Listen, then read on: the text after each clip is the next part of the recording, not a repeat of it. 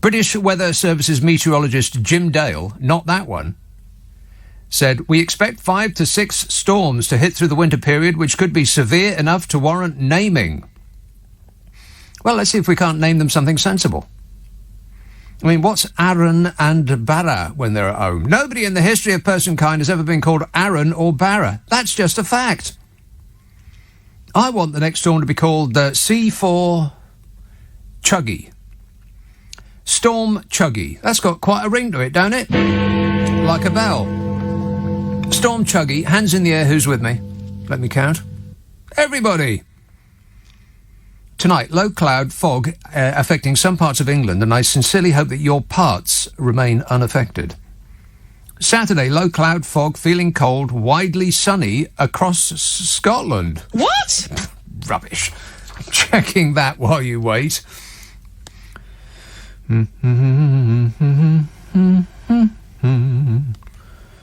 Aha! Sun. Sun my eye. Cloudy tonight and cloudy tomorrow and cloudy on... This is Glasgow. And cloudy on Sunday and cloudy on Monday and cloudy on Tuesday and cloudy on Wednesday and raining on Thursday. So you get up to Thursday without any significant rainfall. Can you actually believe that? No. And then raining on Friday and cloudy on Saturday and... What? It might actually be sunny for an hour or so on Sunday the 26th. In celebration of Jesus' birthday. And then cloudy on Monday and cloudy on Tuesday and cloudy and rainy for the rest of your lives. Oh, well, never mind. Sunday to Tuesday, dry but cloudy with fog, fresher on Tuesday, light winds, becoming cold. Would you like to hear the long-range forecast for the next 4 weeks? No. OK. So for the next 2 weeks, which fact fans takes us up to New Year's Eve. Cloudy at the start, generally dry, showers possible. Around Christmas Day, the threat of rain or wintry conditions increases with stronger winds in the south. Temperatures likely to be rather cold. That's to the end of this year, which is charging towards us at great speed. Actually, it's charging towards us at the same speed it ordinarily does. Stupid. Then the first 2 weeks of the new year, mostly settled with frost and fog, but for the northwest, showers or longer spells of rain and maybe snow. Yeah, the northwest. See? Colder in the south, but into the second week of January, turning milder. Into the second week of January, turning milder? We'll take it. Savannah emails, hypothetical question for you. Assuming both leaders were eligible to lead both countries, who would be a better leader of the UK and who would be the better leader of the US right now? Choice, Bodger or Donny. Brackets, and you're not allowed to say neither. Neither. Oh, shut up! Jim says, when I search on eBay, your merchandise is either prophetic, Nick Abbott for President badges, or a magazine with Nick Faldo and Russ Abbott from 1990. Well, that's a twofer. Are you a golfer fond of witticisms, or are you running for the president against Orange Don? I think we should be told. God, these people are keen. Pete says, I've been barely on like 2 minutes. I've only done the weather. Already I'm getting questions. How do these people get my address? Pete says this week it's as though Bozza has been lining up material for you in time for Christmas. You must not know where to start this evening. Well, let's start at the very beginning. It's a very good place to start. Do not adjust the colour on your television sets. Tories' faces really are that shade of red. Red-faced Tories went puce under the lights of the television studios as they sought to explain that the result of a by-election wasn't anything really, probably a miscount or an error caused by the electorate forgetting to take their reading glasses to the polling booths. Meanwhile, at Clown Central HQ, Bodger Johnson went on the attack by putting a face mask on so we couldn't see him. I mean, that was absolutely priceless. It's the first time I can ever remember seeing him wearing a face mask.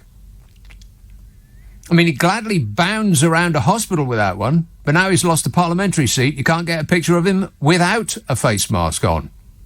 Why the sudden change of heart there, Bodge? The Tories lost the by-election in North Shropshire, wherever that is. The Liberal Democrats... You remember the Liberal Democrats, don't you? There used to be a thing quite a long time ago. Anybody? No.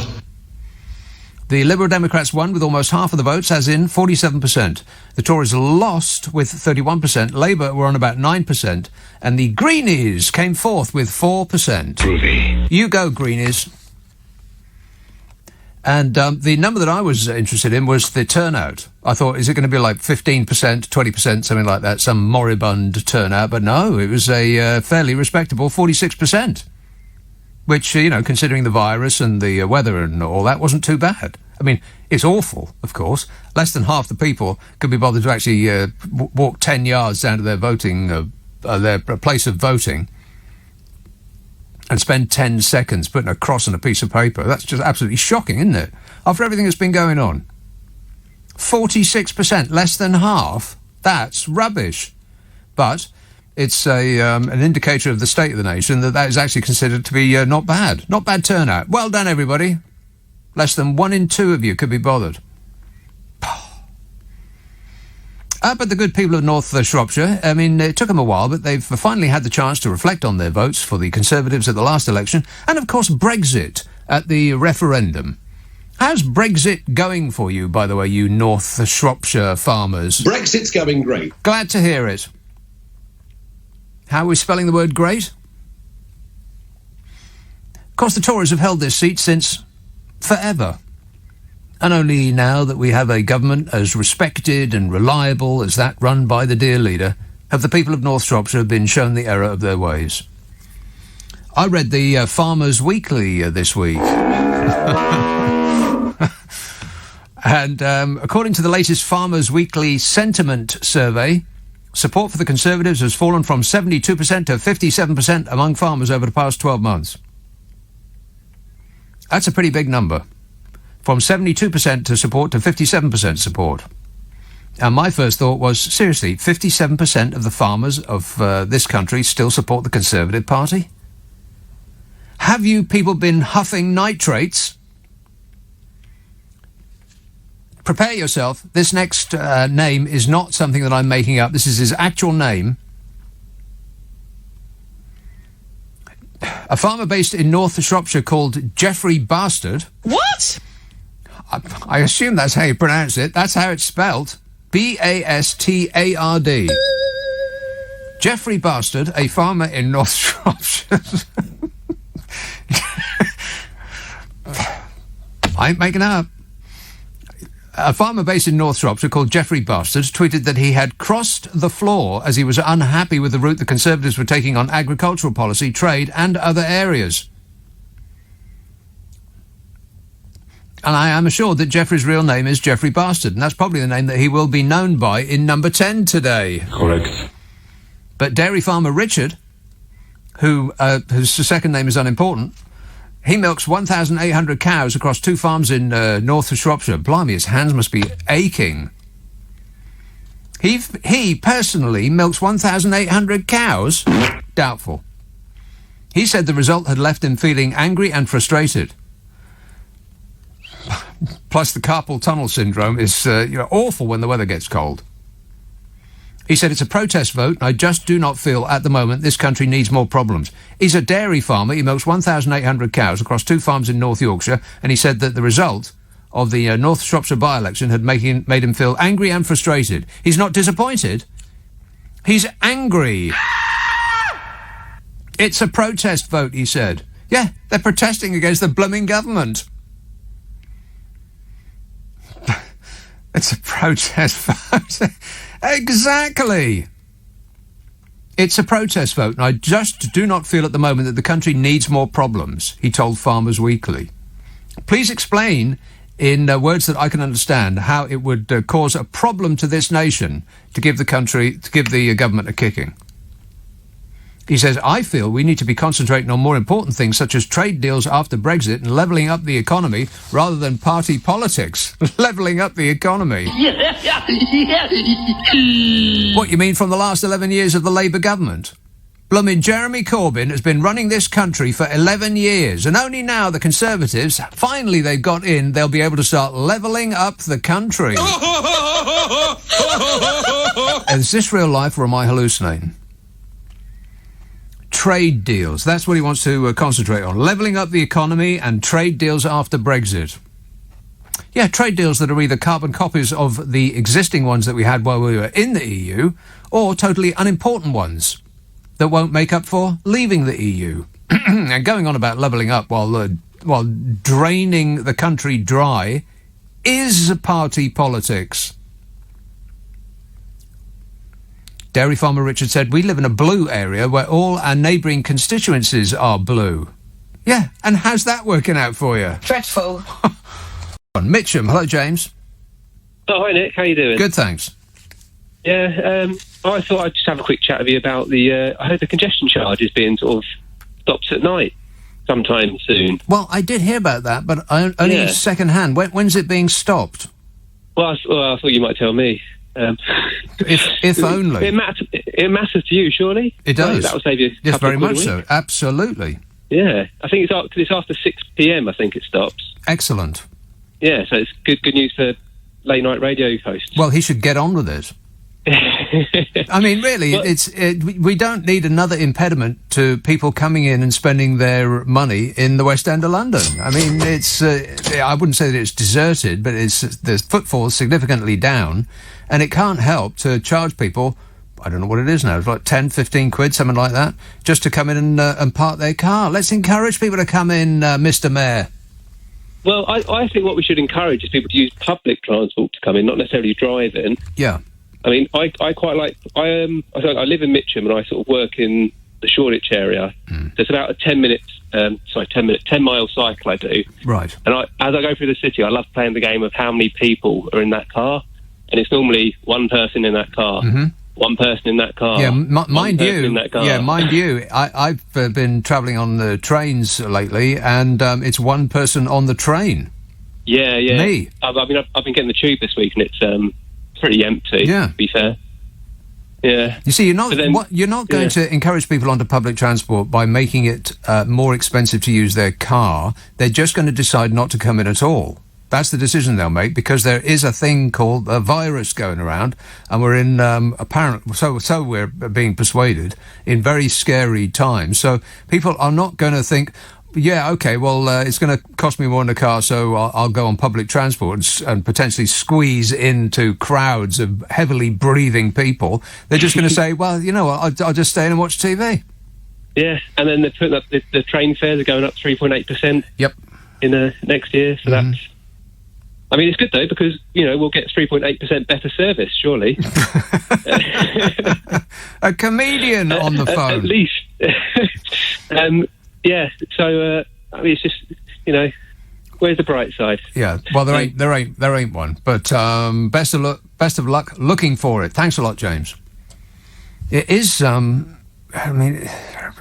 I find it hard to believe that the public transport has made it this far, because, like London Transport, for instance, it's the same up and down the country, regardless of who it is that you rely on your, getting about. They've lost all of their revenue streams, all of them. The people aren't buying tickets in the same numbers that they were. I mean, in some periods we've been going through, it's been down like 90%. You can't operate a business like that. But their other two revenue streams, they've collapsed as well, because they used to sell, well, still do, try and sell adverts to put on buses and trains and so on.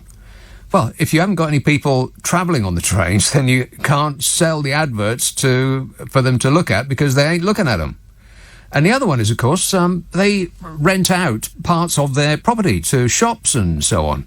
But if you ain't got no customers coming through your stations, then nobody's going to want to open a shop in a station.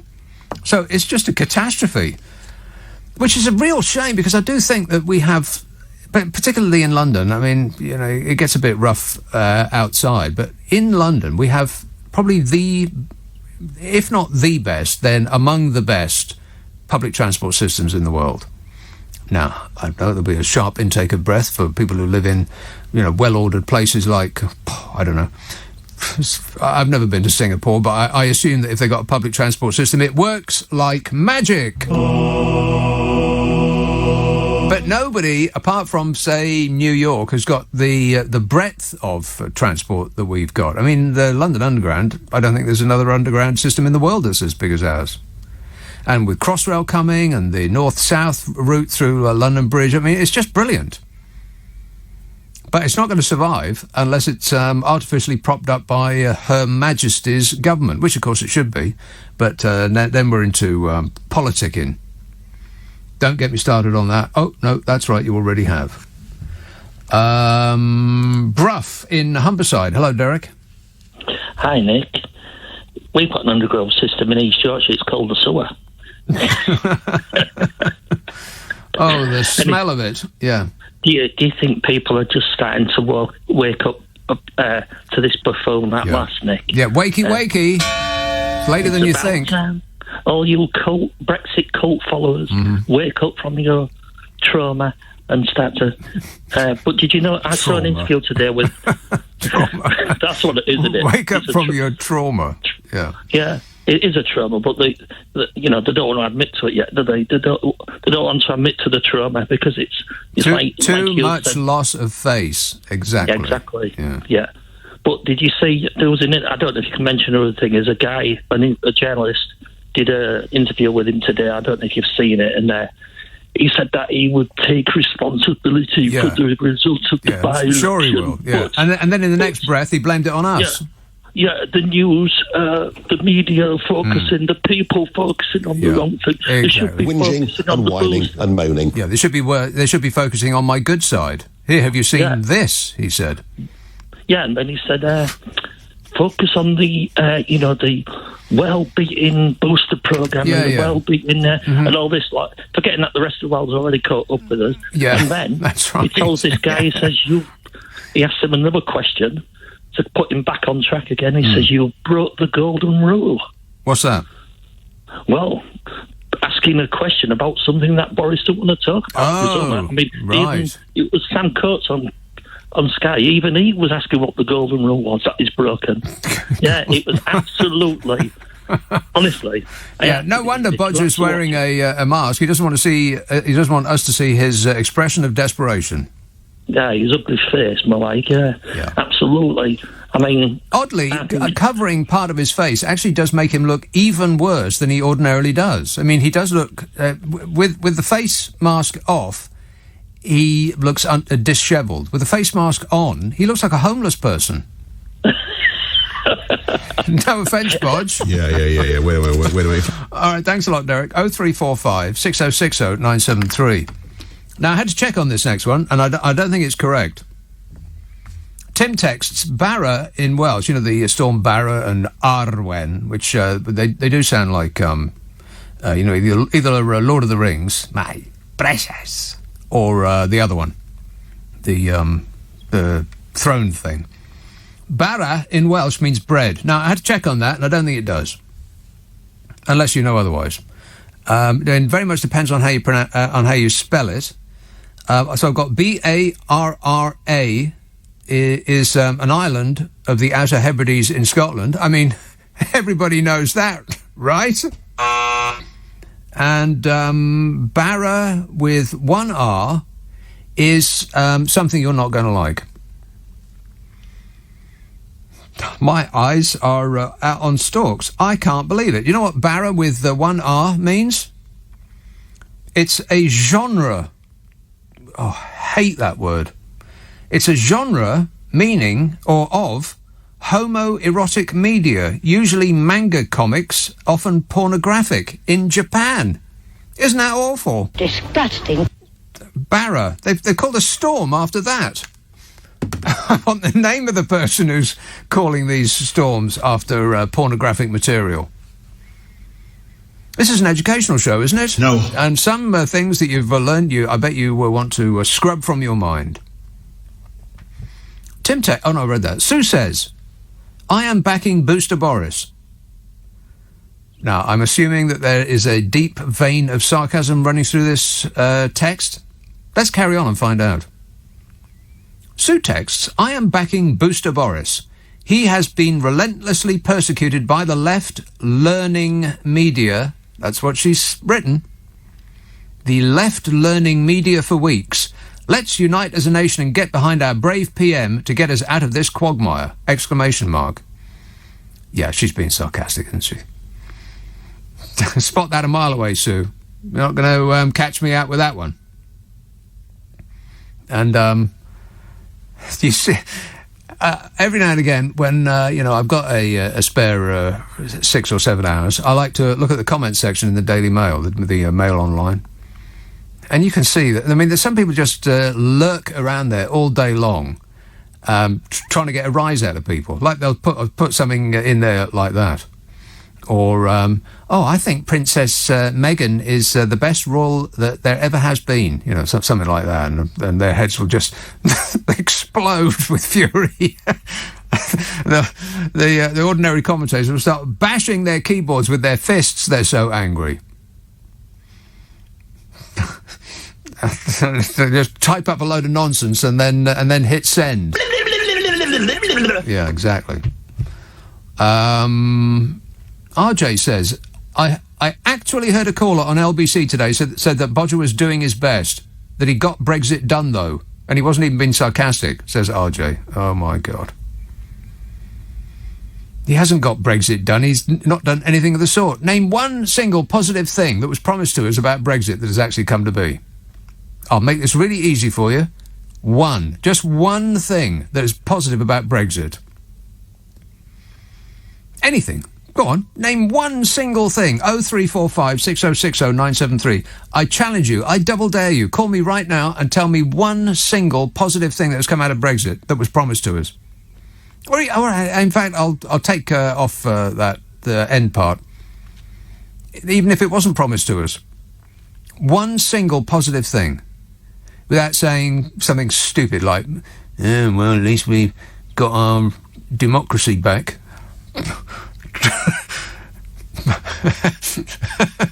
Try not to say anything like that. Look at that switchboard, see? Jason says, I think he's worked out that if we see his lips moving, we can easily tell when he is lying, so he has covered his face to stop us seeing. Yes, Jason, but we can hear. We can hear you, Bodge. So, I'll get into who his Bodgeness blames for his ignominious defeat in just a minute. And it is, of course, himself. I am Joe. Matt says, it's a pity the Lib Dems can't put more effort into winning over neglected Labour-held seats whose MPs couldn't care less about bank and shop closures. Well, it's a bit vague, Matt. Where are you talking about, specifically? And what can MPs do about bank closures? I mean, you can't force a bank to keep a branch open. Nobody goes into a bank branch anymore. Last time I went into a bank branch, it was as though it had been taken over by hippies. I mean, there wasn't anybody behind the counter at all. In fact, I don't think there actually was a counter. Have you been to a bank lately? They don't look like banks anymore. They look like the airport lounge in a small town's airport. That's two uses of the word airport in one sentence. They look like the lounge in, like Huddersfield's International Airport. Terrible. Cheap sofas and then just this array of cash machines where you can do everything. Oh, those robots are fantastic. Affirmative. And they were in the gloom, because they're pretty badly lit, in the gloom in a corner was, I assume, somebody who was working there, or maybe they just come in from the cold. It was just a couple of kids playing video games. And that's who's manning the tills in banks these days. That's where the money is, honey.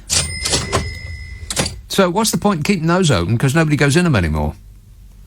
Duncan texts, UKIP got 300-odd votes. I didn't even think they were a thing.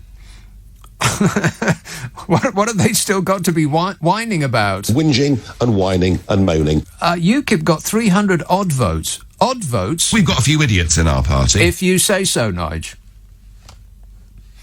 Right, Dagenham. Hello, Ian. Hello, yes, I think of one positive thing. We've just signed that incredible and trade deal with our near neighbours, Australia. Australia, yes. We'd have to get in Elon Musk's space rocket and leave the planet to get further away.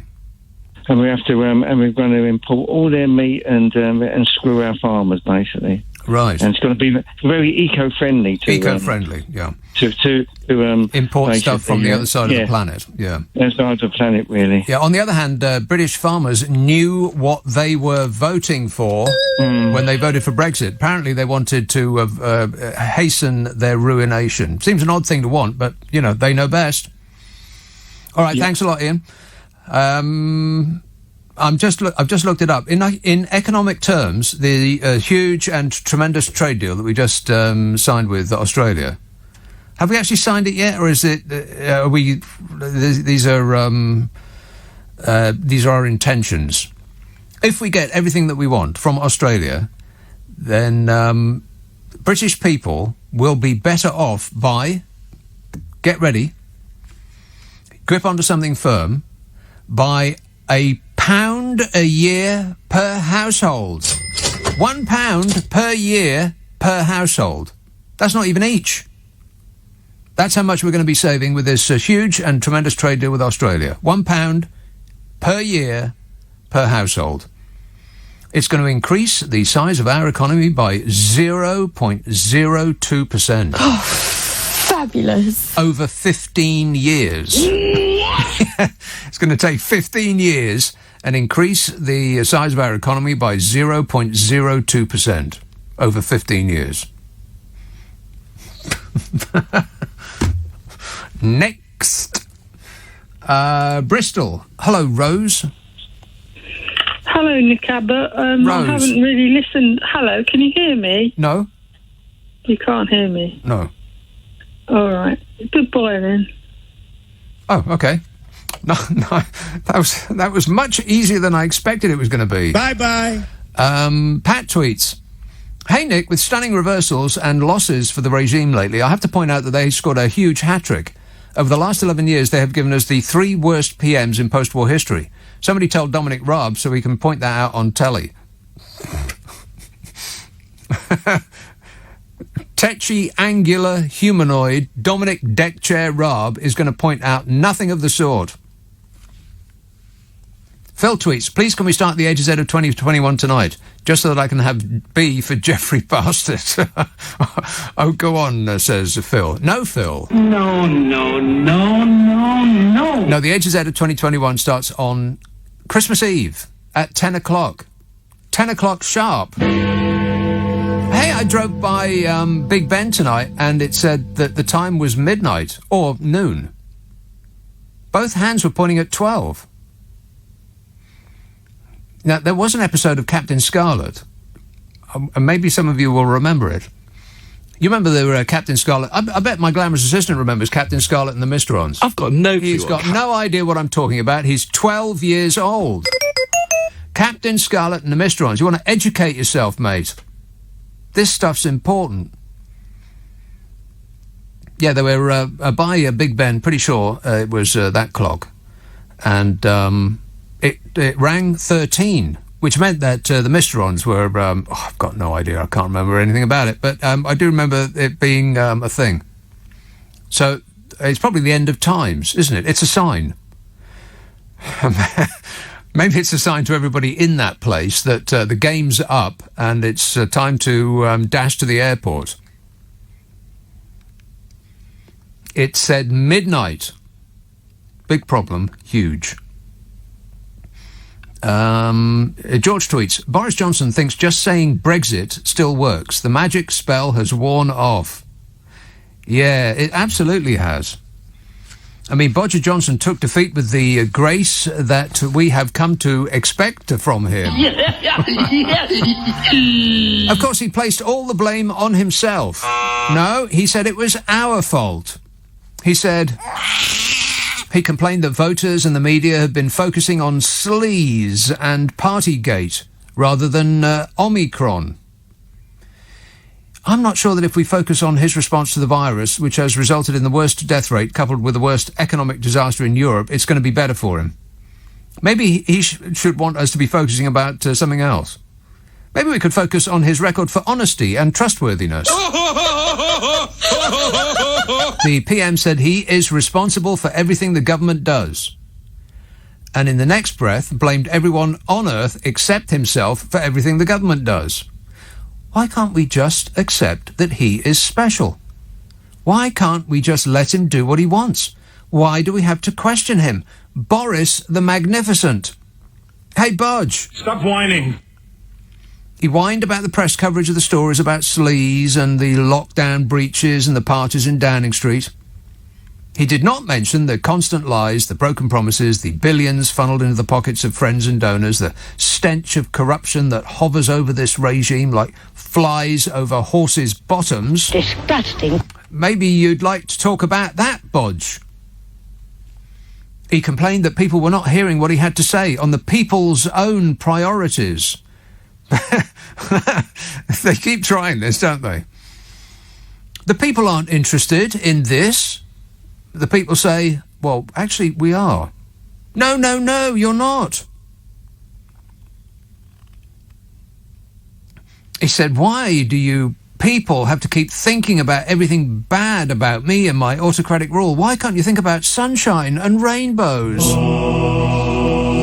He said, you wait till that crime and sentencing bill gets made law and it'll be 51 weeks in jail for every last one of you.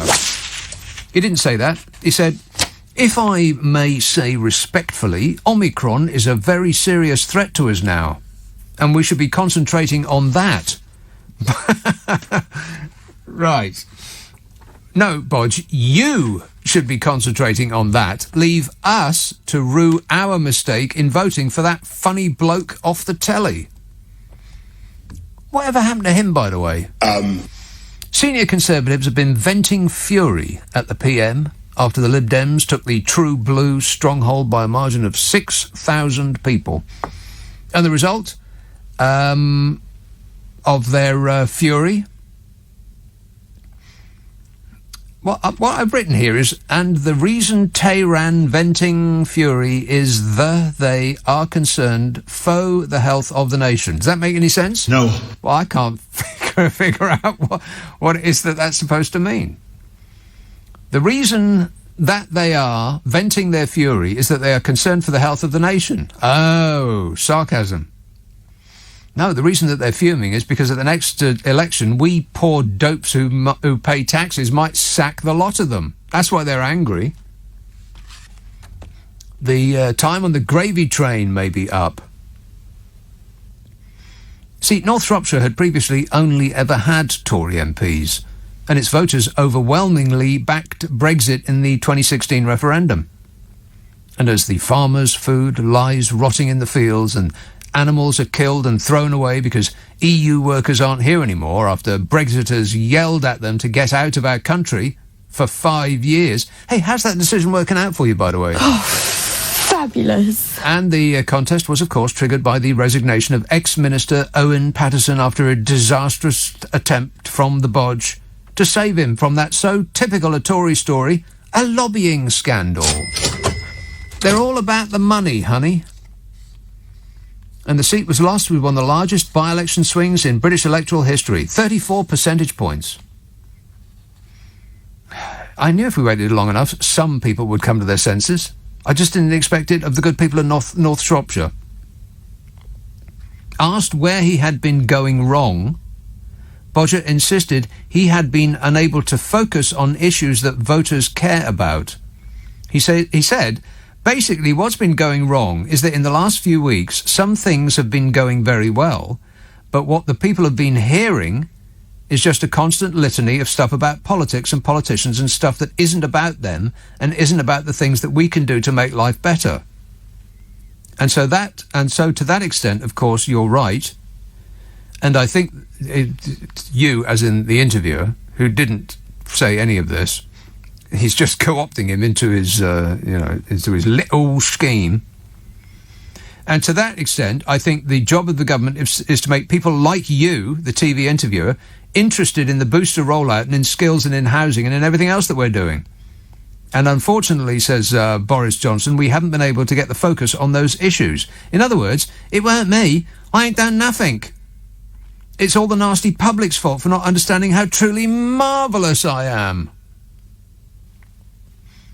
God, he really is like a naughty, plump little schoolboy who's been caught with his hands in the biscuit tin and complains that it's mean of anyone to accuse him of stealing biscuits because we should be concentrating on how he wasn't caught doing anything yesterday. Here's a caller in Greenwich, Carol. Hello, good evening, Nick. Perfect for the time of year, Carol. How are you? I know. Yeah, good evening. I just wanted to say that, Boris has to go, without a doubt. And hopefully it happens sooner rather than later. But I also want to say to you, Nick, that I think you owe an apology to all the homeless people, because about 5 callers ago, you actually said that... So I'm hoping you will just give that apology and we can move on. Yeah, I said that with a mask on, Boris Johnson actually manages to look even worse than he normally does. He looks like a homeless person, for which I apologise. I am very sorry that I screwed up.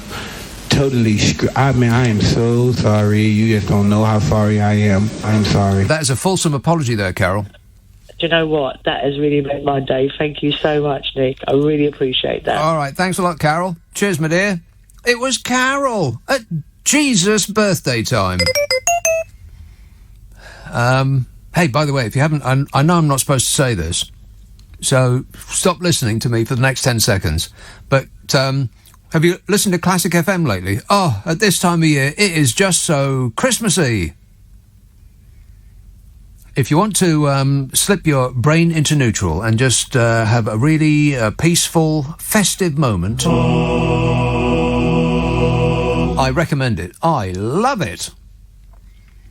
Archie tweets, Moscow Metro Underground is way better and bigger than London and beautiful too. Yeah, but it's in Moscow though, Archie. Charlie tweets, Seoul, as in Seoul. Seoul has the longest underground train system in the world, not us. Yeah, but it's in Seoul. Barry tweets, between storms and variants, I think we're safe for every letter of the Christmas A to Z, the A to Z of 2021. When does it start, says Barry? I'm glad you asked. It starts at 10 p.m. on Friday, Christmas Eve. So I'll do my... I'm here at the normal time with an abnormal show. And the excitement is rising. It's an excellent game, and I recommend that you play. East Yorkshire. Hello, Mike. Hiya, Nick. Yeah, you well? Yes, very good, thanks. Good. Couple of Brexit things. They slipped it under the radar this week. We've actually given the French all the fishing licences that they wanted. Another Brexit win. So now we can be happy that all the fish that are much happier for being British are going to get caught in the French net. Are French, yeah. But anyway, do you remember Gove saying about Brexit time, the country's sick of expats? Yes. Well, yeah. I mean, it's been taken out of context, but yes, I do remember him saying that. Well, at the start, after Whitty and Johnson's presentation the other day, did you see Joe Morrissey, her of everyone should have a portrait of the Queen in her house fame? Yes. She came out and said that Whitty ought to shut up because policy should be decided not by experts, but by MPs and the Prime Minister. Yeah, we no longer wish to be ruled by the unelected elite. And then she remembered, perhaps a little later on, that she, as you described, wanted everybody to have a picture of the ultimate unelected elite person on Earth, Her Majesty the Queen. But do you realise who she actually replaced, what we've got now with her? She replaced Dominic Green. Right.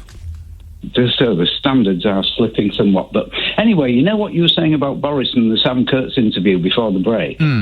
About his whining and everything, and bits and pieces. Well, Ben Kentish was on, I think it was Eddie earlier on, and he'd been talking to some backbench Tory MPs after that interview, and he said they were absolutely incandescent, furious that, again, he hadn't taken responsibility and said, yes, The people in Downing Street are my responsibility. It appears something's wrong. Yeah. I'll take control of this. I'm sorry for what's happened. But he just evaded it. And apparently these backbench MPs are absolutely furious with him, which is... They're the ones that can do something about it. Yeah, but what are they going to do? They're going to chuck him out, and then it's going to be Liz Truss. Does anybody think that she's a vote winner? No. So what we've got, though, is who's running the Conservative Party at the minute. If you think whoever gets elected, unless they're from the ERG, or now it is the CRG, but whoever gets elected is a puppet, because they're actually wagging the whole thing. Johnson isn't in control. I mean, not anymore. I mean, if you really want to be alarmed, if it is going to be Liz Truss, then look at that video of her presenting to, God, I can't even remember who it is. I retweeted it. It's just absolutely incredible. Because most people won't have very much experience of Liz Truss. They won't have experience of her oeuvre. She stood on stage and she said something of the order of, I won't rest until British apples are back at the top of the tree. And then she paused and threw the most gormless-looking smile of expectation in want of an audience response, of which there was none. I cannot believe the standard that we're at in this country now. I mean, she stands no chance because she started a career as a Liberal, then she was a Remainer. Well, given that the MPs select the last two that go before the party, she ain't going to be one of the two because neither of them fit with Baker and everything else. I mean, it just isn't going to happen. Well, whoever they pick it won't be her. The MPs, don't forget, decide the last two.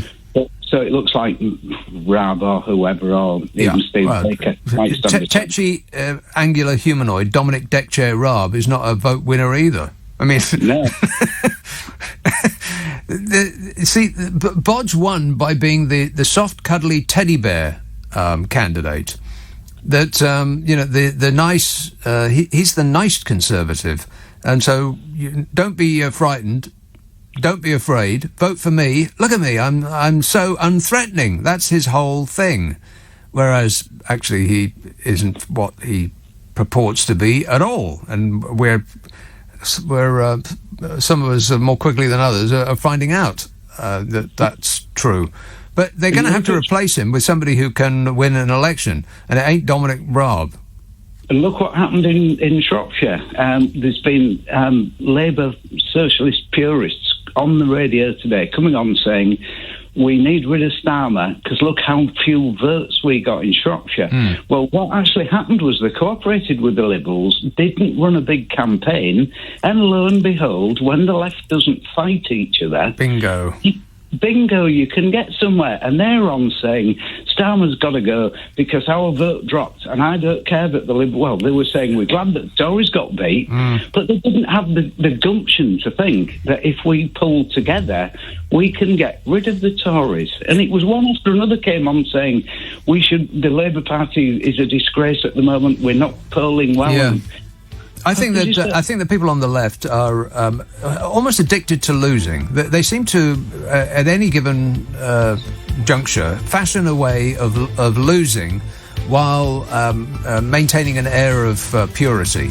They fight with each other over who is the most pure standard bearer and refuse to work with anybody who is anything less than totally perfect, which means that they don't work with anybody.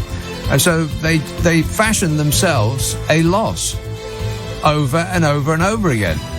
The right wing, that they just can't believe their luck, that their major opponents are so self-defeating. Peter texts, the two recent storms were named by the Irish Meteorological Service because they crossed Ireland before reaching the UK. I thought that all storms crossed Ireland before reaching the UK. Don't they all come from the west? Isn't the wind predominantly from the west? The wind? Let's ask a wind expert. I know a lot about wind.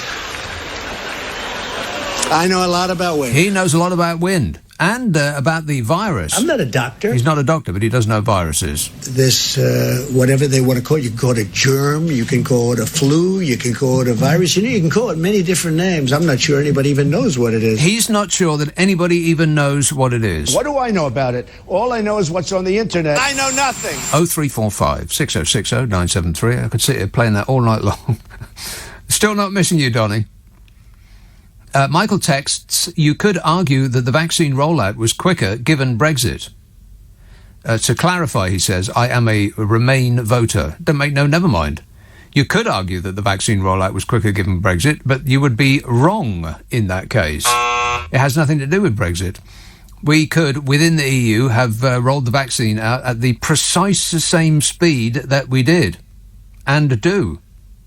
Has zero to do with it.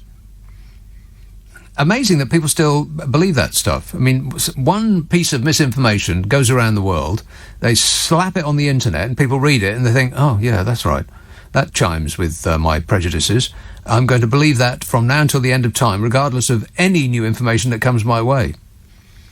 The internet is an evil thing. Evil, I tell you. Oh, well, just look at that moon-faced creep who runs it. Steve texts, I'm a massive remainder. Really? You're a remainder. He says, but the vaccine programme has been a big benefit of leaving. Oh, God, not another one. Hello? Is this thing on?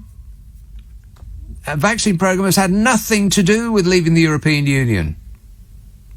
Being in or out of the European Union was and is not an impediment to rolling out the vaccine any old way you want. Zero rules about that. Dan texts, the one main positive thing from Brexit, Nigel Farage has been quiet for a while. Yeah. Oh, OK, I'll give you that one. I'm a nutcase. Thanks a lot, Nige. We appreciate everything that you've done. I'm immensely grateful to you for everything you've done in British politics over the last few years. I used to be an ardent Remainer. I voted Remain. I believed in the European project. Mm-hmm. I believed that staying in the European Union was the best thing for us. And then something happened, and something monumental happened. It completely changed my opinion on the whole situation. What was that monumental thing, Mark? I was kicked in the head by a horse. Right, very good. Okay, fine. Thank you. No, thank you. Appreciate it. Thank you. 0345 6060 973. Leicester. Hello, David. Hello, Nick. I've got a question for you. You know how every day they tell us that X thousands of people have tested positive for coronavirus. For example, today is about 90,000. Right. There's no perspective on it, because if they've only tested, say, if they tested 100,000 people, that would have been 90% have tested positive. Yes. If they tested 1 million people, that would mean there'd be 9% tested positive. Or if they tested 10 million people, it'd be less than 1% tested positive. Right. So I can't see the point of not telling us the full story. Your research, your producer said you can probably find it online, which is the case, but why don't the media report how many tests were done and how many tests were positive? Surely that would be a better way. I completely concur, yes. The media are run by, unfortunately, they're not run by robots. Correct. They're run by human beings, and human beings are a lazy type, and they will do the absolute minimum possible that they can get away with while still getting paid. And so journalists, they'll just receive the information from Her Majesty's government, and they'll just copy and paste it, and then find that their work is done for the day. They'll put their feet up and smoke a cigar. Yeah, and another thing, sorry, I didn't mention and another thing, yes. Yeah, you know, the French have banned banned Britons from going to France because of the moronic Omicron variant. Yeah. Oh, my cron, we're all going to die, yes. Yeah, exactly. Why haven't the French banned the French from coming to Britain?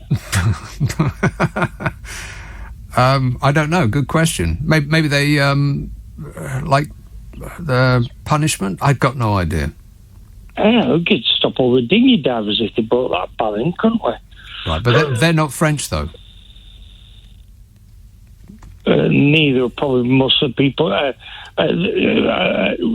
French is no actual French people are pushing off from the coast of France to get here by dinghy. They'll come by plane. It's a much more comfortable ride, I think you'll find. Either plane or a train, one of those methods. Anyway, thanks a lot, Dave.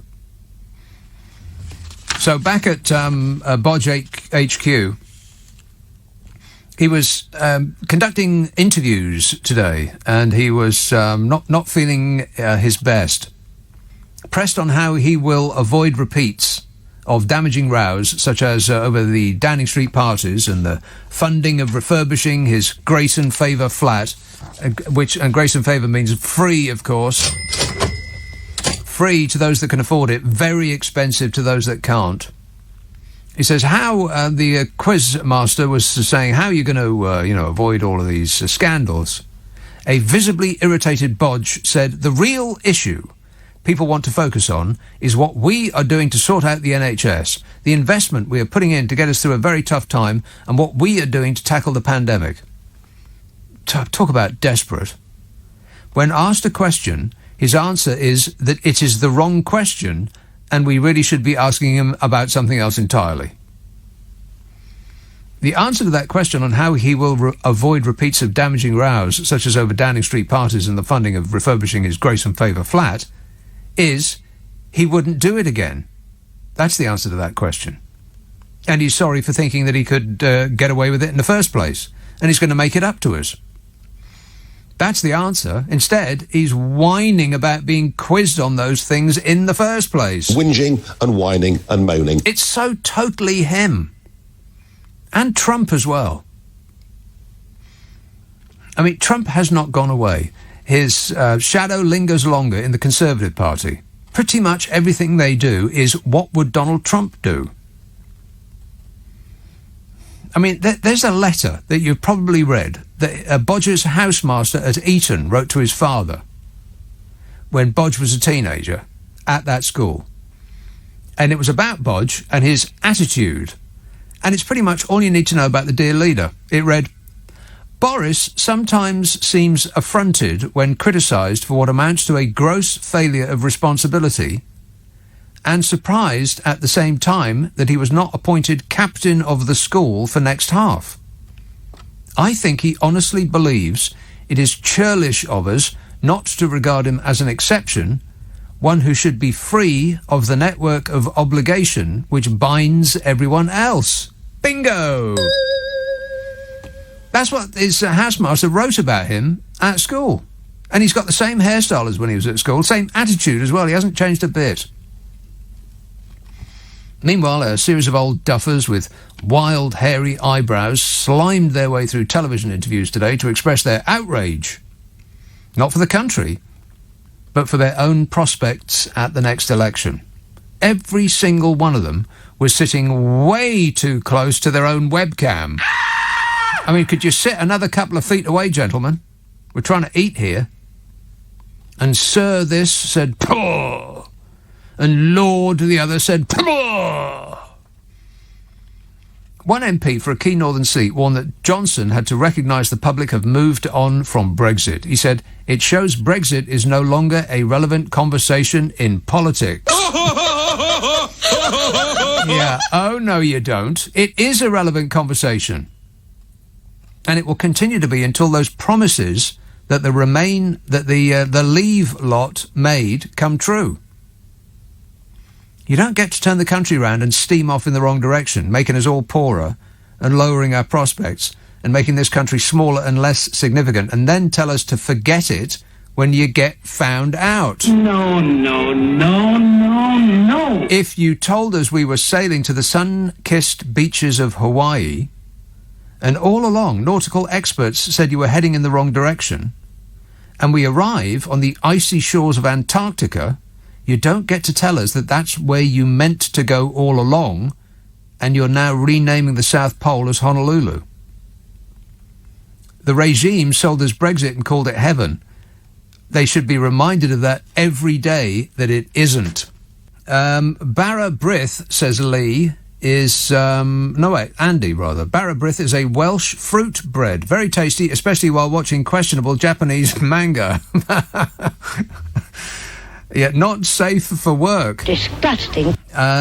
Dried mixed fruit, brown sugar, a pint of warm black tea, mixed spice, self-raising flour, and 1 free-range egg. Beaten. Yeah, it's quite nice actually. It's it's like fruit bread. Fruit bread. What do you call it? Like bread with fruit in it. Toasted with dripping with butter, like great globules of butter dripping off the side of it. Lovely. Lee says, you don't think Boris is going to declare the count was fixed and demand a recount, do you? Well, I would not be surprised. But he did actually say that everything that he didn't want us to think about and he didn't want the media to report was fake news. That's pretty much what he said. Oh, the public aren't interested in that, he said, despite the fact that the public are very interested in it. Everything is fake news. Regent's Park. Hello, Vance. Hi, just very briefly, Nick. Your caller asked whether the French government has banned its own citizens from travelling to the UK. In the Times today, they say France has... the French government also told its citizens to postpone trips to the UK. I don't know how strong that is, but that was reported in the Times today. Right. Okay. Yeah, so I'll leave that with you. I normally call on Saturdays, so I'll call you tomorrow. Well, I shall look forward to that. Thanks a lot, Vance. Bye. Ta-da. 0345 6060 973. Chris says, interesting how Tory contributors like Sue. Who's Sue? Maybe this is in reference to a caller I had some while ago. I don't know. I don't listen to this show. Interesting how Tory contributors like Sue want the media to move on and look at the dead cat. If Labour were in power, they'd be relishing all the media coverage of utter hypocrisy, says Chris. Okay. I don't pretend to understand all of that. I understood a bit of it, but not all of it. David texts, Nigel told me I would get better wages as a lack of labour leads to higher wages. James O'Brien told me the fat cats would just keep more money and the workers would not gain anything. My salary in 2029 was 48,000. My salary in 2021 was 72,000. Pays to be a trucker, says David. Yeah, I've talked to truckers about these supposed massive wage increases, and the answer has always been, well, I don't know what you're talking about because it hasn't happened to me. But good luck to you, David. Jason, and I think that if it has gone up by that amount, it's a temporary measure. I wouldn't bank on it, not if I were you. Jason says, I voted for Boris, but now he just annoys me to see him on the news. He comes across as weak. I think he's doomed after Christmas. Who next, though? Yeah, that's the thing, isn't it? I mean, I don't know very much about Liz Truss other than what I've seen of her on the internet and her giving speeches. I mean, you've got to be kidding me. Mind you, she's the Foreign Secretary now. Yeah, that seems to be a joke job now, doesn't it? Foreign Secretary, because Bodge was Foreign Secretary before. How did you do in that job, Bodge? Yeah. When Theresa May made him Foreign Secretary, I thought that it was as punishment. Because I assumed that, Bodge wanted to be, lying on a chaise, having perfumed ointment rubbed in his temples while mega-boobed maidens would feed him grapes. I expect that that's pretty much the idea of what, he grew up thinking was going to happen when he became leader of the world. Didn't really work out that way, did it, Bodge? No. Not really. And so I thought that Theresa May was punishing him because I imagine that the work of the Foreign Secretary would be to constantly be on a red-eye flight to some godforsaken hellhole with about 3 feet of paperwork to get through before you landed. But I don't actually think that that's the job at all. Is it, in fact, a job at all, being Foreign Secretary? I mean, you'd think that, being our chief diplomat, would mean that you'd have to have certain qualities. Well, what qualities do both Liz Truss and Boris Johnson possess? Any ideas? Answers on a postcard to the following address. Heather says, I understand Case is off the case because he was party to a party. What's the world coming to? What is your party advice to Bodger this Christmas? Says Heather. Well, Bodger himself has been accused of attending yet another party. What? Believe it or not. This time it was just a month after his own battle with COVID during the nation's first lockdown, when he was taking it on the chin. Yeah, how did that go for you, Bodge? Yeah. Wait a minute. Yeah, this was on May the 15th, 2020, and we were all locked up indoors. Do you remember back that far? We were, of course, forbidden from such shenanigans when the Prime Minister reportedly joined up to 20 members of Downing Street staff inside and in the gardens of Number 10 during a celebration that featured beer, wine, pizza, beer and wine. Booze. Exactly. Hours earlier, the then Health Secretary, Matt Hancock, hosted a press conference in which he revealed that 384 people had died of COVID. Then he headed off to Downing Street Gardens for a debrief with the Prime Minister. At that gathering, Bodger Johnson allegedly told one civil servant who was drinking alcohol that he deserved his drink for his work in helping beat back the virus, reports the Independent newspaper. Beat back the virus? What, the virus that's still running amok throughout the country? That virus? Blimey, everyone must get prizes. Sources indicated those in attendance had planned celebratory drinks in advance of the event, with alcohol being poured at desks and staffers staying late into the night. The Independent says that there is no suggestion that Mr. Johnson or Mr. Hancock drank alcohol or stayed late. Well, they don't seem the type, do they? To drink alcohol and stay up late. Not that type, eh? I mean, Bodger never looks like he's hungover from spending the night in a skip. At the time of the latest alleged infraction, the mixing of multiple households indoors was banned, and groups could only meet one-on-one in outdoor settings. It seems so long ago, doesn't it? When people were being fined for walking through a park holding a coffee because the police said that they were having a picnic. Meanwhile, this was going on. Like the last days of Rome over at Downing Street. It's the latest in the long-running saga of Downing Street being accused of hosting a string of lockdown-busting parties in spite of the draconian restrictions that they themselves set. You know, and I was listening to some Conservative politician whining on about, oh, why are you picking on us? Everybody else was doing it too, you know. That's essentially they've gone through the whole gamut of, no, it didn't happen. No. And then, OK, if it happened, then we weren't breaking any rules when we were doing it. And now everyone was doing it too. That's irrelevant if other people were doing it as well. Other people, including Labour MPs, weren't writing up the rules to stop the rest of us doing it under threat of being investigated by the law. Yeah, well, everyone else was doing it. God, that's where we're at now in this country. God, and it only took 2 short years of you know who. Yeah. Wait a minute. And this is where we are now. Blimey. And it's all the media's fault for reporting it. And it's all the public's fault for thinking about it.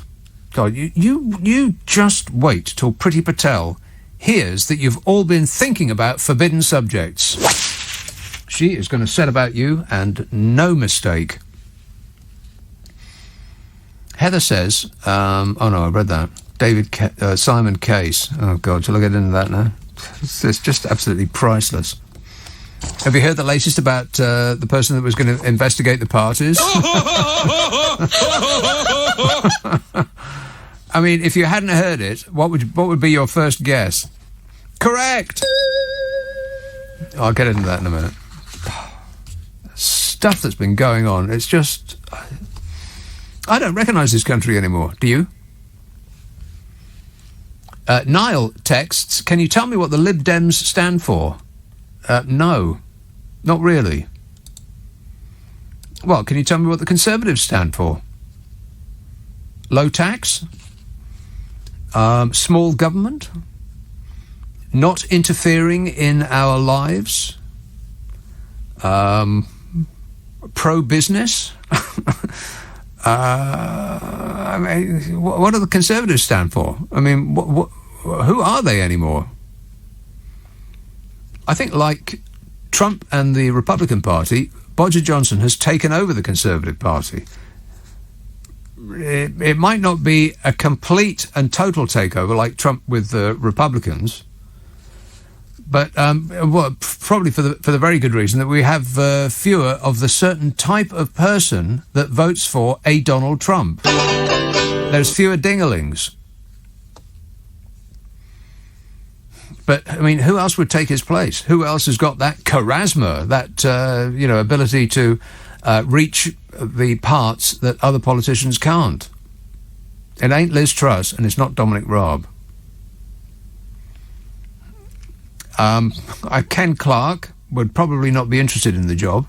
Who's left? Let's get Theresa May back. Actually, she sounds prime ministerial by comparison, doesn't she? Anybody sounds prime ministerial. All of the previous prime ministers who are currently with us sound prime ministerial. They sound like they've got gravitas. I mean, okay, Tony Blair is widely disliked, but at least he's not the bodge. And Gordon Brown is he practically seems like a world statesman compared to this catastrophic clown show that we've got running the shop over here now. Darius text, positive thing from Brexit. Oh, okay, here we go. I threw that out about an hour ago, and I got one call sarcastically saying that the trade deal with Australia was going to do great things for us. I mean, he didn't believe it because it's not true. I'll give you the figure again. Our huge and tremendous trade deal with Australia is going to improve our cash position by £1 per year per household.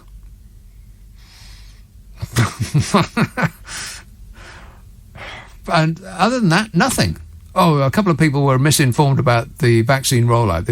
They still buy that old line about us not being able to roll out the vaccines in the manner in which we did if we were still in the European Union, which is incorrect information. But other than that, no one. So let's see what this one says. Darius text, positive thing from Brexit. Conservative Party is exposed, or at least hopefully it will be. It's also quite entertaining, like watching the opposition score lots of own goals in football. One own goal is painful, but 143 might be numbing and funny. Funny. See, that's what we want from politics now. Humour. Niall says, oh no, I read that. What do the Lib Dems stand for? No idea. I actually don't know. I mean, if my life depended on it, I don't know. But then again, as I said, I don't know what the Conservative Party stands for anymore either, other than themselves. We stand for money. Nick tweets, Australia just sold their port to China, so we will be paying a levy to them. Yeah, you could take the Chevy to the levy, and I can't remember how the rest of it goes. Get the Carpenters on the phone, and they'll sing that for us right now. Rock and roll! They're not picking up? Keep trying.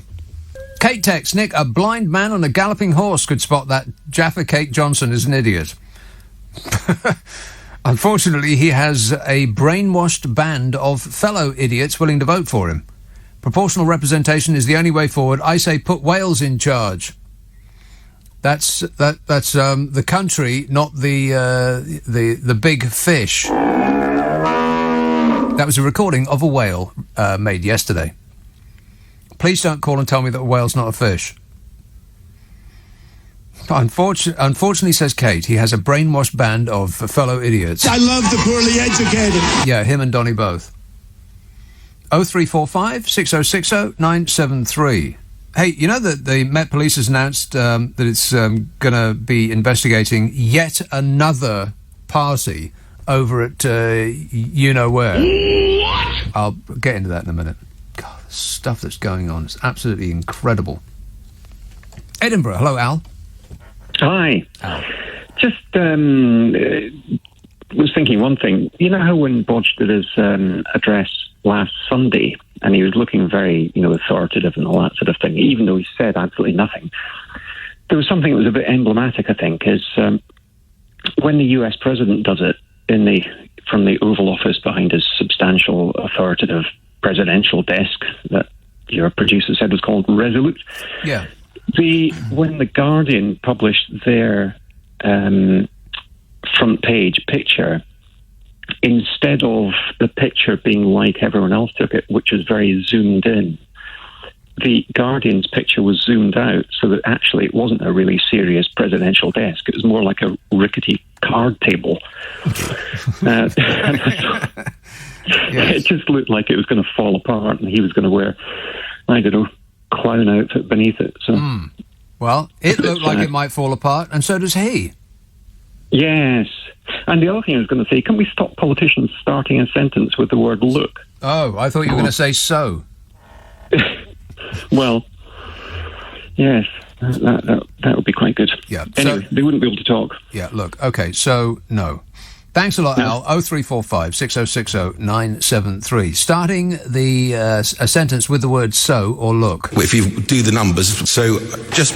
There you go, see? So, doing the numbers with Zaphod. And 2, 3, 6 million. No! Oh, way out.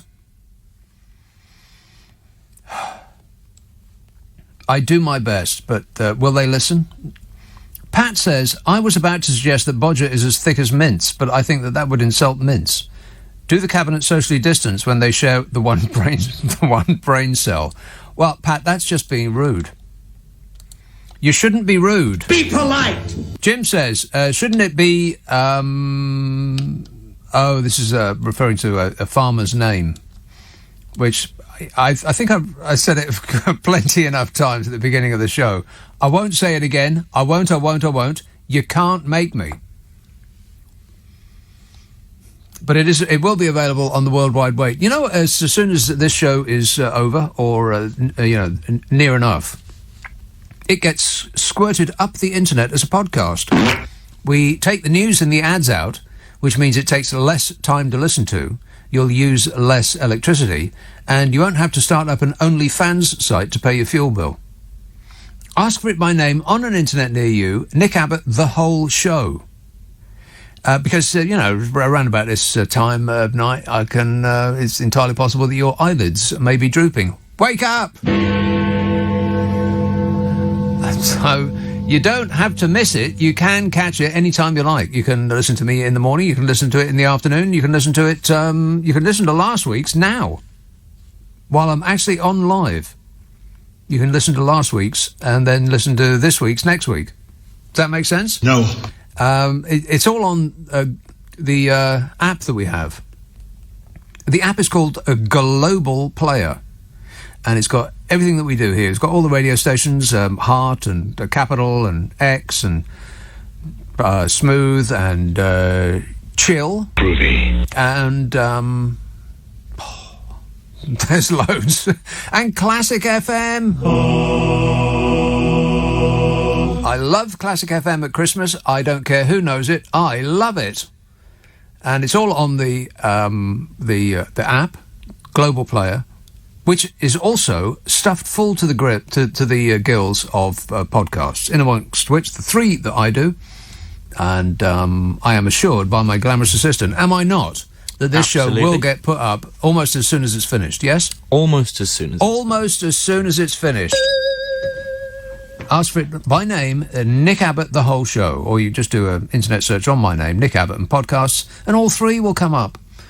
Let's have a call in Wanstead. Oh, Sophie. Hello, Nick. How are you? I'm great, mate. LBC's kept me going while I've been ill this week, so I really appreciate it. You've been ill? Stop whining. I'm much better today, though. What's been wrong with you? I've had a very bad cold, amongst other things. Now, how do you know it was a cold? Oh, no, don't. I'm too scared to find out. I've been stuck in the flat for 5 days, so right. I've been socially distancing and I haven't done anything irresponsible.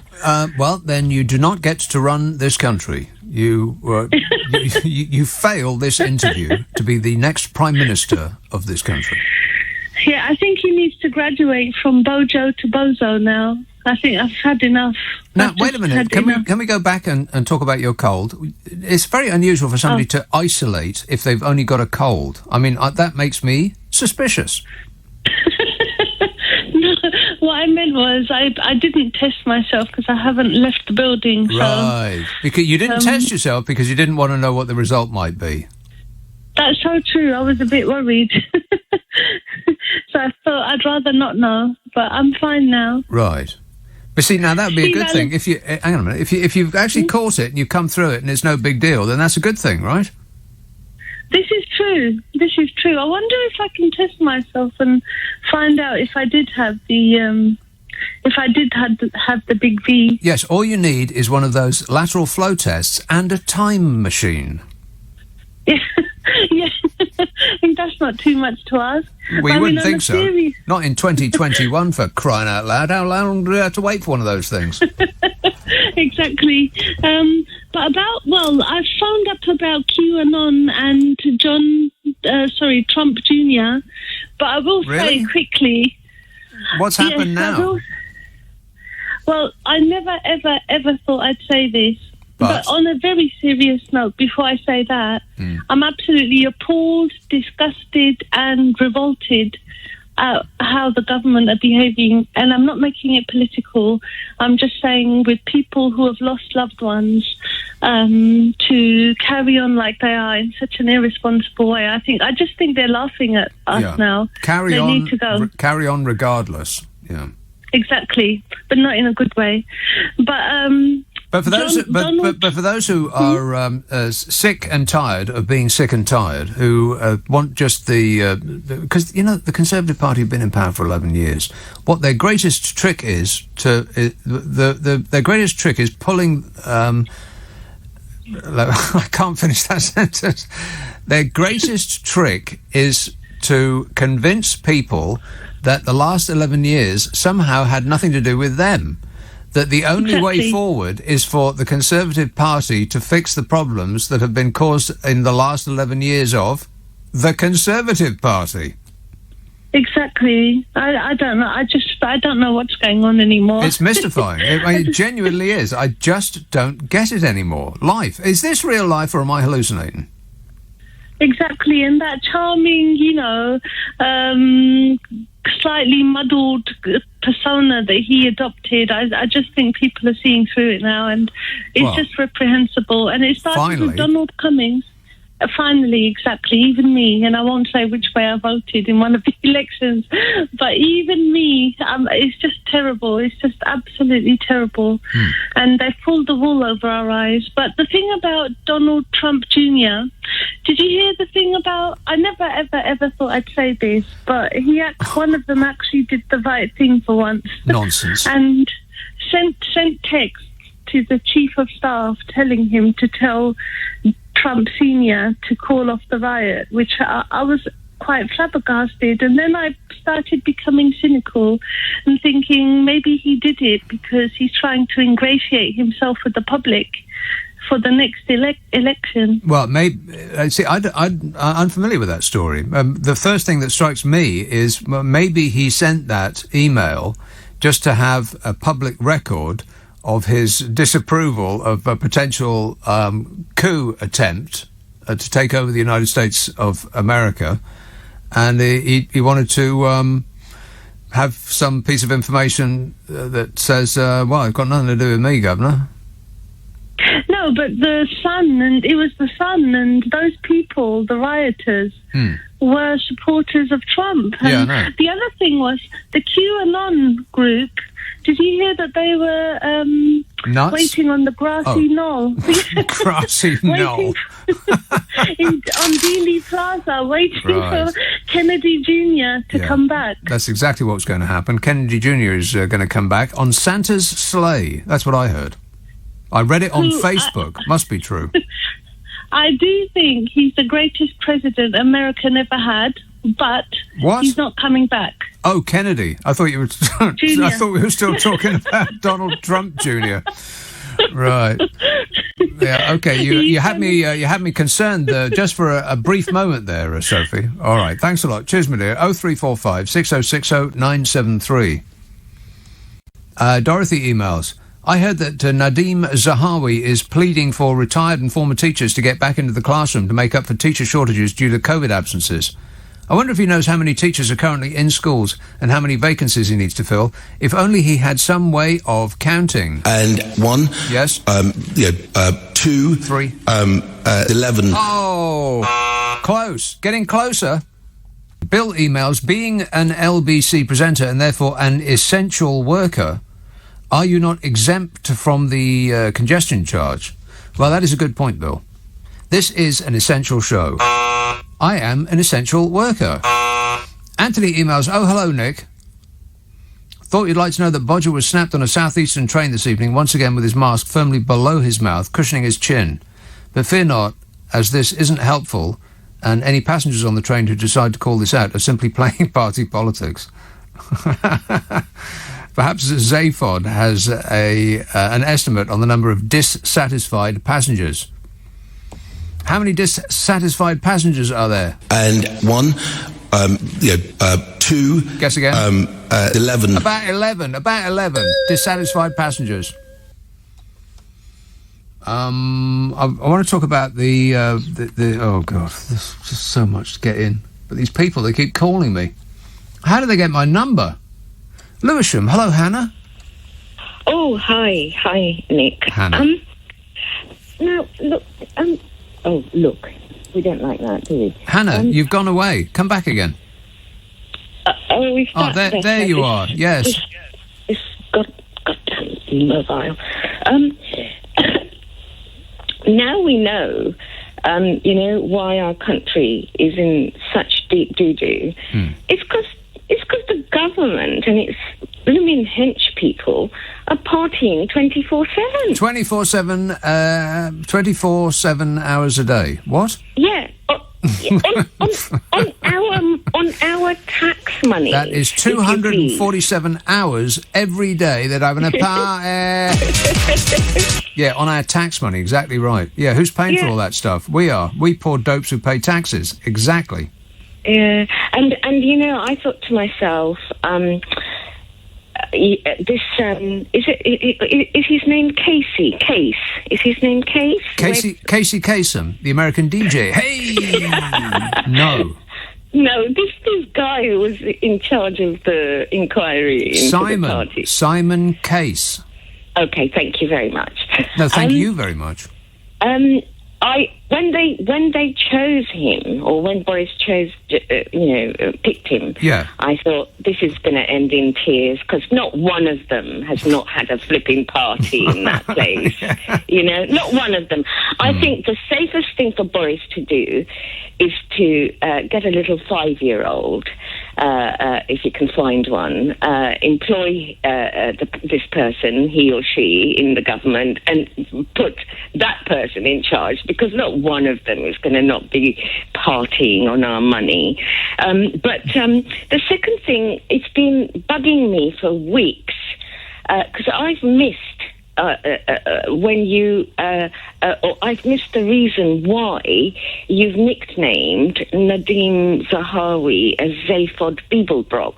Can you please enlighten me? No, there is no reason other than they both start with Z and both have 2 brains. Okay. Right. Zahawi. Oh, yeah. I keep thinking his name starts with S, but it's Z, isn't it? It says Z, yeah. Yeah. And do you think... It's Zahawi with a Z, not Zahawi with an S, because Zahawi with an S goes not Z. Okay, yeah, it's an S sound. Okay, so do you think it's time now that Boris borrows Zayfod's sunglasses, and I forget what they were called in the book, but they kind of, if you stick them on your nose and eyes, they ward off imminent oncoming death. Do they? I don't remember that part. I was going to ask you if you remembered what they were called, because they had a particular name. No, I do not. I bet somebody does.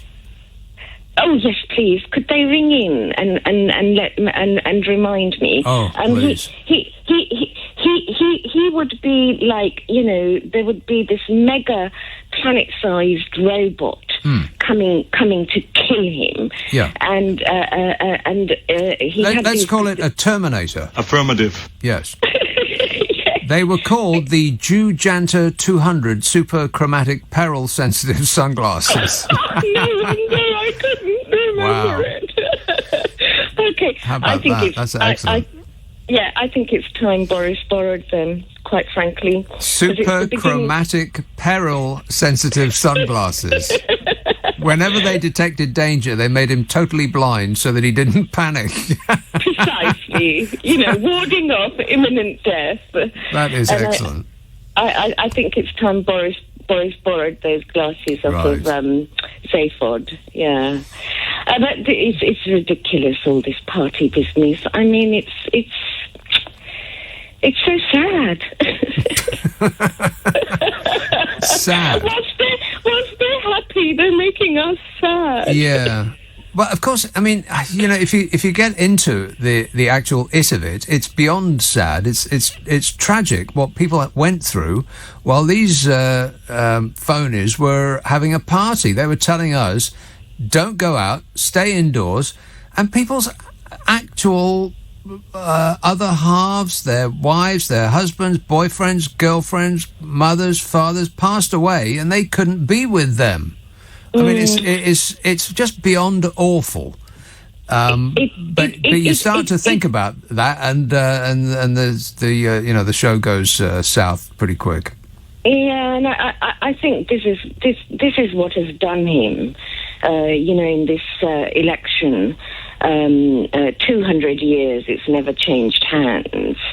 I can't remember the name of the place. North Shropshire.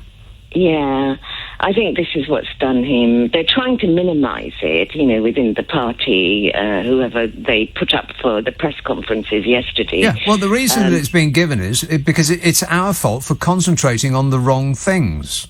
I mean, can you believe that? Talk about a sense of entitlement. It's absolutely off the scale with these people. Well, this is just so Boris, isn't it? Totally. It's up so and typical. down. It's 100% Boris. I missed out on when he himself came on saying, "Well, we've done nothing," is because the media are rousing up the populace against us. Yeah, it's the media, and it's the media's fault, and it's the public's fault for not just thinking positive things about the dear leader 24 hours a day. Yeah, well, that's just. I just cannot believe that he can come out with this, and I want to swear now, come out with this crap. Hannah, the reason that he does is because his entire life has been he's been gifted everything from birth, and has never really heard the word no. He's just glided through life on this cushioned, perfumed cloud, and can't really comprehend how anybody would have the nerve to stymie him in some way. This is who he is. He's still got the same haircut as he had at school. He's still the same person as he was at school. I read that letter from his master out. Yeah. People should read that every single day and then try to differentiate the boy from the man. There ain't no difference. He's the same person. Yeah, I absolutely agree with you. But today I was just reminded of when he won the election and how calmly all the veterans within the Conservative Party, like Ken Clarke and the Justice Minister, all those older, much more sensible veterans who knew, well, we know what we're in for when we get a Conservative Party, and we've had that all the time. But at least those people, those older people, knew they couldn't cross a certain line and get away with it. And they, people like Heseltine didn't want to. Yeah, I'm not sure that that's true, Hannah. I think that in their age, we were perhaps more deferential. We knew less. I think that the reason that the it of it has come out, that we see the people behind the mask, is that we know more now. That the news is on 24 hours a day. The internet has made every person on earth a journalist, and so we know more. I very much doubt that any of the people that you're describing would have come through with an unbesmirched reputation had they been in power now. Yeah, no, the point I was trying to make was that it occurred to me, all these veterans, because I'm not saying they were 100%, okay? But at least they weren't this. But you know how calmly they went away, and it occurred to me, I thought, these people, they know this is going to end in absolute doo-doo. And they went away really calmly. Do you remember that? Well, I don't know what you mean by they went away calmly. They didn't really go anywhere. But I feel your pain, Hannah. Can you believe that? What a story. 2 blokes won £4 million on a scratch card. But they bought the scratch card with somebody else's debit card. And so they will not pass go. They will not collect £4 million. They'll go straight to jail. Wow. Well, fortune gives you and then gives it to you and then takes it away again. Oh, well, never mind. Blimey. I can't believe it. I bet they can't either. Jeremy emails, I bet the French would like to nick that trade deal with Australia from under our nose right at the last minute to get their own back for the submarine deal. The submarine deal! He says, Nigel Farage was banging on about those deals along with the capitulation of the EU under pressure from cheese and chocolate manufacturers and BMW for about 2 years, but forgot to tell the British people that they were only worth twopence halfpenny each. Suckers, says Jeremy. Well, there's a lot of information in there. Too much for me to go back over again, but okay then. God, this is a very, very long email. Is this one actually worth reading? Which one's this? Is this... John emails. John's email. I mean, I think it's quite funny. Well, that sounds like a no. But... I think it's quite funny, but... What do you mean by that?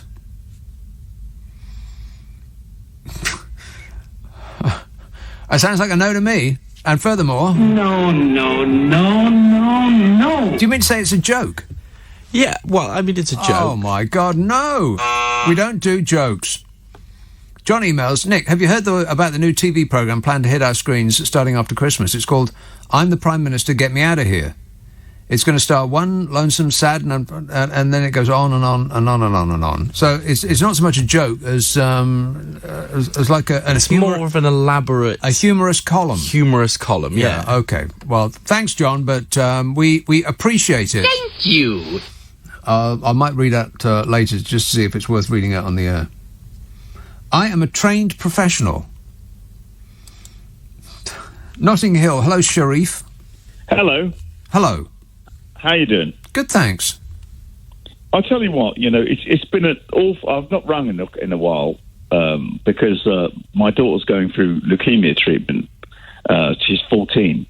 But it's I'm so sick of perpetual amnesia about Boris Johnson. It's like we keep talking about him. He's so irrelevant. He's such a non-entity of a human being. Well, he's the Prime Minister of this country. He's the most he's the most powerful man in the land. I don't think you did either. Huh?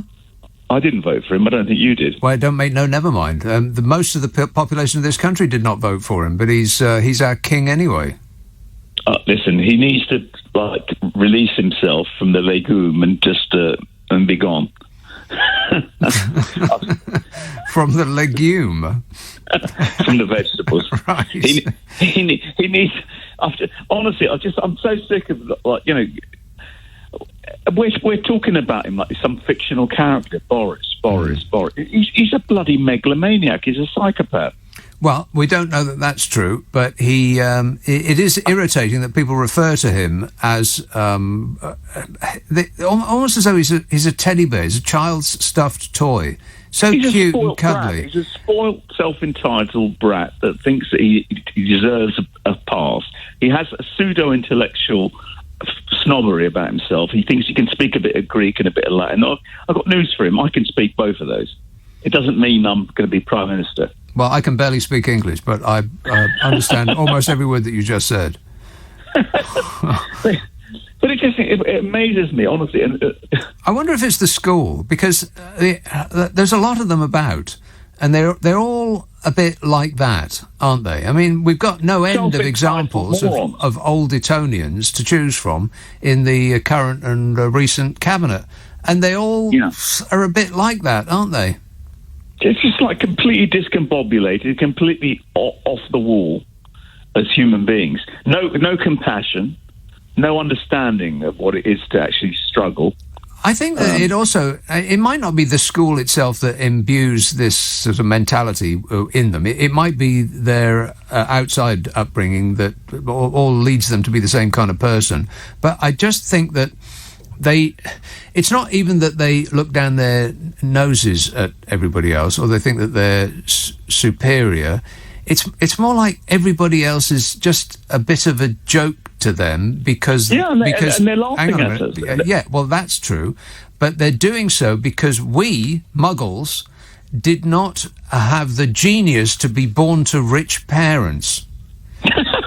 That's where it's at. It's like, we are the little people because our parents aren't rich. To actually, as a sentient being, come to that opinion that you are better than someone because your daddy's got more money than theirs. I mean, and what's worse is that the people of this country actively want to be led by somebody. Well, he forgot where he was just for a moment, though. See, very, very, he's irate. Well, he's on the edge. For, reasons that he started out explaining. And I'm really sorry to hear that, Sheriff, and I hope that your daughter gets all the treatment that she needs and her condition improves. But you can't say that word on this show. Thanks a lot, mate. 0345 6060 973. Janet says, Bojo doesn't say Brexit anymore. He's got a new get-out word, booster. Yeah. He's booster, so who would be bleep? You're better informed than I am. I don't know anything. Yeah, that's about right. Bleep and booster. Pete says, shouldn't this trade deal with Australia include them letting us win the Ashes in the cricket? See, I've got no idea what you're talking about. I mean, I do have a fair idea what you're actually talking about, but whether a cricket game is currently going on, I have absolutely no idea, because I am not interested in cricket. Boring! Couldn't care less. That may be a controversial opinion to hold, but I'm going to hold it anyway.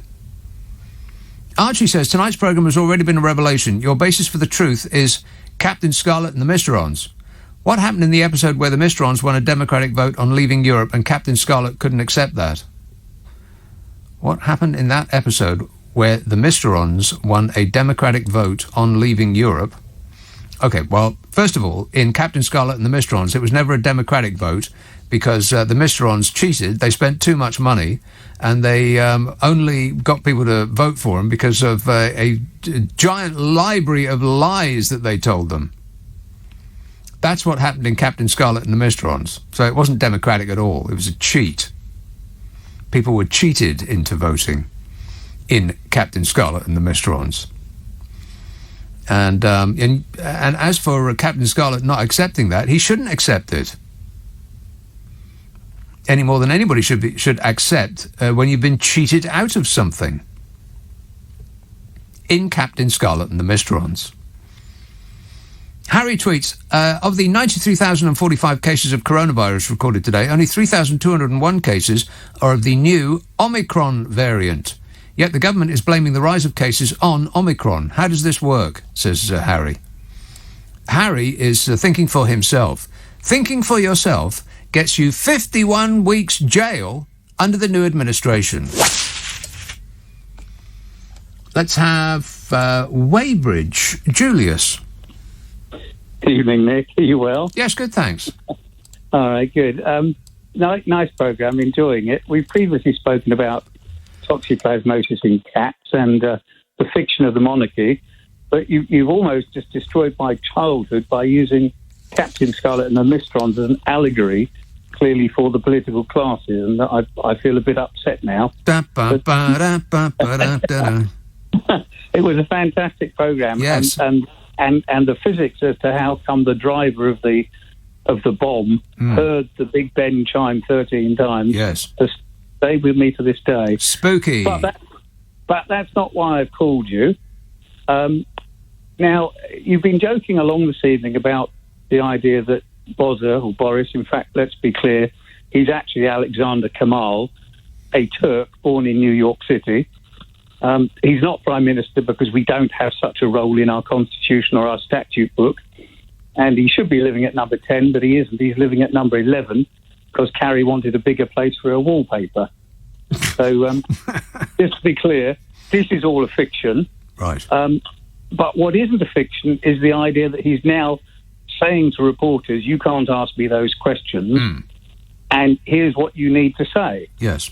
And this is impinging, in my mind, on freedom of expression in a very Kafkaesque manner.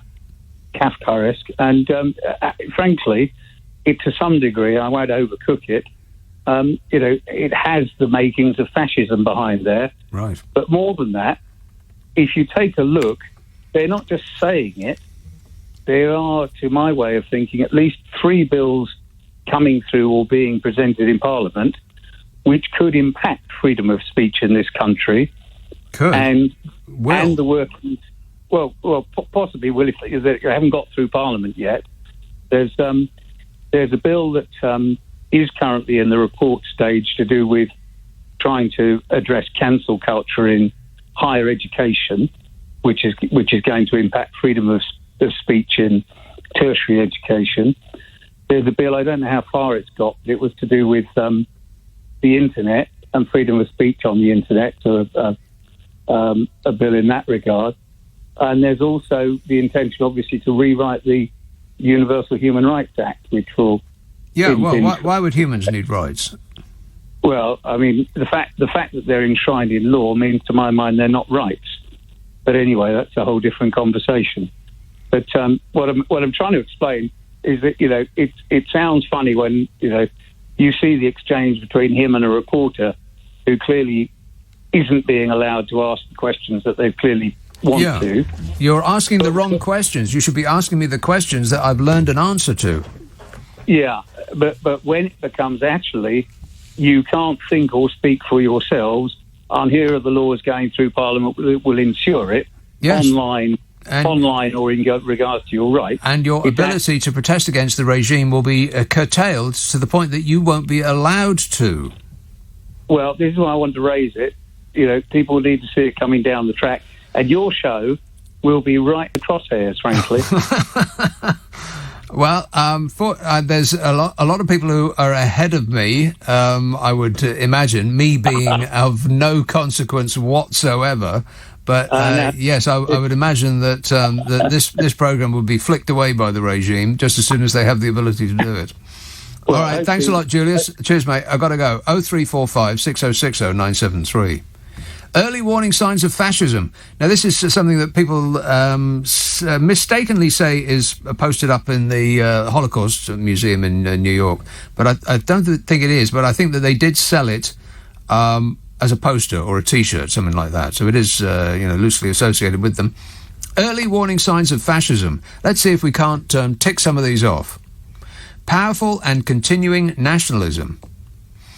Yep. Disdain for human rights. Identification of enemies as a unifying cause. What, those people coming over here? Supremacy of the military. Well, maybe not that one.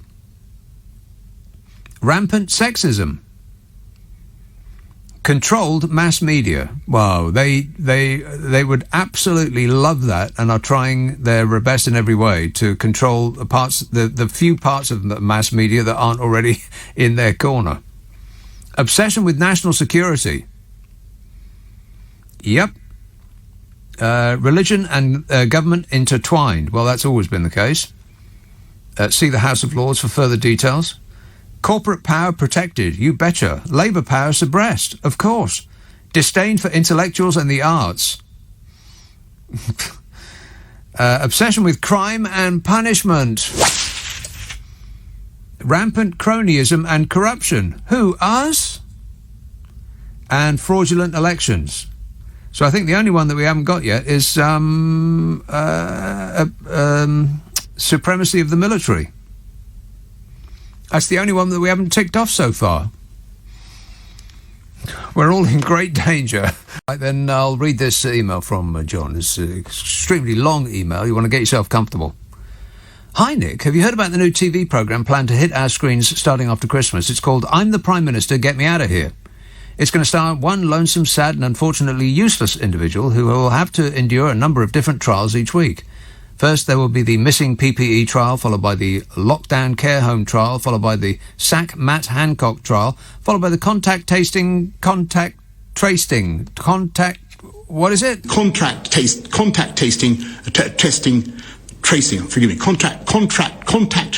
Followed finally by the No Christmas Parties trial. It's said to be a real favourite for millions of unhappy members of the public. Ant and Dec have even offered to host it. I just wonder who the lucky contestant is going to be. Who's it going to be, Bodge? Think. Janet says, Bojo doesn't say Brexit anymore, he's going to boost her. Yeah, I read that one. Sue says, does Boris know he can purchase Peppa Pig face masks? A Peppa Pig face mask. If he did, he might wear them more often. I'm sure the good pig farmers of Shropshire could buy him some, says Sue. Peppa Pig World. Peppa Pig World is... yes? It has... yes. Peppa Pig... It's the right answer. Very good. Let's have Tottenham. Hello, Shirley. Hello. Thank you for taking my call. Thank you for making your call. Thank you. No, thank you. Oh, don't start. Did anybody else notice when Bojo was making his speech last night, he had his fists clenched together, and I thought any minute he's kept them close because he's so angry with everything and everybody that he'll open them up, and the next thing he'll jump up and down on the desk or whatever it was chatting. It's not fair. It's not fair.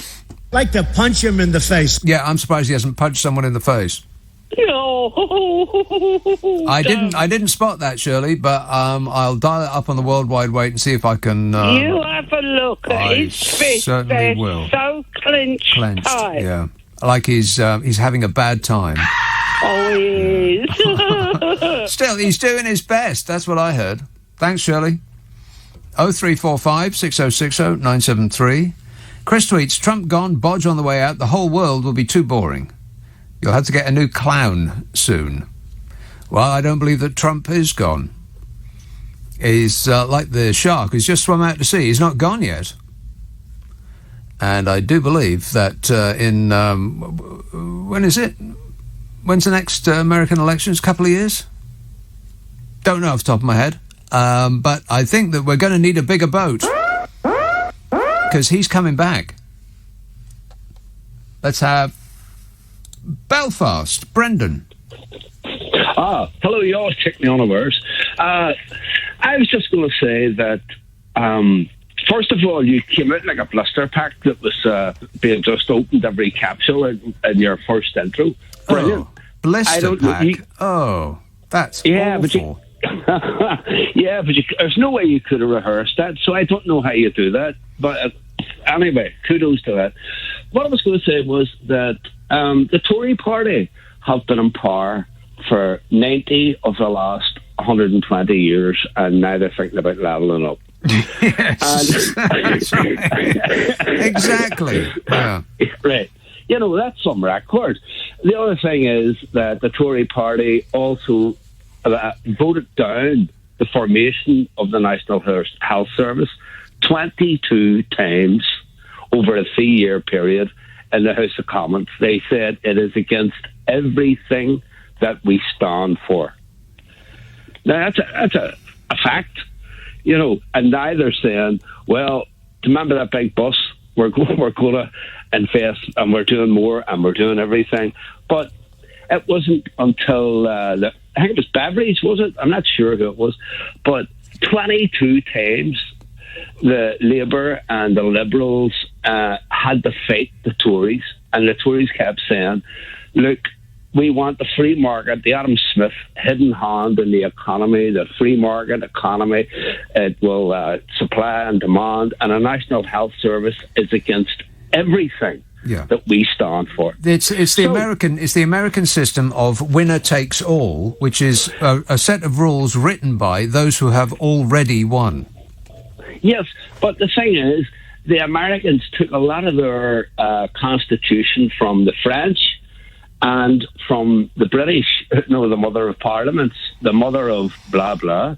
But this was in 1922 or whatever, before the National Health Service was formed. The Tories 22 times voted against it. Finally, if I may say so, you always say that a reward for service, whether it be good or bad, in British politics, is a seat in the House of Lords, which is also a seat nearest to the bar in any booked up restaurant. But there is a higher power, and that is the Privy Council.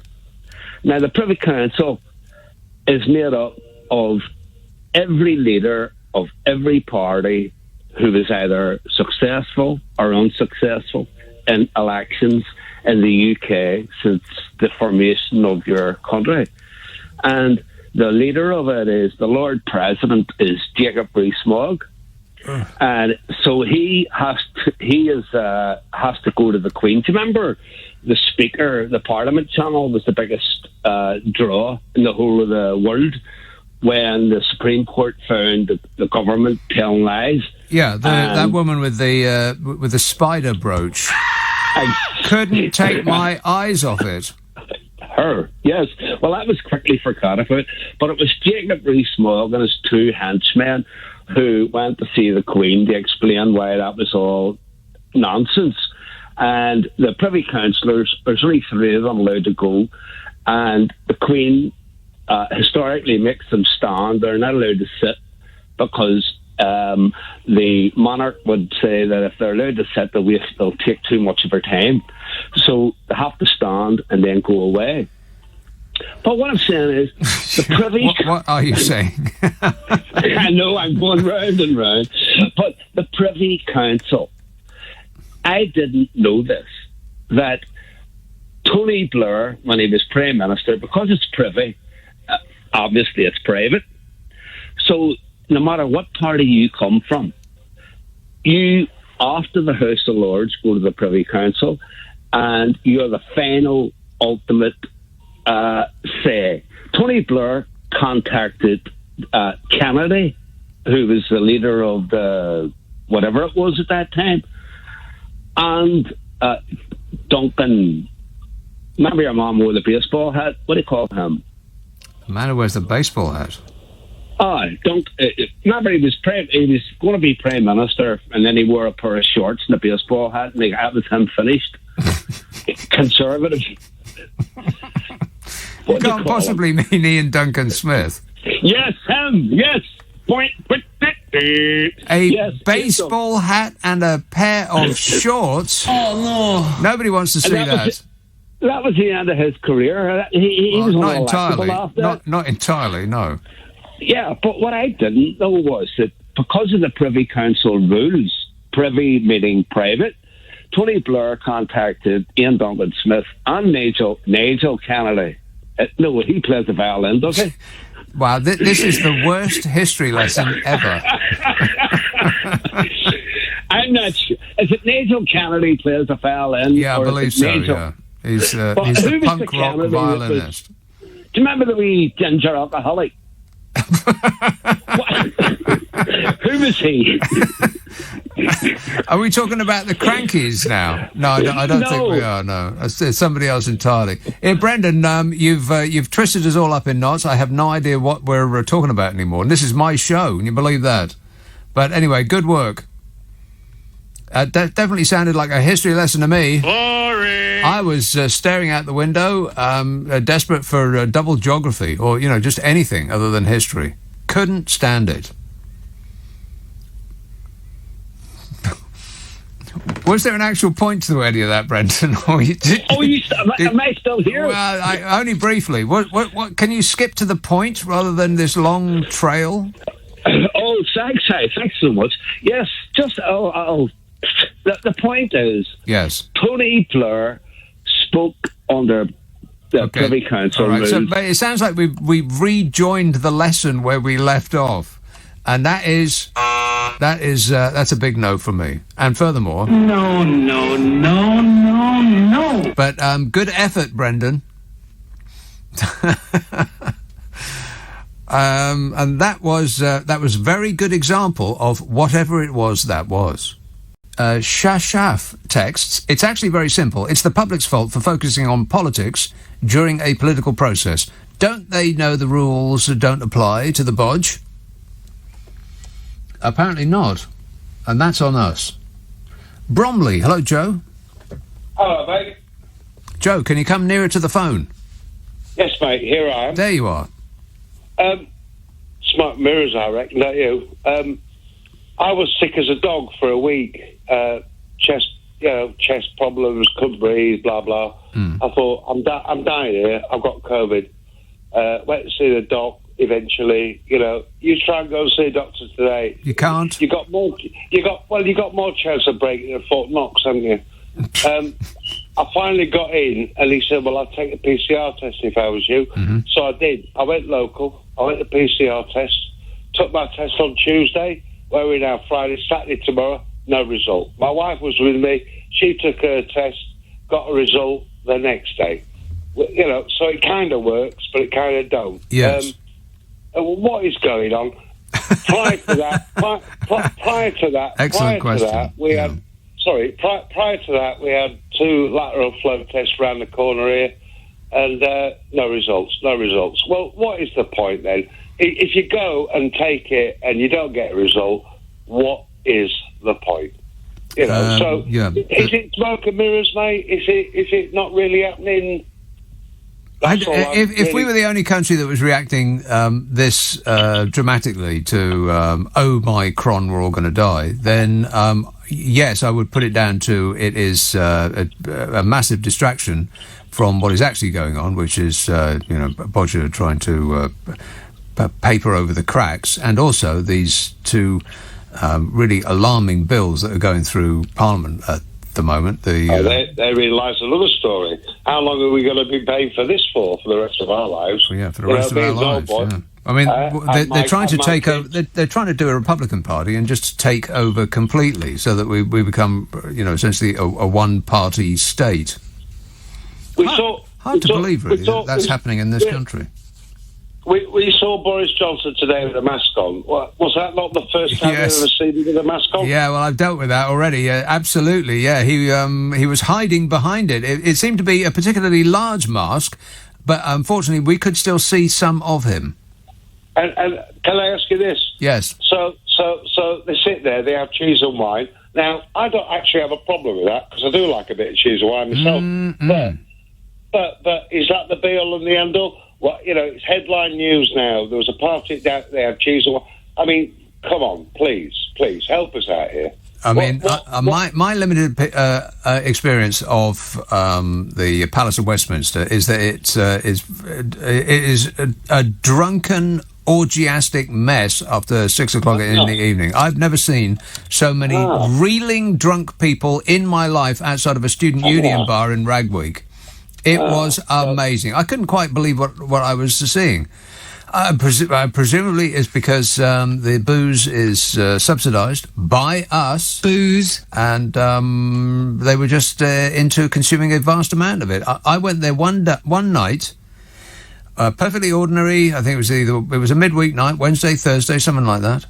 And people were staggering around drunk. I mean, being held up by their gorgeous, youthful assistants, which, there seemed to be a lot of them around, like flies around meat. These old geezers being held up by their gorgeous, youthful assistants, but just careening off the walls. They were so drunk.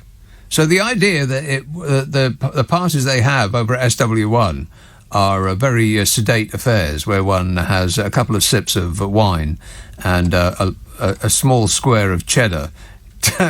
Do me a favour. Oh, no, they're not. But thanks, Joe. 0345 6060 973. Well, the Met Office have announced that they're going to speak to 2 attendees of another blooming lockdown-busting party hosted at the Tory party headquarters last December, when everybody else was under strict instructions.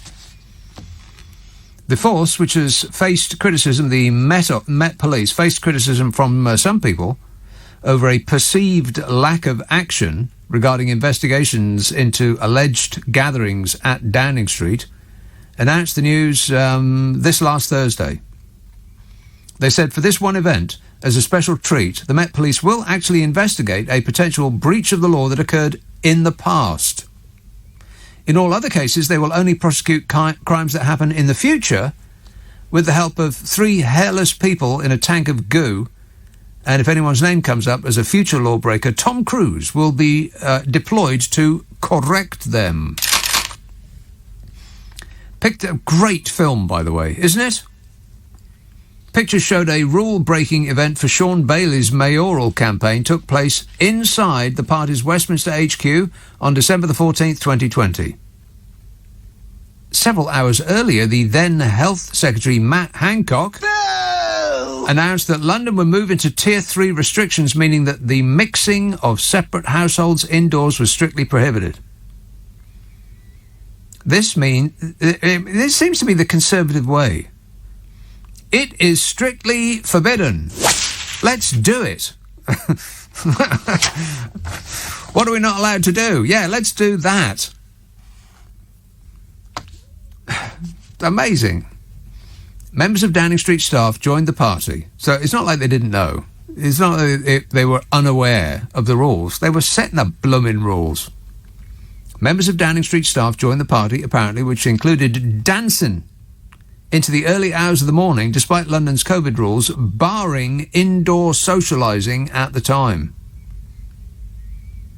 Mr. Bailey bowed to pressure after a week of intense demands for him to quit, and 4 staff members have been disciplined over the raucous gathering in which a door was reported to have been damaged.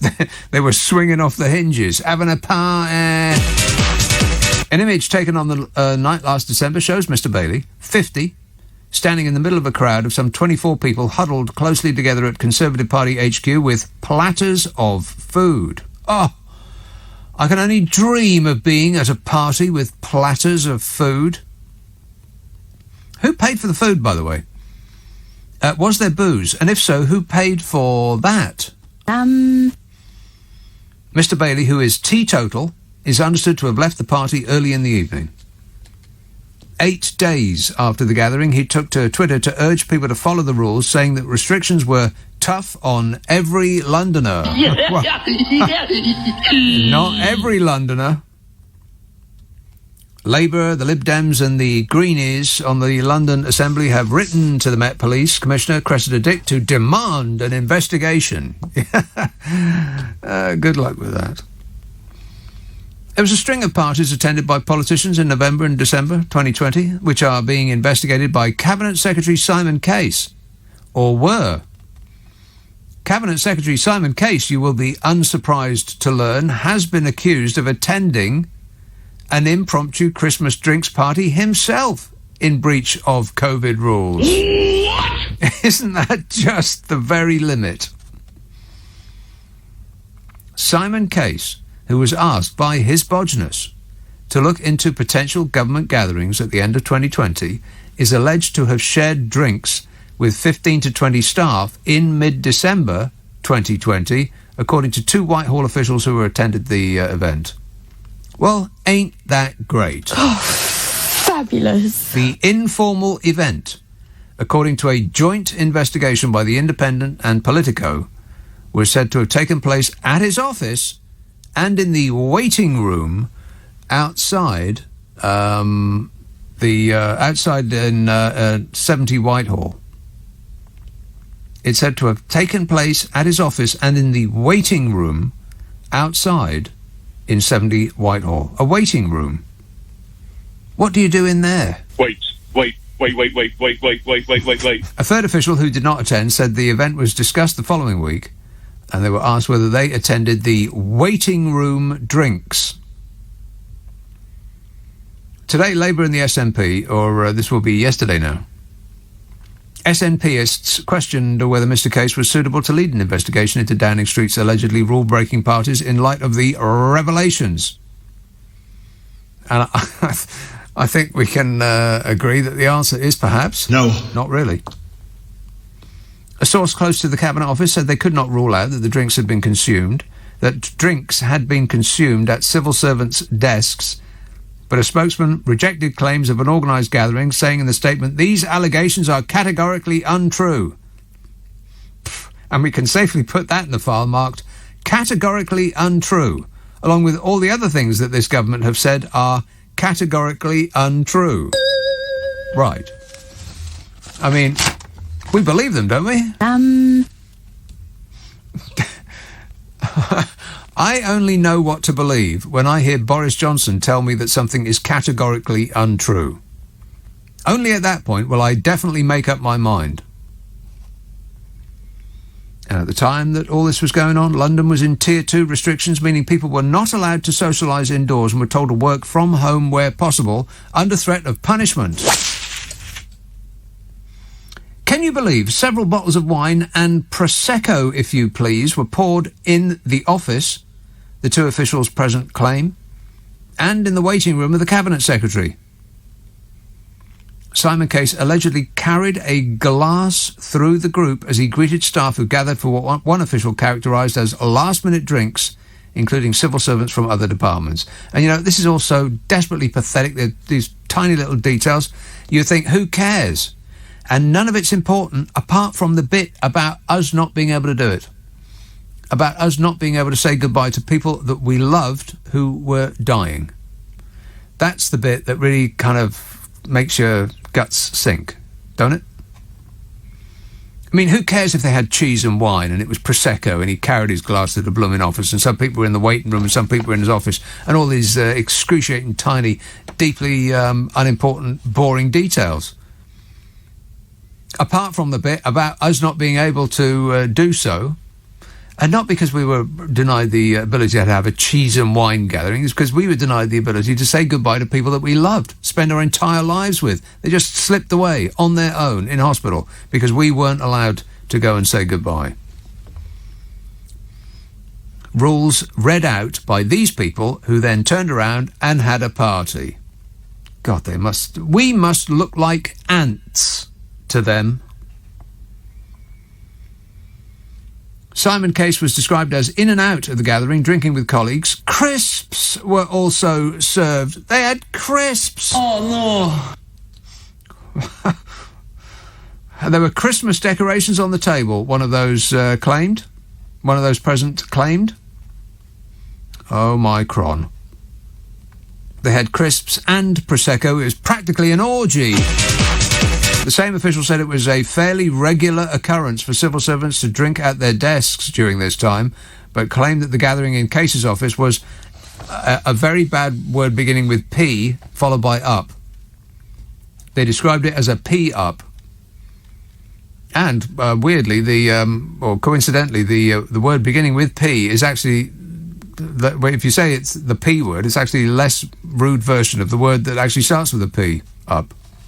Get it? Disgusting. Exactly. The Whitehall employees who spoke to The Independent and Politico questioned the suitability of Simon Case to lead the inquiry into Downing Street parties. And now Simon Case has categorically stood down from investigating Whitehall parties, given that he would be in danger of investigating Simon Case.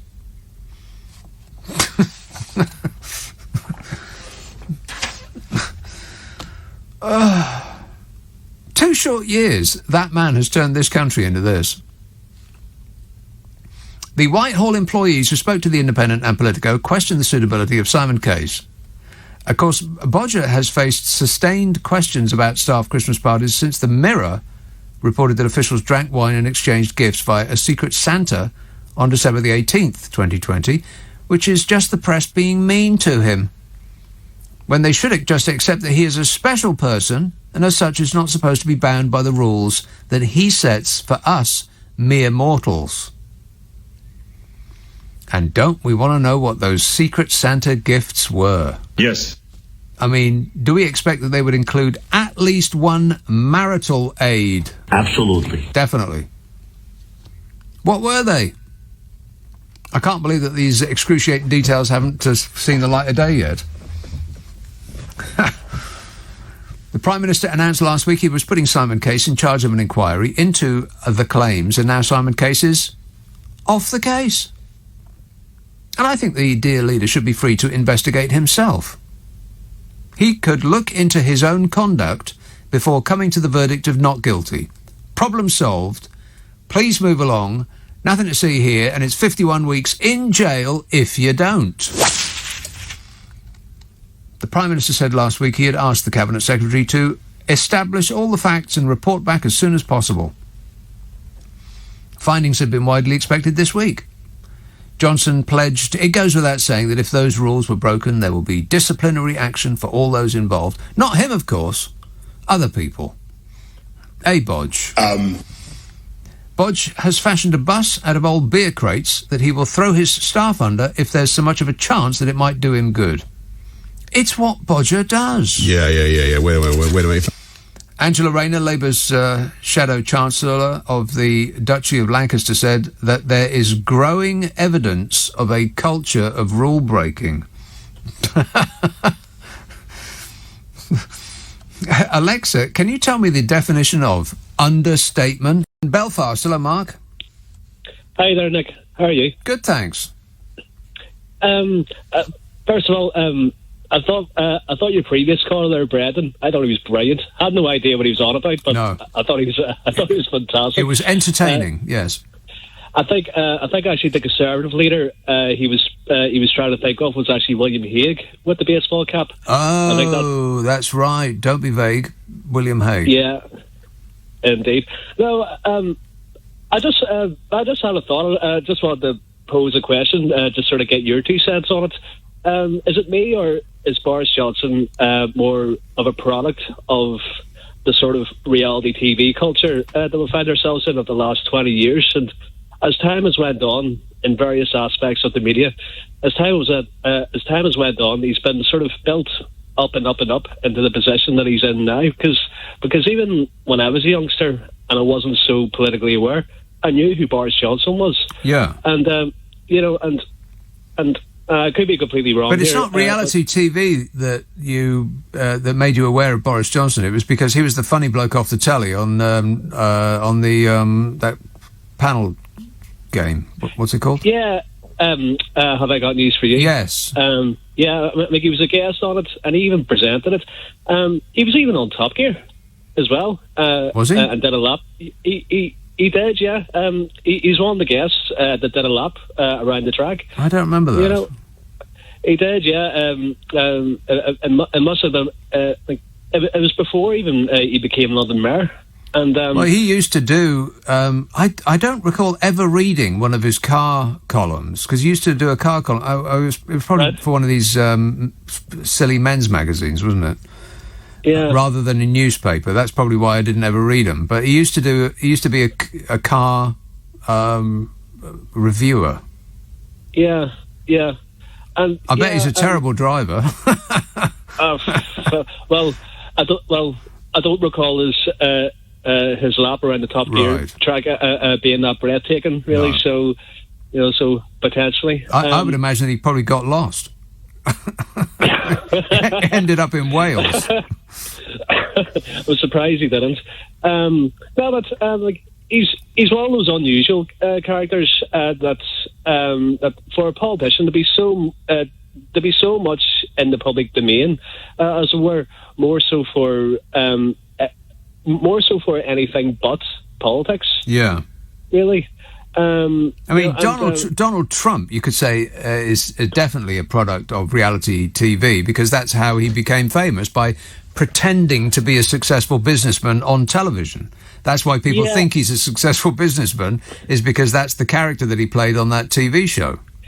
Yeah, and I wonder, obviously he got voted in, and I wonder, is the mindset of certain people who would be in for like that kind of reality TV, is the mindset of someone like that would be they want to be involved in it in some way or another. So this is their way of sort of living their own kind of reality TV, hence voting in someone like Trump.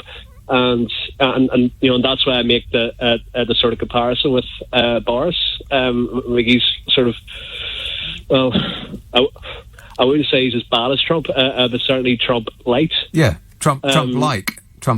Yeah. Yeah, and you know, I just wonder, is that a fair comparison? Perhaps in terms of the certain mindset of people, why they would vote for him. I think it's different. It's different here and there, because we are different people than Americans. Americans worship money and revere people who have more money than they do. I mean, that's their class system over there. How much cash have you got? Whereas we still are a nation of capped offers. And when we hear a posh accent, and when we hear somebody who is of the upper class, then we genuflect before them and assume, as they wish us to, that they are superior in every way. They are born to lead. This is what's... they are imbued with this notion from a very young age that they are superior just because daddy had more money, or that they didn't buy their own furniture, all this stupid stuff that they obsess about. And we're guilty of letting them get away with it. Yeah, well, I hate to say it, you know, but those boots must be like mirrors by now. They must be like what? Mirrors. Oh, mirrors. The boots. Yeah. Oh, I see what you mean. Yes. What with all the licking? Is that what you mean? Right. Okay. I think I got it. All right. Thanks a lot, Mark. Cheers, mate. Ta-da. Derek tweets, I'm not saying there wasn't people in poverty before 2010, but the one thing I can't remember is people having to use food banks. I don't think they even existed then, says Derek. That's a good point. I mean, there were homeless people, absolutely. So maybe food banks should have existed, and I'm sure people were on the poverty line then. But, you know, it's a bit weird, after 11 years of a Conservative government, that they are now selling themselves as the party to fix the problems caused by the last 11 years of the Conservative government. I mean, what a nerve, eh? And it does us no favours at all that we seem to be in agreement with that, or enough of us are to allow them to, carry on regardless. Edward says, I'm trying to picture the Tory Christmas party of last year. I can imagine musical chairs with Bojo and Jakey Smug gaily skipping around the last chair with Priti Patel on the piano playing Tiptoe Through the Tulips. Well, that's a pretty vivid imagination there, Edward. I'd get some sleep if I were you. Luke says, Boris Johnson is a deflated bad joke. Well, don't sit on the fence, Luke. Tell us what you think. Keir is less spoiled and obnoxious than Johnson, says Luke. He will get my vote, and I bet many more by election time, because Boris will just get worse and worse, like a huge ball of sticky tape rolling down a hill. It speeds along in a blur, but by the time the thing has to stop, election time, he will be covered in bits and pieces. And we all see what a mess he really is, says Luke. Well, I don't think you have to wait. I think the jury is in. See what a mess he really is. Yeah. Wait a minute. Yes. Even behind that gigantic mask that you are now sporting there, Bodge, we see you. In fact, it makes you look even more of a mess than you did before when you were strolling about without it. Because now all we can see is your hair. Your hair and your unironed shirt and your squiffy tie and, you know, that whole thing that you've got going on there. It's an act in order to put us off the scent, ain't it, Bodge? I can't comment on that. That's a yes. Cabinet Minister Lord Frost, who has sensationally quit. He has resigned from Bodger Johnson's government. Panic in number 10 as the PM's key ally quits, saying he's disillusioned. He's not upset, he's just disillusioned. What's he disillusioned with? Well, everything that he is not responsible for. He's disillusioned with the government's COVID Plan B restrictions. He's disillusioned with vaccine passports. He's disillusioned with tax hikes. And he's disillusioned with the cost of net zero green agenda. So, not disillusioned at his inability to extricate any concessions from the European Union, despite the fact that they need us more than we need them. No, apparently not. Got nothing to do with it. Everything was going tickety-boo over there. He's displeased about masks and, you know, saving the planet. Costs too much, apparently. So the big news that we will get over in about 10 seconds after we hear it is that Cabinet Minister Lord Frost has sensationally resigned. Not Cabinet Minister Lord David George Hamilton Frost, Baron Frost, CMG, PC. Poor! What will we do without you? What with all your, you know, the qualities that you brought to the role, like, I've got nothing. We'll miss your baggy face. There you go. We'll miss your baggy eyes and your baggy suits. Mostly, we'll miss the bagginess. Bye-bye. Bye-bye bagginess. Bye-bye. We'll also miss your enormous gut that precedes you into a room about 10 seconds before the rest of you arrives. Makes it look like you've eaten a space hopper. Cantilevered over your belt like something Zaha Hadid would have designed. How do those shirt buttons handle the strain?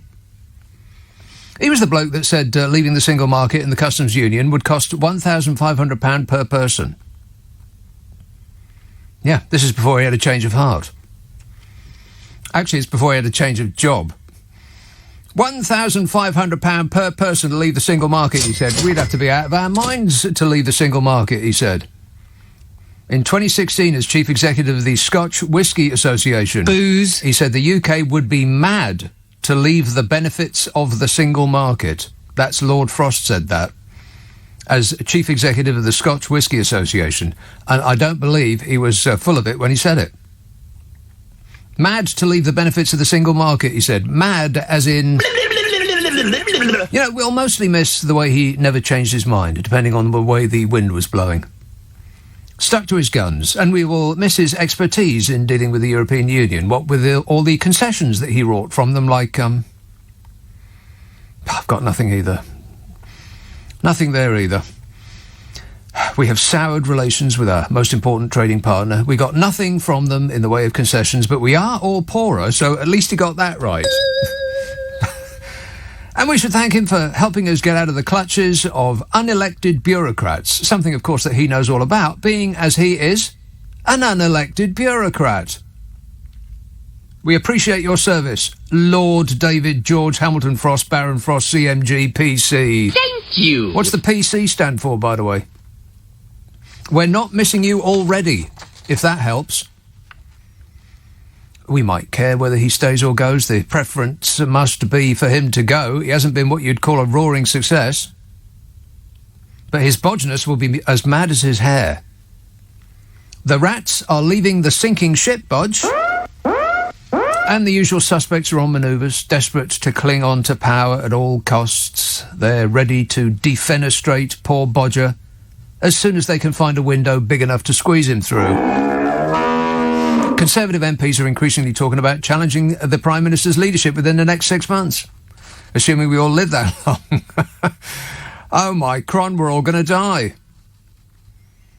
Assuming we all live that long, they're thinking about challenging their PM within the next 6 months. Tentatively putting their toe in the water, they are. Very, very bravely not doing anything right now. They're increasingly talking about, our Conservative MPs, a challenge to the PM's leadership with Chancellor Rishi Sunak and Foreign Secretary Liz Truss leading the field of contenders. Oh, please. That's the Kashmir billionaire smoothie with a selfie habit, and the woman who boasted that Brexit now allows us to export British apples to India. Yet one small point, Liz. Belgium exports 10 million kilograms of apples to India every year. Still, let's not get bogged down in facts, eh? She also comically claimed that the UK signed the most advanced trade deal that Norway, Iceland and Liechtenstein has ever signed. You've got to be kidding me. I mean, no offence, but Liechtenstein, Iceland, Norway, really? And then she said that about it being the most comprehensive deal that they've ever agreed. And you will be surprised to learn that that's actually not true. Yeah, I know, a government minister not telling the truth. Who would have imagined it? It is, of course, not as comprehensive a deal as the one that the European already has with those countries, which, of course, we also had when we were part of the European Union. Oh, fabulous. Honestly, if the Tories are going to select our next leader from those two, you'd have to think they're engaged in some sort of giant stunt. Keep your eyes peeled for Ant and Dec or Harry Hill. Jeremy Beadle's not available, so we know it's not him. Is this You've Been Framed, or am I hallucinating? 0345 6060 973. Text 84850. Email nica@lbc.co.uk, and if you're on Twitter, it's @lbc. London is alive today with the sound of shouting and car horns and fireworks being let off in Trafalgar Square. There was some football thing. What was the football thing? I missed that. Missed it. Latest with the news. Some texts and emails and such that came in yesterday, didn't get around to. Glyn texts regarding our government. Just think how stupid and ill-informed the average MP is. Then consider that 50% of MPs must be more stupid and ill-informed than that. But don't panic. Thankfully, there is hope.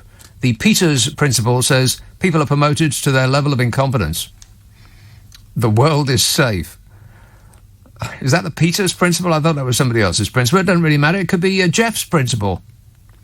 It's the principle what's of concern.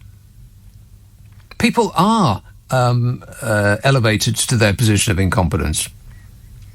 I mean, not everybody, of course. Some people do fantastically well in the job that they ascend to. But if you think about it, it's fairly obvious. You do well at one job, and then you get promoted to a more difficult one. And you do well at that job, and you get promoted to an even more difficult one. And you don't do that job very well, and that's where you stay, doing a not very good job. The human race is doomed. Gordon texts, are you not depressed about Omicron? I thought in June we'd reached the equivalent of that bit in IKEA where the plants are. It's not the end, but it's near the end. We seem to have gone back to the beginning again. Yeah, it's like we slid down one of them snakes. How do they keep those plants alive, by the way? You know, inside. With no light. I mean, there ain't no light in there. There ain't no windows in IKEA. It's like a casino. You never know what time it is. You go in at, 11 o'clock in the morning, and you think, I'll just nip in here for a half an hour. 6 hours later, you're still looking for a way to get out. Meatballs. Sue says, What does it say about the standards of our top civil servants when this chap has only just realised that he might not be the most appropriate person to run the investigation? That's Simon Case. You know, the fellow that was having a party and was then tasked with investigating people that were having a party. Big mistake. Huge. Yeah, what is it? What does it say about the standards of our top civil servants? Not a lot. What does it say about the standards of our top parliamentarian? Yeah. Wait a minute. Even less. On which subject, Stu texts, Nick, no way will Boris resign. He is a lead-lined, copper-bottomed, ocean-going narcissist and wants to be PM when Prince Charles becomes head of state, just so he cements his place in history.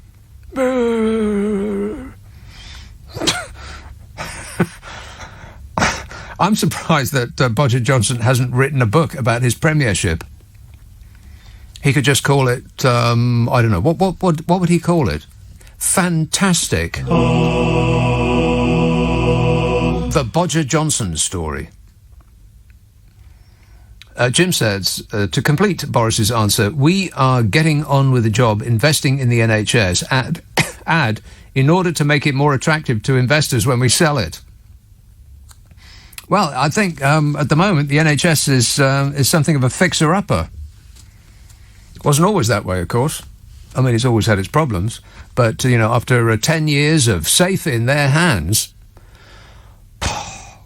the Chancellor, Fishy Sunak, was pictured in his cashmere jogging suit, coming back from his holiday in California. I mean, his very important business trip to a place that has year-round sun and in which he, completely coincidentally, happens to have a palatial home.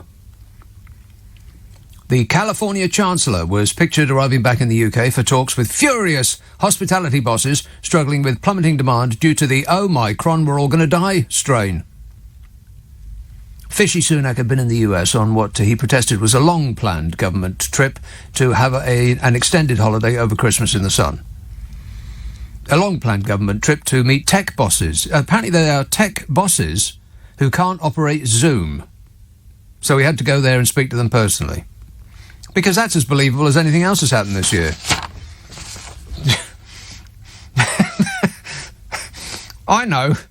Can I go to where one of my homes are in a hot place and talk to people about, I don't know, I'll just make it up on the plane. Fishy's timing in jetting off on a luxury break stroke working trip irked some people, with one top British executive telling the Financial Times that Fishy was too busy drinking organic kale smoothies. Groovy. Drinking smoothies and putting flattering pictures of himself in a wide variety of luxury super soft hoodies and cuddling animals on the internet seems to be Fishy's thing. I mean, that's him up and down, ain't it? Truly, he is the Chancellor of our hearts. Seriously, Fishy, what have we done to deserve someone as lovely as you? So instead of talking to California tech bosses on Zoom, which you'd think they'd be able to handle, he talked to British hospitality leaders instead, via Zoom, which they probably couldn't. Okay, here's a tip to everybody that's on Zoom. You've probably heard this before, but nobody ever pays attention to it. They pay more attention to, is the bookshelf behind me in shot? Back off the camera. A couple of feet would be nice. If we can see how your eyebrows are straying over your face, you're too close. So he was talking to British hospitality leaders via Zoom, as opposed to California tech leaders via Zoom. California tech leaders, he had to go there and talk to in person, 6,000 miles away. Did he go first class? And were we paying for it? Probably. Yes. And affirmative. In that order. So he had to miss one round-table event with British hospitality leaders via Zoom because, and I ain't making this up, apparently, don't be alarmed, the event with British hospitality leaders via Zoom clashed with a scheduled call with US healthcare bosses. Oh, no. That's right, but it's okay because the government has told us that the NHS is safe in their hands. Bosses are demanding that the government bring forward fresh financial support after the spread of the variant, the Omicron, we're all going to die variant. And the latest COVID advice to be cautious ahead of Christmas prompted a wave of booking cancellations. Don't be alarmed, be cautious. Keep your eyes peeled for the virus and make sure you swerve out of its way. It's just making sense. Be cautious. And that advice to be cautious, of course, made everybody be extremely cautious, and now they're not coming out. A wave of cancellations broke over the hospitality industry, and now they ain't got no money no more. And it's in the run-up to Christmas that they make much of the cash that would support them throughout the rest of the year. It's like Black Friday. Or is it Black Monday? It's one of those days. They call it black, not because it's racist. They call it black because the accounts go into the black, having been in the red for the rest of the year. Everybody makes all of their money in the run-up to Christmas. And they just pull the rug out from underneath them. Next time I say that, I'm going to say Matt. Except if I say that, my mind immediately went to Hans Hancock, so I'll just stick with rug. Fishy insisted that ministers were not telling people to cancel their Christmas events. He said, the situation is very different to what we've done and encountered before. We're not telling you to cancel things. We're not closing down businesses. Really? So I looked at the advice on the government's own website. It says, wear a face covering in most indoor public places and on public transport. Work from home if you can. Meet outdoors, it's safer. Well, that certainly sounds like they're discouraging people from meeting in confined places like restaurants and bars and clubs and, anywhere else that people might have a party. You remember Professor Chris Whitty, don't you? No! Yes. Yeah, that's him. England's chief medical officer, he used a Downing Street press conference to urge people to limit and prioritise their social contacts in coming days. Which doesn't really sit well with going out and having a good time when you're advised to not even go into work. So it's sort of like a lockdown without actually locking us down. And back here from sunny California with a furious look on his face, pulled away from that very, very important Christmas-adjacent business meeting in an area where he has a palatial home, remember. He was probably looking forward to a lot of business meetings over the next 2 weeks from his palatial home in sunny California. But he got dragged back here. Oh, well, never mind. Better luck next time. Anyway, back here, where he may have expected to relax over Christmas, or from where he may be expected... Oh, never mind. Fishy Sunak was being yelled at by the CBI, the Confederation of British Industry, and other groups, who asked him for emergency grants, 100% business rates relief for retail, and for VAT to be reduced to 5% for hospitality and tourism. And so far it's been... No. Tourism? Have we even got any tourism anymore? No. Is there a tourist industry in this country that's still alive? Negative. And business groups raised concerns about the importance of clear messaging from the government. Clear messaging from the government, that's all we need, Bodge. And in order to clarify things, Bodge said... Yeah. Wait a minute. So now it's clear. Stu says, Nick, no way will Boris... Oh, no, I read that. The lead-lined copper-bottom, ocean-going narcissist. Yeah, I read that one. Yeah, that ocean-going narcissist is going down. Paul tweets, I'm just waiting for Bodge to walk out of Downing Street wearing a medal-laden military uniform. Just a matter of days. Yes. It's the only thing that he hasn't done yet that's on the checklist for a fascist dictatorship. I read this highly amusing list yesterday, which isn't funny in any way, shape or form, about what it is that a regime does to take over in a fascist coup. And weirdly, we appear to be ticking every single one of them. The only thing we haven't seen yet is Bodger shouting at a crowd from behind a lectern wearing a military uniform, although he has worn a police uniform which, sadly, did not come in his size. He was busting out all over. Like a grilled sausage. I think whoever gave him that costume to wear was having a laugh. Is this switchboard working? For crying out loud, I've been talking for 25 minutes. Not one single person is remotely interested in anything I'm saying. Hello, is this thing on? Dave text from last night. Nick woke Abbott. Oh, God. Oh, no. Warning! Anybody says the word woke, then you can close your ears a bit and not bother listening to a single other thing they say. Not necessary. Anyway, he says, Nick woke Abbott. Stop virtue signalling. If you think this is bad, Corbyn would have bankrupted this country and crashed the pound. Get your jab and stop your jabber, says Dave. Dave, I mean this in the most helpful and complimentary way. You're an idiot. Richard texts, positives of Brexit. I was asking people positives of Brexit yesterday. Just one single solitary Brexit positive, that's all I'm after. Positives of Brexit, said Richard. You can buy duty-free cigarettes when flying back to the UK from the EU. You've got to be kidding me. That's it. You can buy duty-free cigarettes when you fly back to the UK from the EU.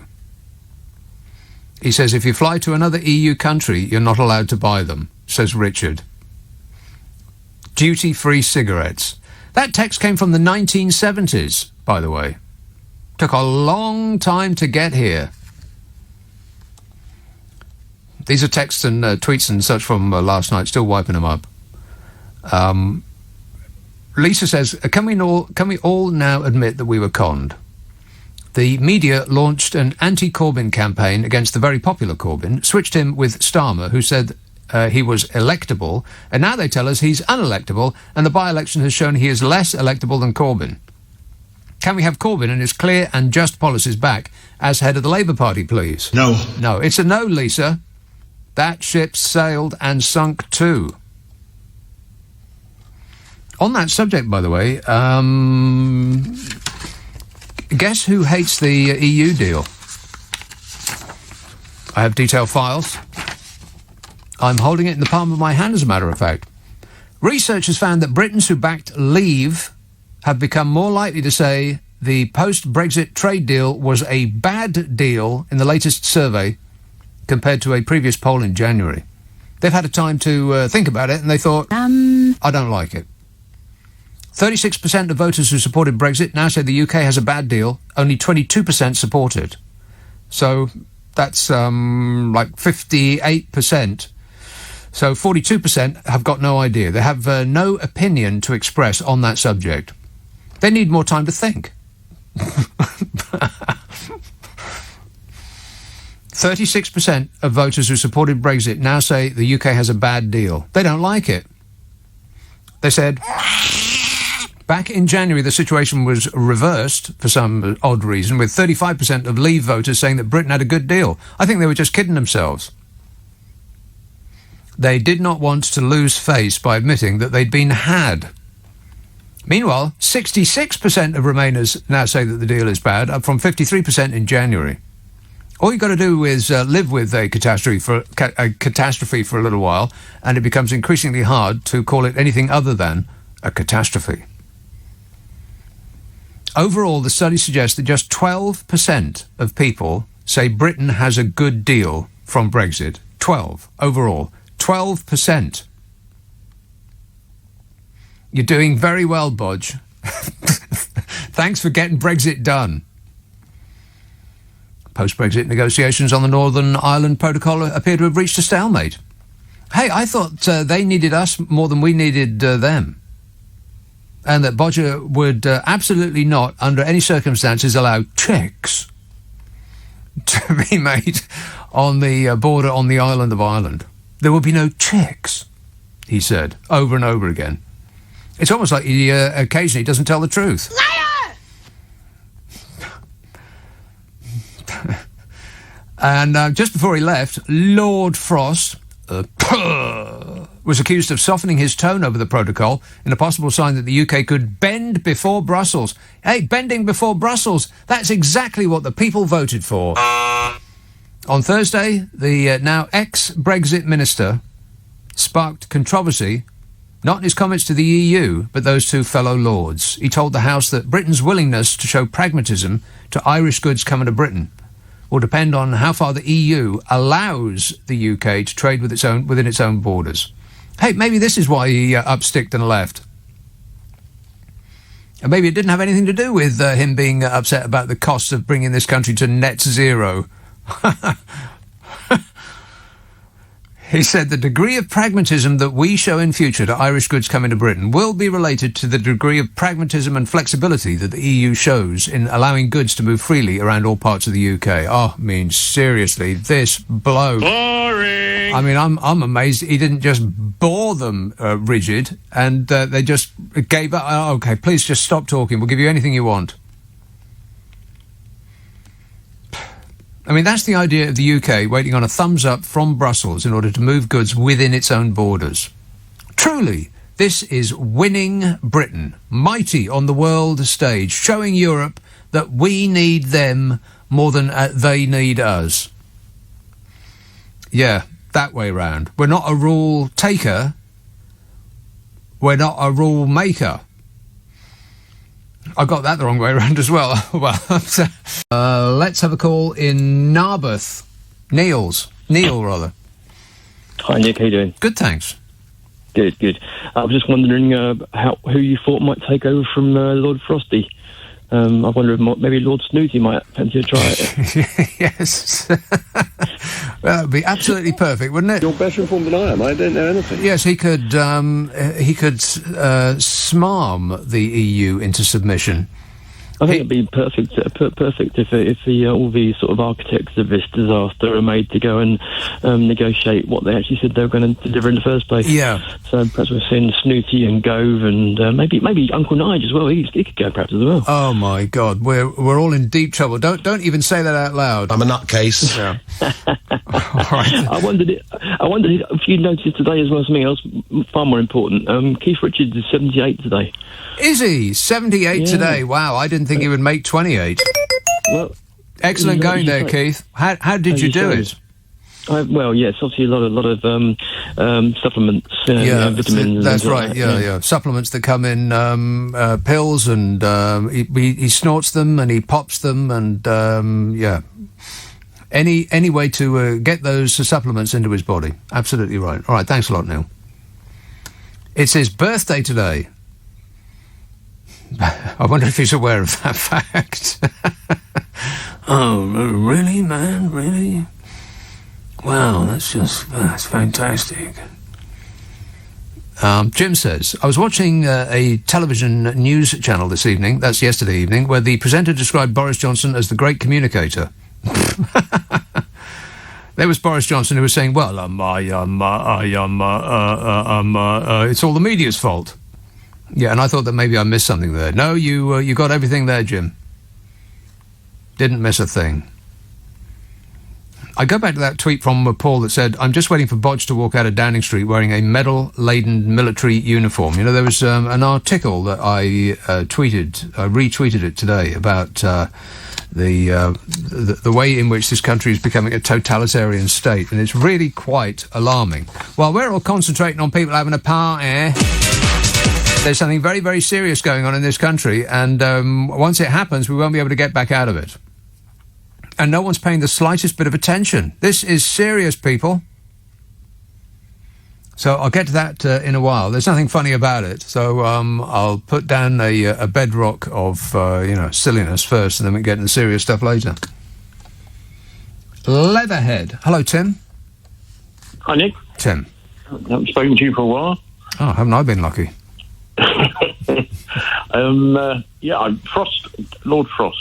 Yeah. It's great. It's another early Christmas present for everyone, really. It's just yet another one. Just imagine what it's going to be like by this time next week. We'll be... another one bites the dust. Hey, hey, hey. Rock and roll! Of course, the press are now playing around. They're calling him Frosty the No Man. So I thought it was quite a good one. Yes. But there's a brilliant tweet. Lewis Goodall, I think he's the Sky political correspondent, isn't he? Okay. He's just tweeted. He says, "A nation mourns. How will we cope without this unelected, towering intellect in his Union Jack socks? Yes, threatening the EU with his limp mediocrity every 5 minutes." Limp mediocrity. I wondered if that was a euphemism. I wasn't very sure. That's just about perfect. Yeah, he looks like a man. He looks like 6 foot of blancmange in a suit. But he must be breathing a huge sigh of relief. Finally, there's enough bad things have happened for him to be able to make the excuse and leave the party. I suppose so, yeah. He's been sitting looking at the door for the last 6 months thinking, how the hell did I get in here? And more importantly, how do I get out? Yeah. And they've delivered at last, so he can relax now and enjoy his own Christmas. Yeah, and we're not missing him already. Bye-bye. All right, thanks a lot. 0345 6060 973. Lucy texts, Bodger's incompetence is truly scary. Mr. Putin is about to remove his shirt, get on his horse and lead 200,000 Russian troops into Ukraine. And what do we expect Bodger to do then? Create yet another distraction? Well, just as long as he doesn't take his shirt off. Disgusting. Nobody wants to see that, Bodge. Even Carrie is raising a finger of complaint, just at the very idea. Paul texts, are the Met Police investigating all the parties except the one that allegedly took place where they were actually called to attend because of some clown triggering a fire alarm? And on that subject, some way down, it's something that I said before as well. I can't find it at the moment, but it's something of the order of, I think the Met Office would do a better job of investigating. Yes. Completely correct in every respect. Alarming. Ealing. Hello, John. Hey. John. How is it going? It's going great, mate. Well, I'll tell you what, it surprises me. Your last caller described one of the correspondents as a political commentator from Sky. I think he used a more articulate word for it, but I just thought it's clearly an oxymoron. Is it? I think it should be anyway. Why? Sky is kind of Rupert Murdoch's vehicle. Yeah, but it's not like Fox News or anything like that. It's it operates in this country under certain rules and regulations. It's a quality news service, Sky. I know. Well, I'm not being facetious. I'm slightly just. I mean, there's many organisations that you could level that accusation at, but I don't think Sky's one of them. What GB? Well, you can name any ones that you like. I just don't think that Sky fits that bill. Okay, fair enough. I know. Just listen. You can slap me on my wrist, and I'll behave myself. But no, what I was going to say is, earlier on you had a caller that rang up and he said something along the lines of, what would Boris Johnson have to do for you to be pleased about what he's doing, because Corbyn would have done far worse. Oh, yeah, with the what abouts. Yeah, what about this and what about that? Yeah. Mm-hmm. What aboutery? It's so boring. Well, it's what people have. I mean, if you arrive at the excuse, don't pick on Boris Johnson, he's doing his best, what about what would have happened if Jeremy Corbyn had been leader, then that means you've completely run out of excuses for what's going on here. Listen, if my mother had wheels, she'd be a trolley. I don't understand what about if that. The bottom line is, he's our Prime Minister, and he's clearly devoid of any judgment. If your mother had wheels, would she really be a trolley, or would she just be a mother with wheels? I don't know. Listen, this is a Jackie Masonism. I didn't coin it. I think you have to be a certain type of person to get away with a Jackie Masonism. No offence, but that ain't you, John. I know, I'm sorry. Listen, I'm trying everything else. Yeah, well, you are trying. There's no question about that. Trying. Yeah, very trying. All right, thanks a lot, John. See, you've made an effort. We appreciate it. Where is it? Thank you. There it is. Scott texts, in the light of all that's happened recently, from the Omicron omnishambles to the Lib Dem victory in Shropshire, the Conservative Party's Christmas parties and the corruption and sleaze of second job MPs, Jeremy Corbyn must resign. Yeah, thanks a lot, Jeremy Corbyn. You see what you've done? No! You know, if only we had not lived through 11 years of a Labour government under the disastrous premiership of Jeremy Corbyn, then we wouldn't be in this... Oh, no, that's right, we haven't. No, the party is the party to correct the disaster that the Conservative Party have caused over the last 11 years is the Conservative Party. Because anything else would be, a catastrophe. Steve Baker actually said that out loud on TV the other day, didn't he? He said, "Oh, the only party that's fit to rule is the Conservative Party." Yeah, one day somebody should introduce him to the Conservative Party. Lewis Goodall is a BBC correspondent, by the way. So says my glamorous assistant, who knows a thing or two about a thing or two. Let's have a call in Southampton. Simon. I've got Frosty the Go Man. Yeah. Frosty the Go Man. Mm-hmm. Yeah. Yeah, he got up and went. Now, I'm not going to try... I'm not rubbing anything in, right? I haven't rung up to rub anything in. But I'm having a fantastic week. This is brilliant. And what a lovely Christmas present for Frosty to disappear tonight. And apparently, it was leaked. It wasn't supposed to come out till January, which means that there is definitely somebody not so far away from Mr. Johnson that is determined to see that man fall. I would love to be a fly on the wall. I would love to see what's going on and how he's reacting. And boy, oh boy, do we deserve this. It's fantastic. I wouldn't be so giddy with delight, Simon, because when he leaves, somebody is going to replace him. And that somebody is quite possibly going to be worse. They'll be worse, not necessarily in the way that they handle the country, but they'll be worse because the Conservative Party will reposition itself as a brand new entity. But it won't be. It'll be the exact same people heading in the exact same direction for the exact same reasons, most of which will be money, honey, not ours, theirs. So I'm not sure that actually losing the bodge is beneficial to those who want rid of the Conservative Party. I mean, we have had 11 years of them. I think, even a reasonable person might say, time's up. It just goes on and on and on. And, of course, they are working overtime in order to make that not happen, to make absolutely certain that no other party ever gets in. Just as the Republican Party are doing in America. It's almost as though they are being funded by the same people, isn't it? Curious. They just keep doing the same things over and over again.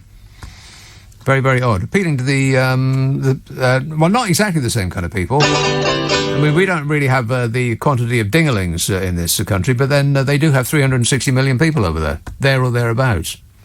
For full details, let's go to Zaphod. And 2, 11. Now, Iris texts, Nick, the Tories are desperate to win the next election so that they can deflect any probing into the massive overspending, for example, on track and trace's £59 billion and everything else in Zaphod's list. How's that contact tasting going? Contact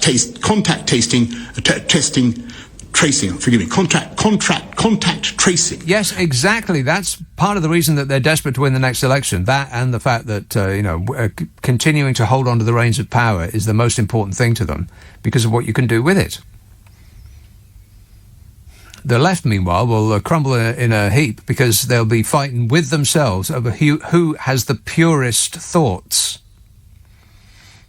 I've pretty much given up on them. The Labour Party will start punching each other in the face because they don't want this leader and they would prefer another leader and you didn't think right about this green issue or, oh, God, it's just painful. And the Tories will look at them askance and think, yes, I am quite right in thinking that I am a superior person. And they'll just easily glide over the finishing line and take the tape. But uppermost in their minds, it must be that if they don't win the next election, then it is possible that that the people will start to investigate them. Winning the next election is the greatest get-out-of-jail-free card that has ever been invented. So, yes, I would imagine that they are desperate and will do absolutely anything to hold on to power. And like I said, the left will they won't even start racing. They'll be too busy worrying about whether the lines are straight enough or it's just painful. Painful. But this guy, a chap called Richard Haviland, he did an interesting thread on Twitter, which amounts to a page and a bit, about the state of UK democracy. And it is alarming. The stuff that's happening while everybody's concentrating on parties and, all of this nonsense that we're obsessed about. It's not nonsense. It's actually really important, but it's less important than what is happening to our democracy. So I'll get into that in a while, because it's kind of depressing, a little bit depressing. But it's very, very important. Windsor. Hello, Christine. Hello. Christine. Hi, how are you, Nick? I'm great, mate. Yeah, you're on form today. Oh, thanks. And rightly so. The Tory government go on about Jeremy Corbyn, but I can assure you he wouldn't have filled his cronies with boots with money of £6 billion, and now making the poor workers of this country to pay through their taxes. I very much doubt that if the Labour Party had been in power for the last 11 years, that their major offering to the public would be levelling up. I think that they would probably have tried to start doing that 11 years ago, but maybe that's just me. But the problem is that over here, it's absolute corruption, where he's actually putting people in the House of Lords by paying £3,000 or 3 million. I don't know how much it is. It's all about the money, honey. It is all about the money, honey, and the problem is that the poor of this country, they keep saying that there are millions of jobs over here, but you pay somebody £10.50 an hour, that's not even a living wage, £10.50, and power corrupts, and absolute power corrupts. Absolutely. Yeah, totally. Yes. Absolutely. Yeah. Absolute power corrupts. Yeah. Absolutely. Absolutely. Absolute power corrupts. Absolutely. Yeah. But the problem is, when are we going to wake up, the working classes of this country, and realise that we've been sold a Mickey? Yeah, wake up, people. It's later than you think. Because, Brexit has actually destroyed our economy. We're a stalemate. We're on the brink of not having stock sent into shops. It's very interesting that even the people that are Brexit evangelists, even they think that we've got a rum deal out of this. Leavers hate the deal. Only 12% of people in this country say that we have a good deal from Brexit. 12%. It's absolute lunacy, isn't it? The lunatic fringe of the right wing and the media, the right-wing media, has pushed Brexit to such an extent and absolutely hammered poor Jeremy Corbyn. I'll tell you, he wouldn't be as corrupt as Johnson and his crowd. They are dishonourable to the House of Parliament. It's inconceivable that such a thing would have happened. Who in our lifetime, your lifetime, I don't know how old you are, Christine, don't tell me, in your lifetime, have you ever seen anything like it? No. No, me either. Maggie Thatcher was bad, but she's not as bad as this lot. This lot are corrupt, absolutely corrupt. Yeah, at least, I was at university when Maggie Thatcher was on the throne, and it's impossible for me to say her name any other way than Thatcher. but at least she sort of believed in something. It might not have been a belief that the entire country could have benefited from, but at least she seemed to be a relatively decent person. Can I say that out loud without choking on my words? But this lot, oh my God. An awful lot of wrong. She sold our manufacturing industry down the drain. Yeah. So we have nothing to back us up. Right. We're just, buyers and sellers, and we have to depend on other countries to produce for us. Well, she was all about that Reaganomics, that trickle-down economics, which is, the idea that if you give rich people a lot of money, then they will distribute that evenly among the poor. Or the poor will get a look in one way or another. And, of course, we find that that is, not surprisingly, untrue. Yes. But I have to agree with everything you've said so far, and there's more to come out. And this bill that they brought out for the dual nationality is a distraction. And they've slipped it through, hiding behind COVID. And and everything else, but this is an absolute undemocratic thing that they've done. If I thought that they were smart enough, I would suspect that this whole Partygate thing was deliberately put into the media just to take our mind off the real business, which is the removal of our human rights. Exactly, that's what she's doing. And we have to stand up to it, be like the French and storm the Bastille. We should storm the House of Parliament.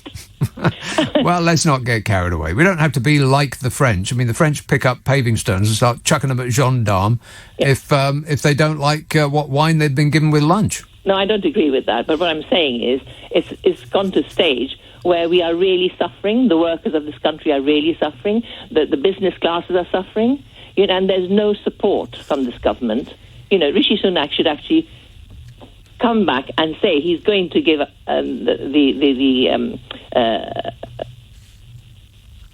the hospitality industry that are suffering, especially the. Well, he says that he's helping his face off, and he absolutely can't do any more, and he's a bit busy now because he has to go and pick up a new cashmere hoodie. So he's got a lot on his plate. All right, thanks a lot, Christine. 0345 6060 973. Yeah, we'll just leave it in the hands of billionaires because, they'll act in our best interest.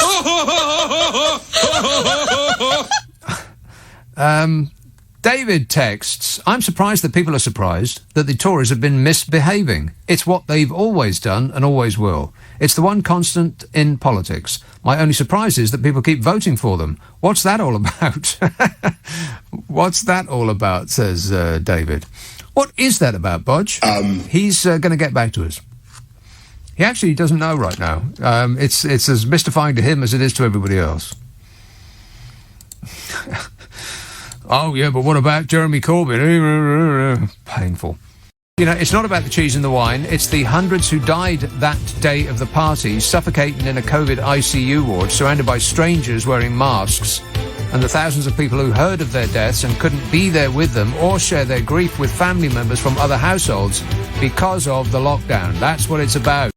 Sadiq Khan has declared a major incident in London after what is described as a huge surge of Omicron, we're all going to die cases. Emergency, everybody to get from street. Emergency, everybody to get from street. Yes, in a press release, the Mayor of London said, declaring a major incident means there will be closer coordination between key public services in responding to the situation. What?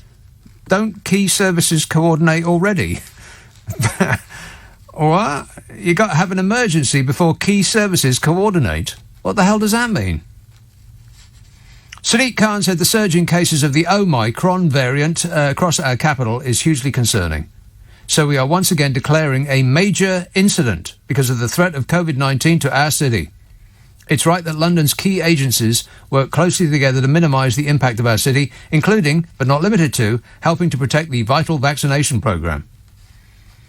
Well, yeah, it is vital, but it's more alarming that they would only coordinate when you declare a state of emergency. I mean, a major incident is defined as an event or situation with a range of serious consequences which requires special arrangements to be implemented. It's beyond the scope of business-as-usual operations and is likely to involve serious harm, damage, disruption or risk to life or welfare, essential services, the environment or national security. Blimey, that sounds serious. So, what are the numbers? 86%, 5 million, and of course... There have been 65,525 new confirmed cases in London in the past 7 days. 26,418 cases reported in the last 24 hours. It's the highest number since the start of the pandemic. The number of COVID-19 patients in London hospitals has gone up 29% in 1 week. Oh, no. Now, that's the figure that they say on the news. 29% in a week. That sounds serious. 29% up. That's a big number. Unless it's a jump from a very small number. The actual numbers. A further 341 people with COVID were in hospital in London on December the 17th, yesterday. That's rising from 1,193. That's the 29% leap. From 1,193 to 340, an extra 341. So 29% sounds like a big leap, but it's just 341 more people. And more than two-thirds of COVID-19 cases in London are now estimated to be Omicron, which, you know what? I am not an expert, but this doesn't prevent me from having a strong opinion. Just like everybody else. We're all virologists now. It might be good news. I mean, if it is milder, like they say in South Africa, which is where it comes from, might that mean that Omicron is going to make other strains die out? And we'll be left with a weaker variant. And then we might be free of this nightmare. I mean, there's a lot of ifs in that thought. Meanwhile, London councils have begun preparing for a New Year lockdown. Oh, fabulous. And correct me if I'm wrong, but if we're going to have a lockdown, what's the point in waiting until it's too late? I mean, waiting until it's too late seems to be this government's thing. They've done it over and over and over again. If at first you don't succeed, keep doing the same thing over and over. That'll work. Here's the news from South Africa. This is Bloomberg reporting this. South Africa delivered some positive news on the Omicron virus variant on Friday, reporting a much lower rate of hospital admissions and signs that the wave of infections may be peaking. I mean, it's only been going there for like a week or so. South African Health Minister Joe Blimey, no idea. There's 3 A's in his name. Fala said at a press conference that only 1.7% of identified COVID-19 cases were admitted to hospital in the second week of infections in the fourth wave. So it's been going for 2 weeks there. That's compared with 19% in the same week of the third Delta-driven wave. So Delta, 19% of people with it were admitted to hospital. Omicron, 1.7%, a smaller number. Health officials presented evidence that the strain may be milder and that infections may already be peaking in the country's most populous province, Gauteng. Still, new cases in that week of the current wave were more than 20,000 a day. That's compared with 4,400 in the same week of the third wave. So there's more people getting it, but there's fewer people going into hospital with it. That's evidence of Omicron's rapid transmissibility, which we're experiencing now. So what happens in South Africa might be an indication of where we're going. Scientists have cautioned that other nations may have different experiences to South Africa as the country's population is young compared with developed nations.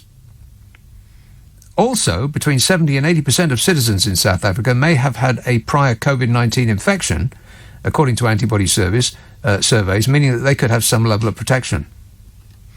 So it might not necessarily happen here like it's happening there, but this is it's a scintilla of good news, just a little bit. More than 90% of hospital deaths in South Africa were among unvaccinated or partially vaccinated people. Currently, there are 7,600 people with COVID-19 in South African hospitals, about 40% of the peak in the second and third waves. Excess deaths, a measure of the number of deaths against their historical average, just below 2,000 a week, an eighth of their previous peak. See, people are running around pulling their hair out, going in this country and talking about shutting us all back indoors again, and just look what's happening in Africa. The number of COVID-19 hospitalizations is also being inflated by the fact that milder patients are being admitted because there is room to accommodate them, because there's fewer people in hospital, not getting turned away like last time. And many are there for other complaints, but are routinely tested. Just like here. The figure they give is people in hospital with COVID, not necessarily people in hospital because of COVID, just with it. They say, we have seen a decrease in a proportion of people who need to be on oxygen.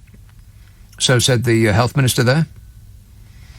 The numbers are at very low levels, and there was further evidence that the crest of infections may have already passed in Chuane, the municipal area in Gauteng that includes Pretoria. Hey, finally, someplace I've heard of. A wastewater analysis carried out by the South African Medical Research Council for the week ended December the 10th showed a declining proportion of viral particles for 2 successive weeks at the plant that treats sewage draining from central Pretoria. Disgusting. So, there you are. It's not all bad. People are freaking out. And if you didn't know any better, you'd think that this is just playing into the hands of those who wish to distract us. I mean, that does seem a bit of an extreme position to hold, that's why this is happening, and that they are reacting in this way. But, weirder things have happened this year.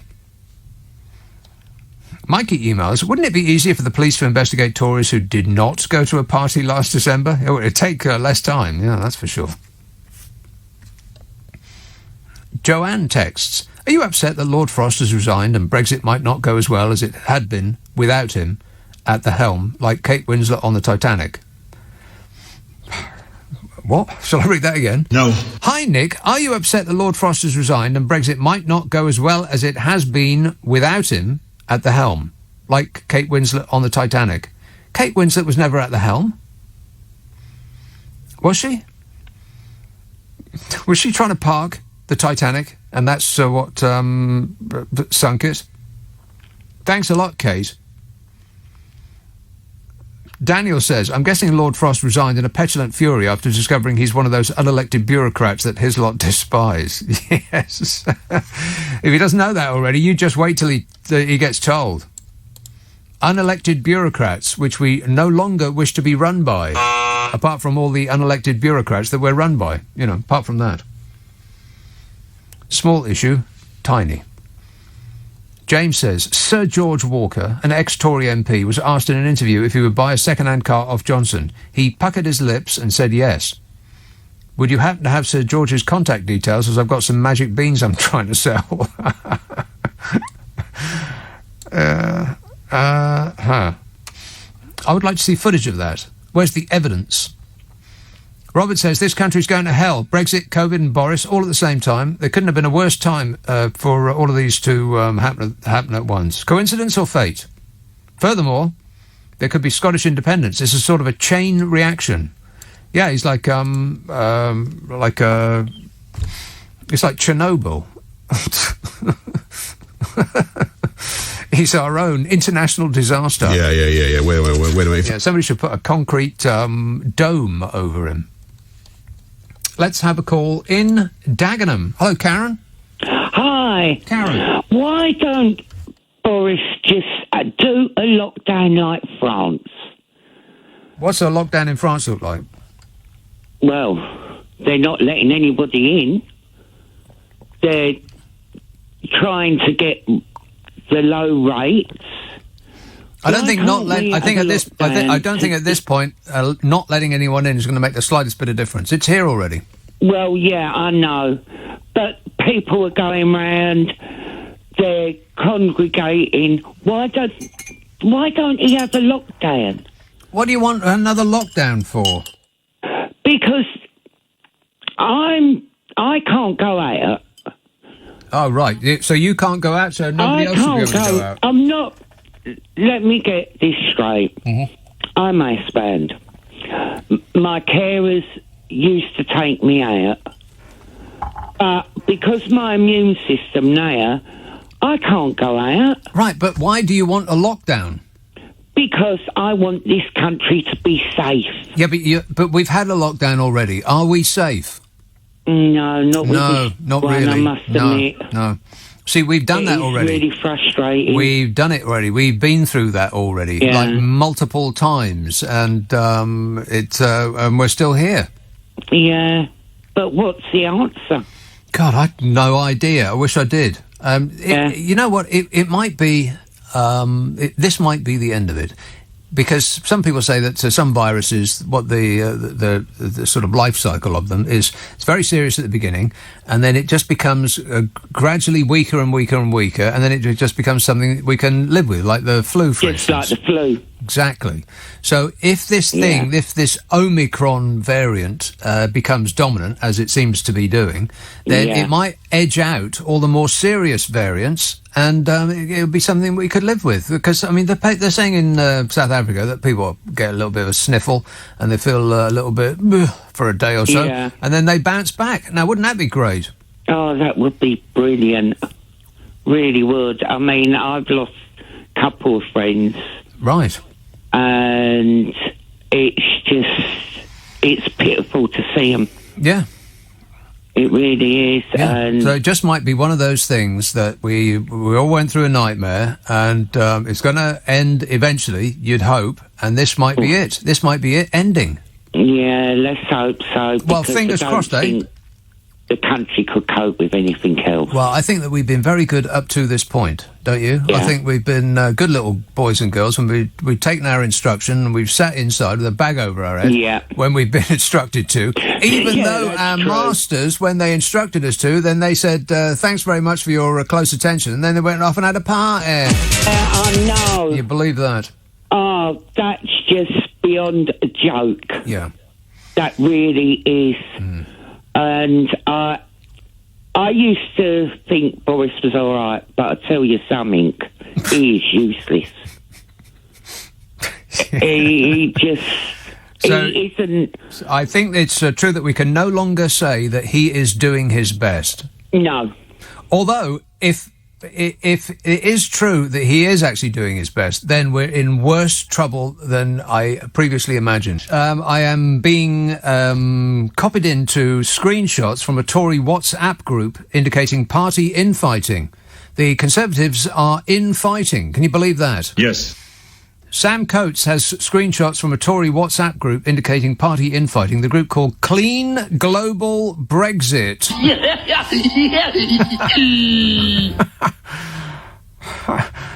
What are they like? The group called Clean Global Brexit on the super secret WhatsApp group shows Andrew Bridgen, Marcus Fish, Geoffrey Clinton Brown and Andrew Bridgen amongst 100 other Tories, all criticising the PM in the wake of Lord Frost's resignation.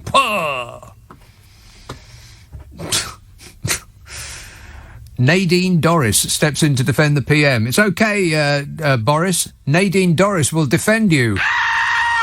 She says the hero is the Prime Minister who delivered Brexit. Oh, God, you've got to be kidding me.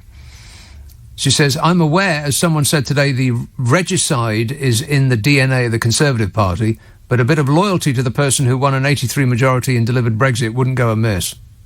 Delivered Brexit. Hey, how's Brexit going, by the way? Oh, fabulous. Yeah, delivered. Put it on your door, took a picture of it, and then scarpered. In response to this, Steve Baker removed her from the group with the comment, enough is enough. You sure it's all right for me to be reading this stuff? I was double checking it because it seems wild, but I mean, it's from Sky News. Right. It's from Sam Coates. Okay, and Sky News are actually putting this on their website, are they? Not as of yet. It's about 20 minutes old. He tweeted this about 20 minutes ago. Right. So it's hot news. In response to this, Steve Baker removed her from the group with the comment, enough is enough. And goes on to elaborate, the majority was won for many reasons, the majority that the Conservatives currently enjoy. Among them, two were identical. One, the deal he voted for was rejected. And two, someone, but not him, persuaded Farage not to run against incumbents. If Boris had not benefited from them both, we would be on the other benches. In other words, they would have lost. Sam is also reporting that a Tory commented, this is proof that Baker, for all his claims of loyalty, is after the PM's job and won't tolerate people defending him. Only punishing. Steve Baker, the next Prime Minister. Yes? No. It's a no from me. Regent's Park. Hello, Vance. Hi, Nick. You're on fire tonight. It's really great. Thanks.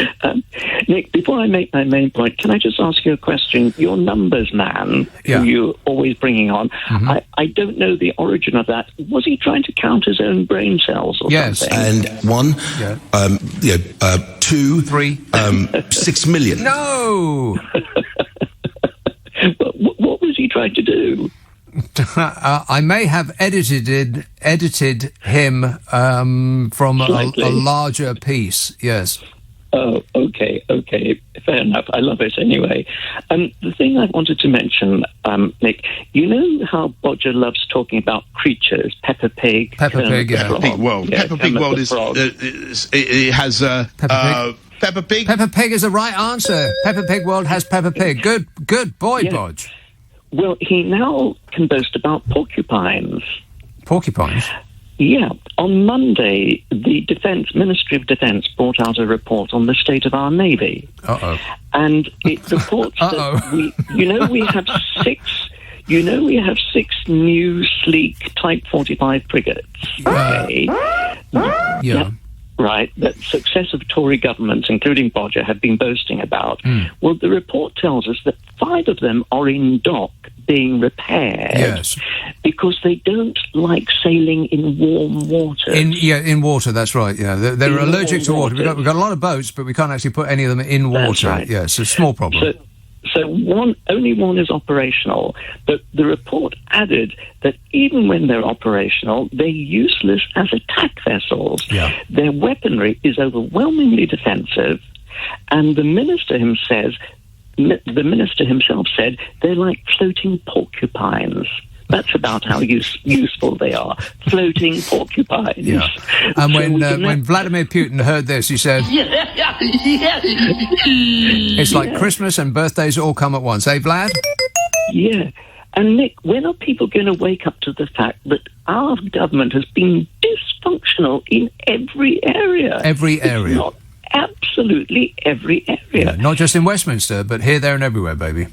Yeah, and on that, can I just make a slight sales pitch? There's a new little book that's come out called Pandemonium, and it's written by a guy called Armando Iannucci. It's a grand poem in Miltonian style. Poem? Yeah. Oh, that's a no from me.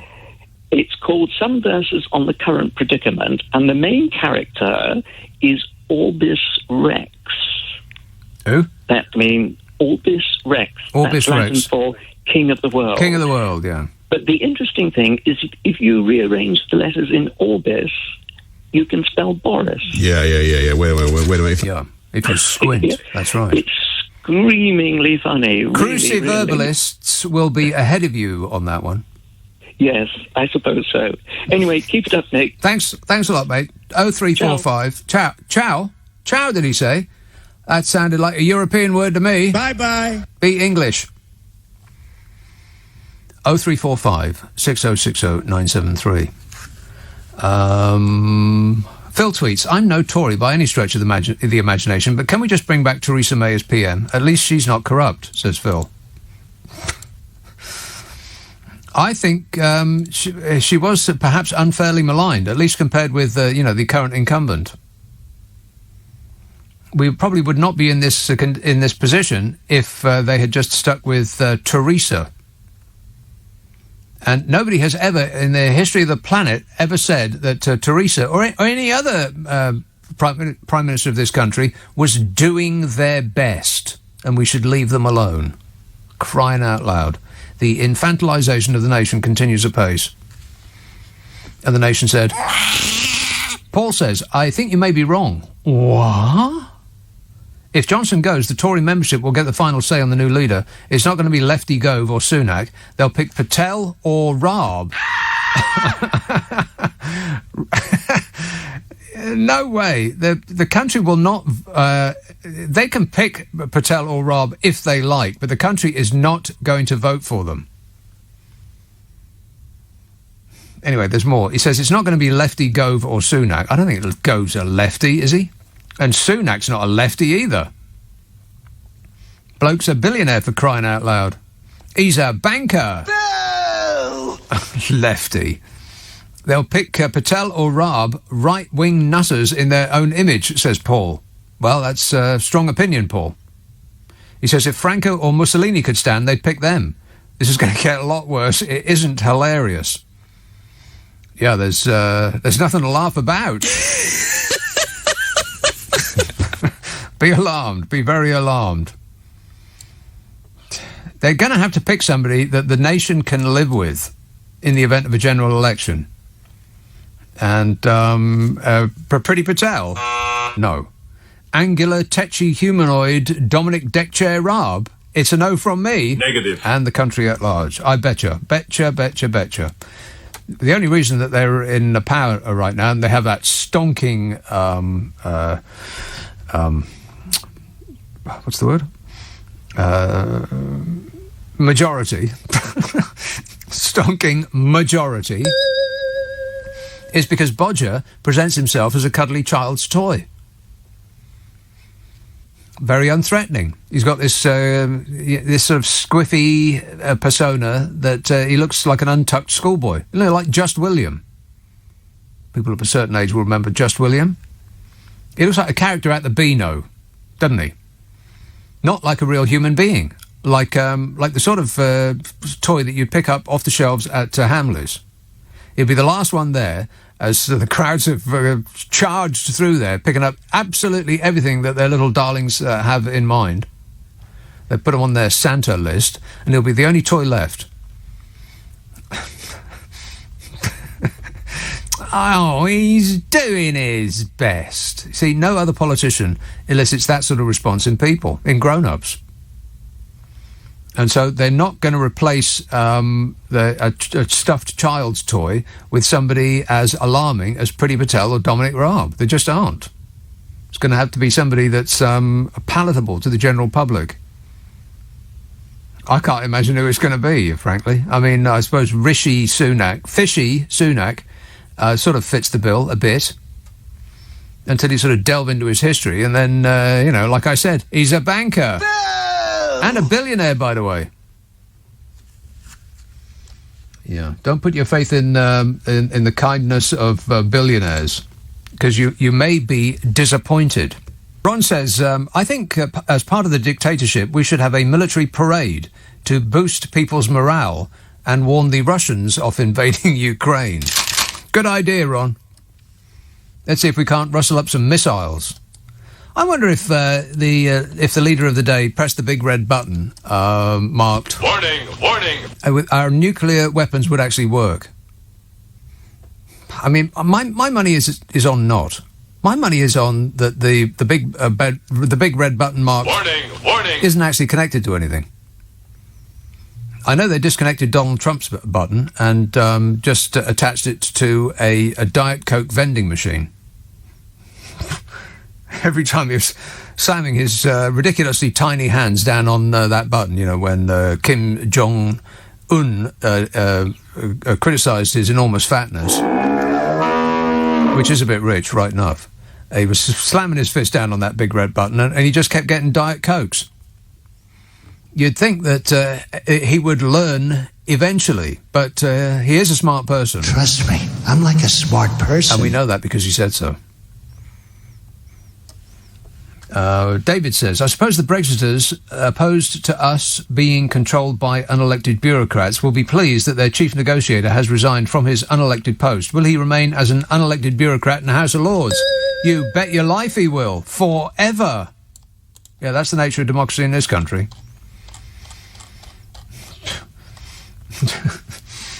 It's just comical. It really is. It's, I don't know, is it funny anymore? I think I might be on the verge of running out of funny.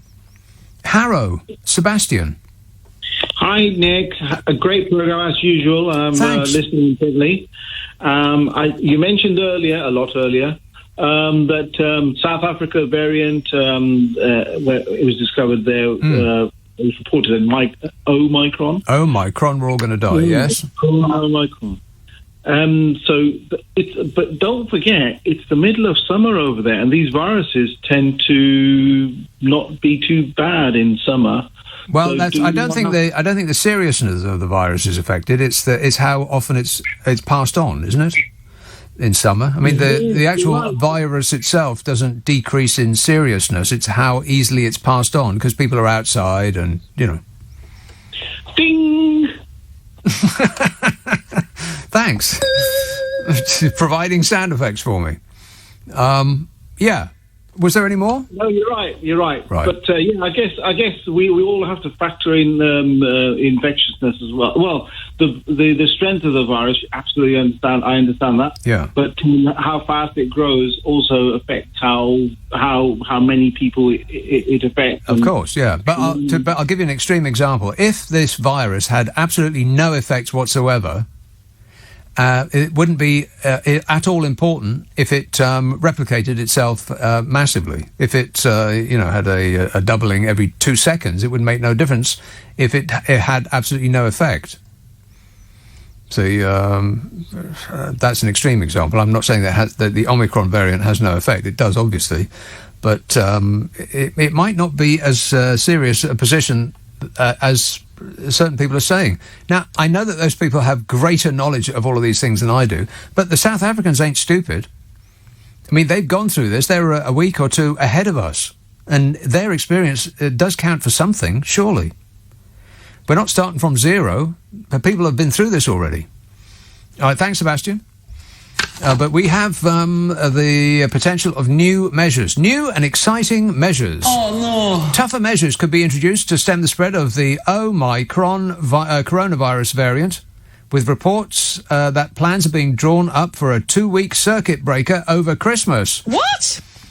Ministers are due imminently to present draft regulations that would mean England, at least, returning to restrictions last seen in April.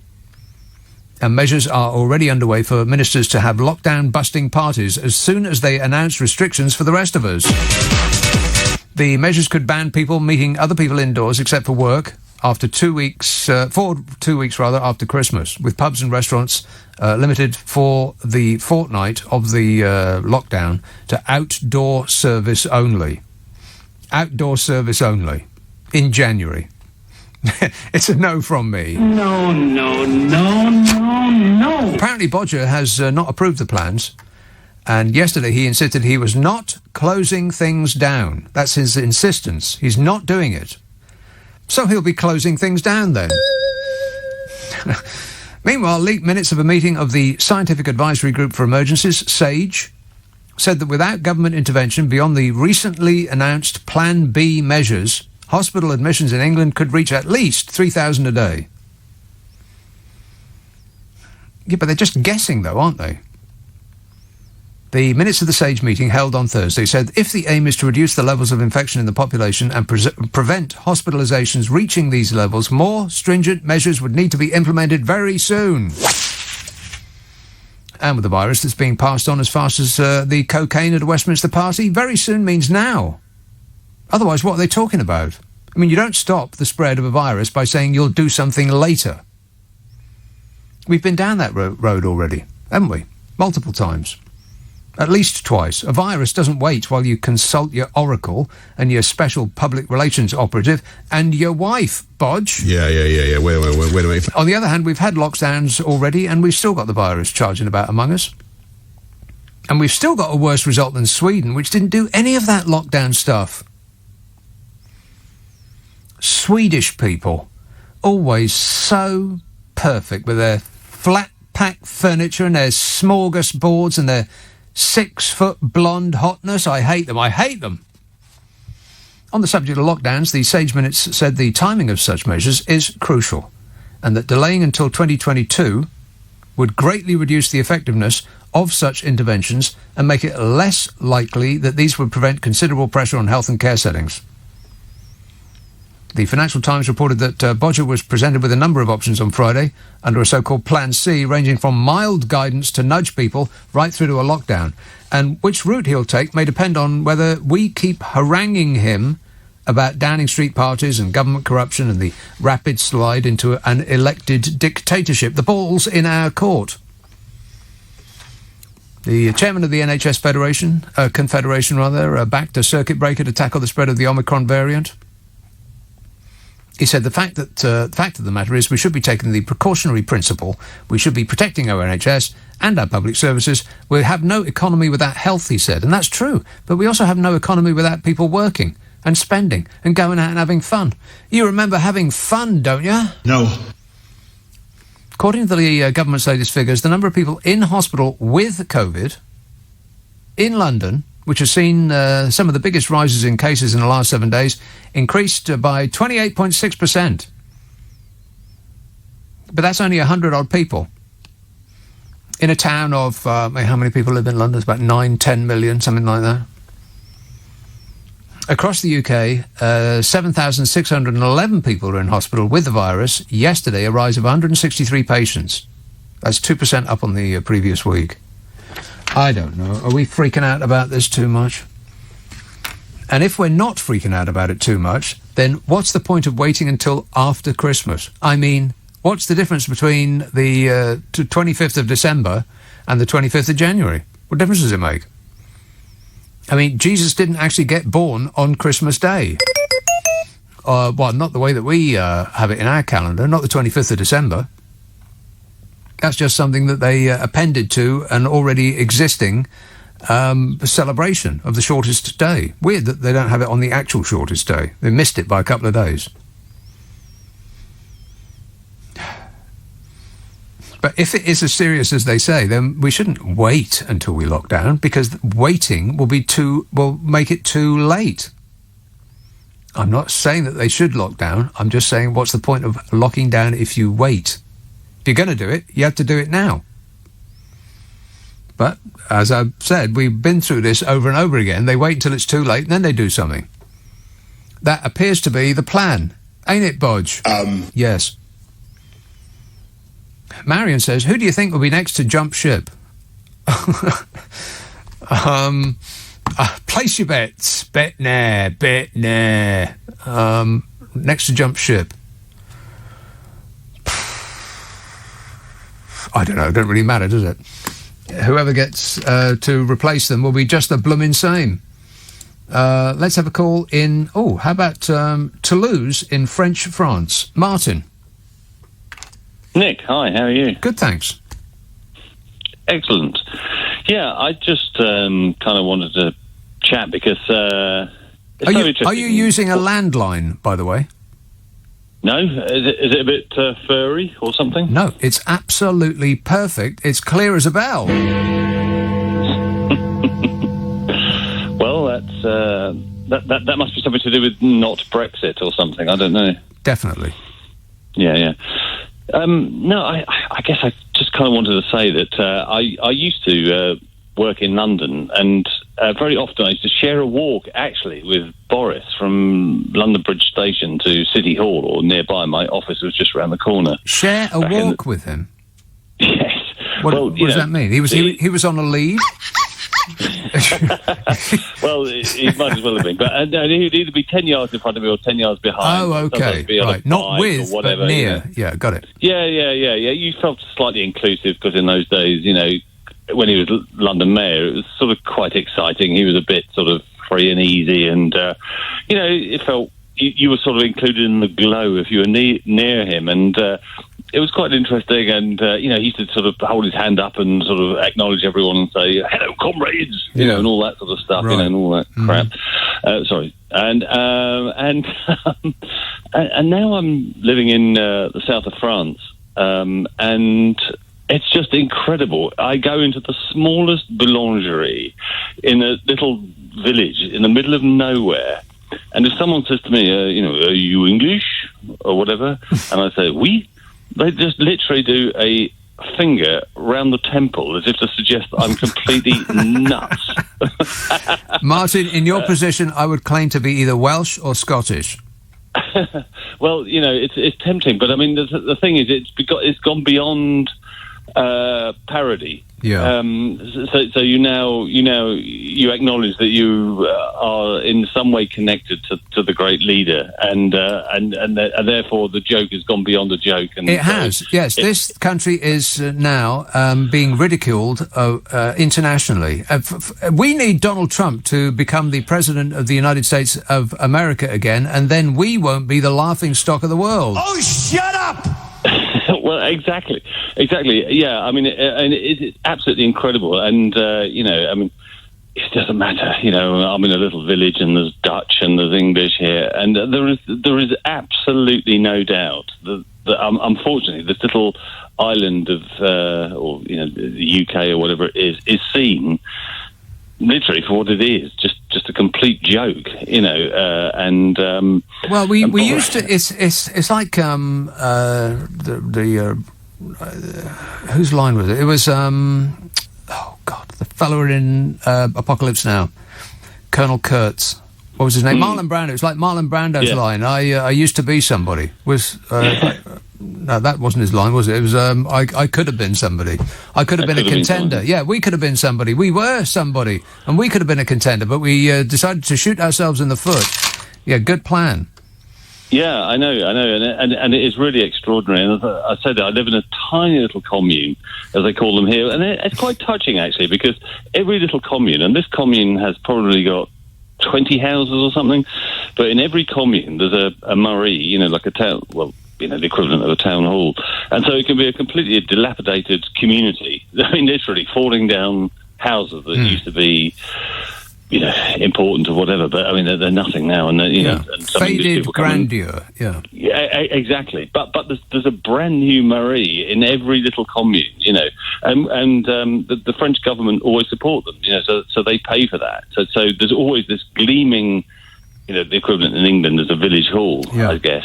And let me ask you something about an unrelated topic. If you wanted to go and see your GP, how long would it take to do?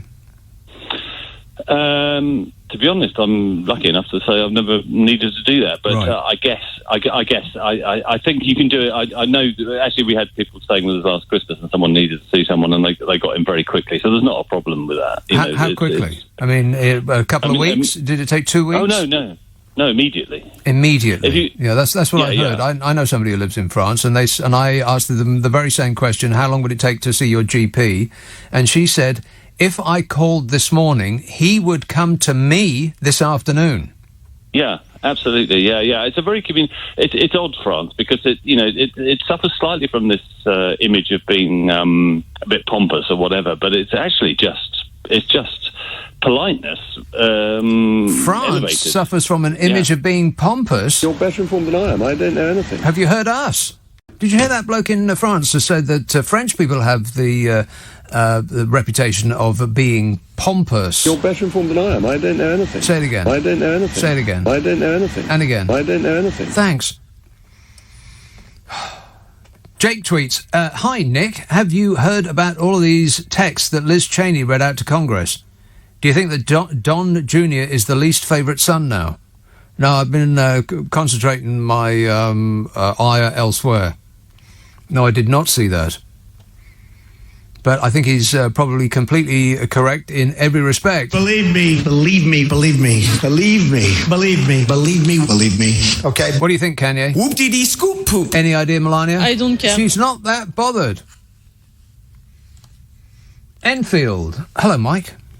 Hi there. I think it's about time we followed Singapore and Greece. Those people that don't have the jabs should pay the fees of the NHS. That's we're all paying the fees of the NHS. Yes, but the jab is available. Why do we have to put more pressure on the doctors? Because people are selfish and they don't want to have the jabs. Well, selfish might not be quite the right word. People are frightened, perhaps, or they're concerned, or they've read something that they didn't like the sound of. But look what's happened in the last few weeks with this COVID from South Africa, and the genes of South Africans are not the same as the genes of Europeans. And they eat different foods, and they're in different areas, aren't they? So we don't know how it affects the British compared to how it affects the Africans. Well, they're in a different country. That's definitely right. True.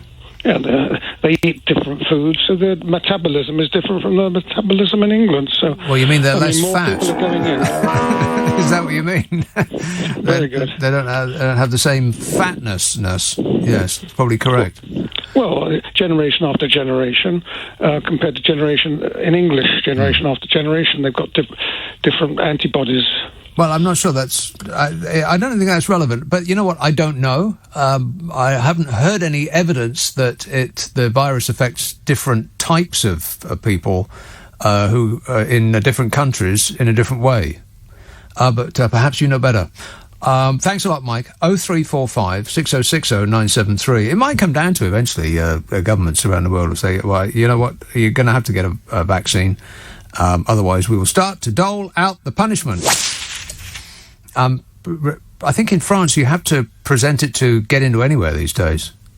If you want a refreshment, booze, then you've got to present proof that you've been vaxxed, I think, in France. I'm not entirely sure what the rules are these days, but I think they're more strict than ours are. And Holland is closing down its hospitality. Want to score some pot? And so people were freaking out over there. Long lines to make sure that they got all of their, supplies before the shops shut. So, relatively speaking, we're having, an easier time than some, but not as easy as others. See Swedish people for full details. I have detailed files about Sweden, by the way. I don't know if I can bother to read them all. Shall I give you the numbers? I mean, Sweden is a place that I used to talk about all the time. When this mess started, God, it seems like so long ago. And people will call up and shout at me for even suggesting that there might be another way to deal with this virus. Well, we've had about 146,000 deaths so far. That's 0.2% of the population. Sweden, on the other hand, has had 15,191 deaths.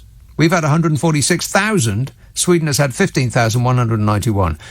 That's 0.2% of our population has died with COVID. 0.09% of the population of Sweden has died with COVID. So they've had less than half of our fatality rate per head of population. And Sweden's had hardly any restrictions at all, practically nothing. We would not have recognised their experience of this compared to our own. They have less than half the death rate that we have. Belgium has about the same population as Sweden. They've been locking down like we have, and they've got a worse death rate than we do. And way worse than the Swedes. So this whole idea that locking down is the it of it, and is the only way to allow more people to survive than would otherwise be the case, it's not necessarily true. I'm not sure it's been utterly, completely and totally proven. I mean, we've locked down over and over again, and we've still got it. 0345 6060 973. Tooting. Hello, Jan. Hi, Nick. Jan. Good evening. Yes, your show is very upbeat. It's uplifting even when some of the news is quite grim. Yes. but I rang through to share an experience of mine travelling by railway, which I can't remember when I last went anywhere far away, not far away, but made a journey by bus or railway. I stayed very local, walking around, and I felt brave. I had to go somewhere important because I've had my booster jab. Oh yeah. I'm feeling, reasonably safe. I've got a mask that protects me from other people. Probably not. No, remember the mask protects other people from what you have. No, I've got a special mask. At least, if it's. I may have to. It's one of those nanotechnology masks with charcoal and stuff. Does it cover your whole head and only comes in black? Is it one of those kind of masks? No, but I've got two types of masks that claim to protect me and other people from me. So right. I did a bit of research. I need to do more to stock up, and they can be cleaned, not thrown away after one wear like some of these masks. But I didn't mean to speak about. I want to speak about. I'm not surprised that this Omicron is going like wildfire around. Because when I was out there were times when I started to panic. I couldn't get on the train at some point because it seemed to me that people still aren't taking it seriously. When you say train, do you mean train or tube? Railway. Railway, okay, No, the I overground. wouldn't go on the tube. It's too closed up. But I went by, southern railways. Yeah. I mean, Tooting, I had to get to Croydon. Oh, why would you want to do that? Why would anybody want to go from the delights of Tooting to Croydon? Oh, because I have a dentist there. Oh, a dentist, right. It's the only one I feel safe in. Yes. So anyway, the thing is that what I mean, it's great to go out, but when I see how people are on the trains, I couldn't get on a couple of trains because too many people. It was so crowded. Right. Oh, well, I find that surprising because I've been on a train. Mind you, I didn't go during the rush hour. I'm not even sure that the rush hour exists anymore, does it? But I've been on trains every now and again, about once a week for as long as I can remember, and they're empty. Totally, utterly and completely empty. I got not only the entire carriage to myself, but the two carriages either side of the carriage that I'm sitting on, I've got to myself. The only other person on the train apart from me was a driver. But I tell you what worried me is that people aren't wearing them. Quite a few people didn't have on masks, and I kept moving around to get away from them, to get away from people. And though there wasn't there were so many people, but a lot of them weren't wearing masks. And if those who had masks didn't have them on properly, they were halfway off the nose. Right. And what was really awful was that it seemed like everyone was a bit zombified. At one point, it seemed that people were like zombified because I looked up and I suddenly realised all the windows, the ones that you can pull open, all of them were practically closed in the whole carriage. Yeah, well, you don't want fresh air to get in. No, but that's what I mean. And there were people, people weren't necessarily keeping... I know, but next to each other. Morons, Jan. Go around and open some of the windows. Yeah, morons, Jan. We're surrounded by morons, and there's nothing we can do about it other than to not go out. Let me see who I'll try to connect at this very moment in time. It's another French caller from French France, Limoges, James. Hi, Nick. I have actually phoned you before, well, way back, but you had a caller on earlier from Toulouse. Yes. And you asked him a question about how convenient it was to get a doctor's appointment. Yeah, just as a point of order, this is another superb line from France. Are you talking to me on a mobile phone? No, I'm actually on a landline. On a landline? Yeah. Go ahead.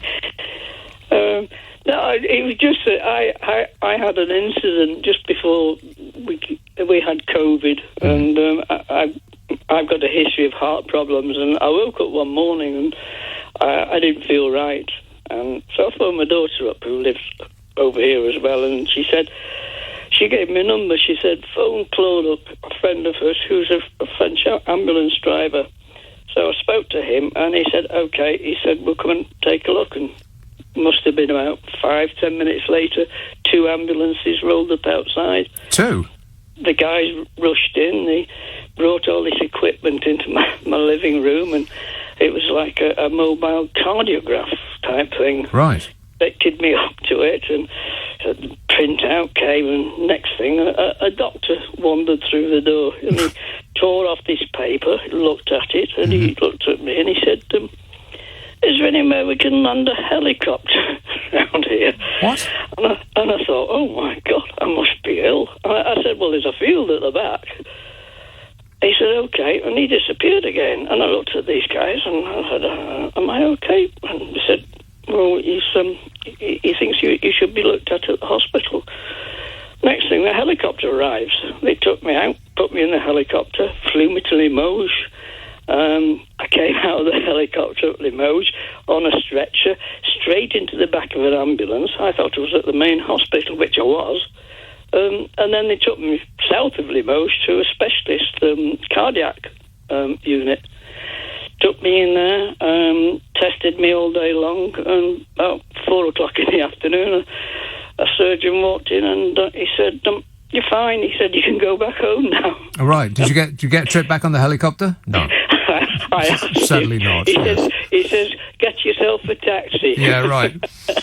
Well, that's how efficient it is. Yes.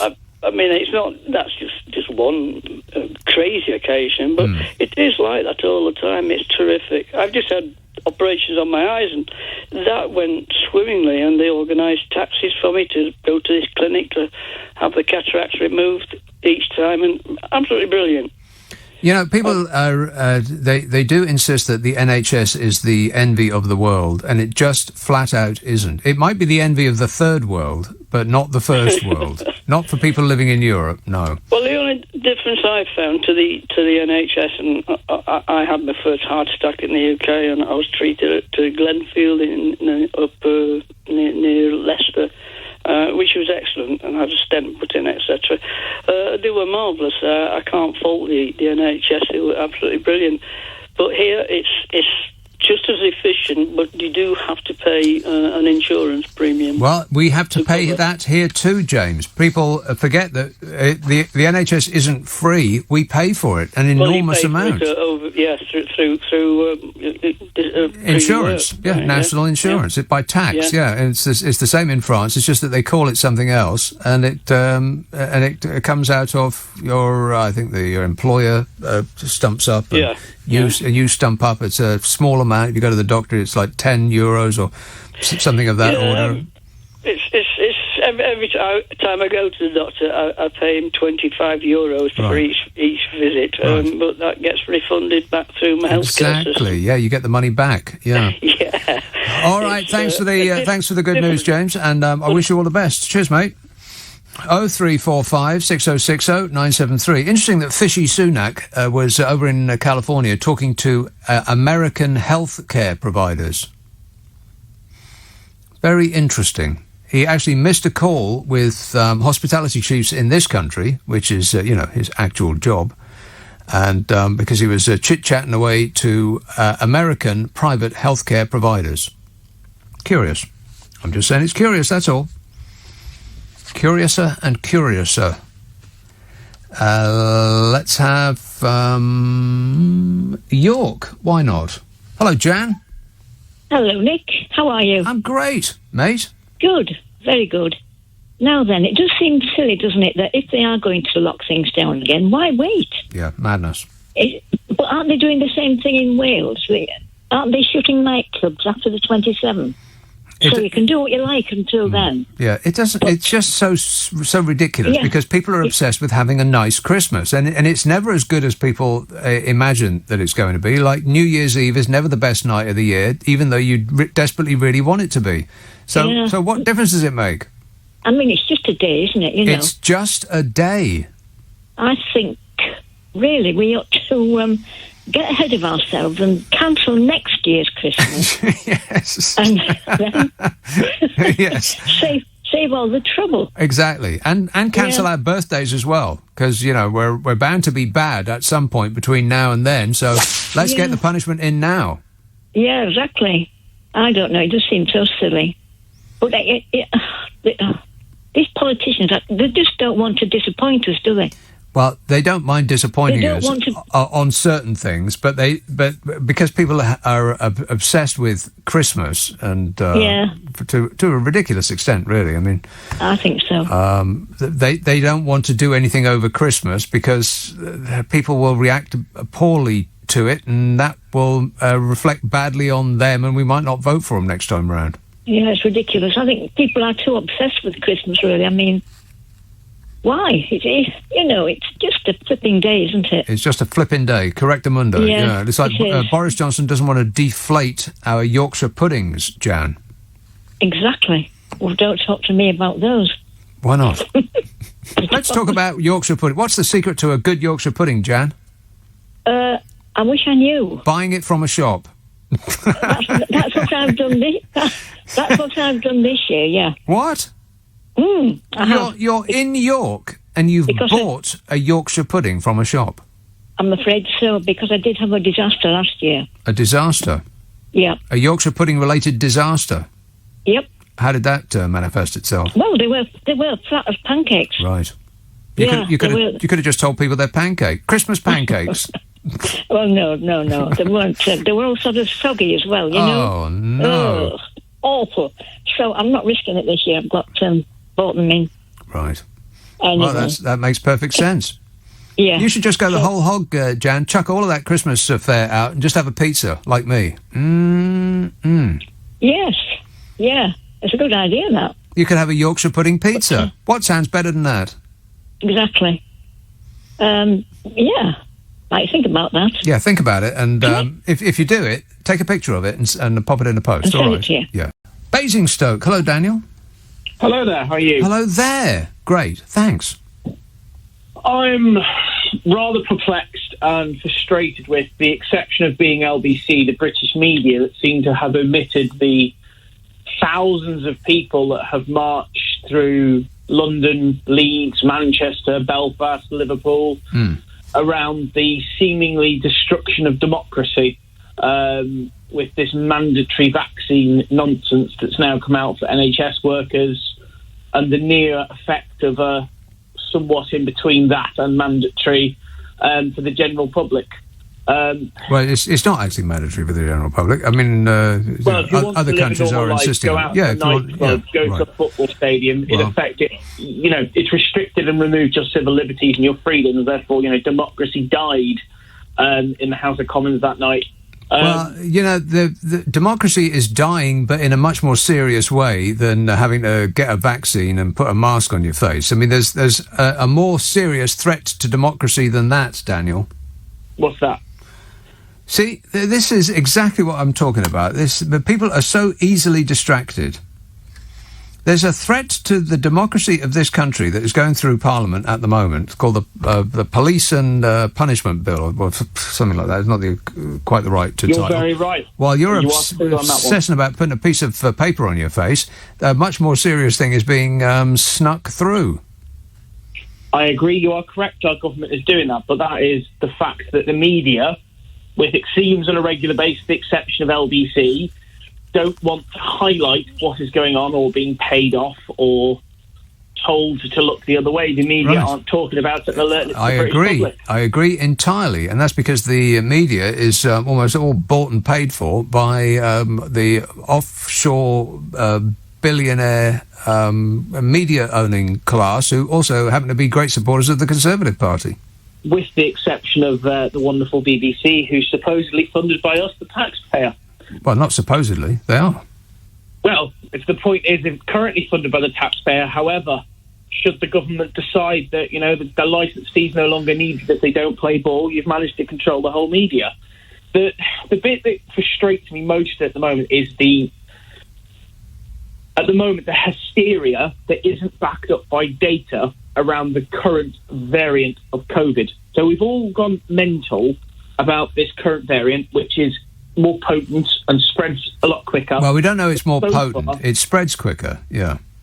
It so far doesn't seem to come to the point where it doesn't relate into hospital admissions. So you look at the argument of hospital admissions exactly a year on from today, it's 50% less. Yeah, I know, but if we can get into numbers about this, but it's too soon to be able to tell. But as I was mentioning earlier on, the experience for South Africa is they're a couple of weeks ahead of us, and they appear to be sort of through it and out the other side. Well, this is the point. This is the question of there's even the doctor who discovered it was on. She came on a Skype call on a. Yeah, I know. Online, I saw that too. Yeah. She was saying, "Stop freaking out." Exactly. It's frustrating. I don't understand why the government's gone so nuclear, and we're now saying get another vaccine. But the main question here is we were all... Well, you can say get another vaccine, but most of the people that have died with it in South Africa, most of the people who are hospitalised with this new variant in South Africa are people that haven't had the vaccine. So, you could say it's just a coincidence or that one might lead to the other. But anyway, Daniel, this is really not the kind of show for this. You have taken over for a good long while here, and that's not really the direction in which this show travels. Call me tomorrow, or rather later tonight, and we'll chit-chat away to you to your heart's content. Coming here and trying to take over this show. Can you believe that? Robbie texts, if Boris is found guilty of breaking the COVID laws with his parties last year, will Priti Patel deport him back to the USA, where he was born, as they have done with other people this year? Ryan says, if they used to give if they used to give people £250 for every clip used in You've Been Framed, I'm wondering how much you think people are charging for all the leaked footage of the government's special edition. Bruce says, as they now need a new Brexit negotiator and someone independent and trustworthy to investigate the shenanigans last Christmas, there is only one suitable candidate currently out of work, Prince Andrew. 0345 6060 973. Whatever happened to Prince Andrew, by the way? Dulwich. Hello, Ashley. What are you doing, dude? You nearly had me in a serious conversation with an anti-vaxxer. Yeah. What's going on to your show? What are we doing tonight? I don't know. I lost my way there for a moment. You got involved. He sucked you in. Come on. Stick to the script. That's right. Yes. What was I going to say? Lord Frost. Yeah. How funny is this? The guy messed up his own deal. We all know he messed up his own deal. He kind of complained about the deal that he signed. And under the cover of another scandal, catastrophe, he says, OK, no, hang on a minute. I don't agree with what have I got? Net zero, net free carbon. Yeah. That's what I'm going to go with. Exactly right. Yeah. Anybody believing that? No. Not really, no. Exactly. Because this dude is famous for his anti-carbon approach or pro-carbon approach or whatever the angle is. I find it brilliant that the rats are leaving the ship at the minute. And I think that the hilarity of it really lies in the fact that the right often end up eating themselves when they get too cocky. Well, I don't know. I think that's the left's speciality, that they end up fighting each other. They fight themselves down to the ground, and the right wing step neatly over them and assume power.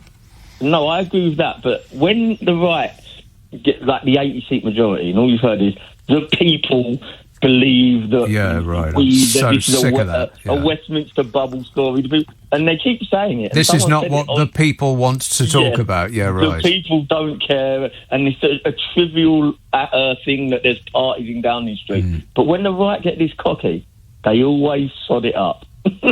They always mess it up big time, and I find it hilarious. And we're starting to see that even this guy, Frosty, the snowman, the go man, as someone said earlier, even he thought, you know what, now's the time to exit stage left.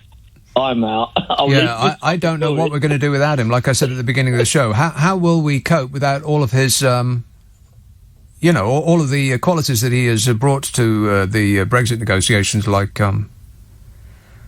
I've completely drawn a blank. Thanks a lot, Ashley. Here's the statistic that I've read out a couple of times. Overall, and this is in the Express newspaper. They report that the Brexit trade deal that we've got, that we are suffering through at the moment, is only approved by 12% of the population. 12%. 12.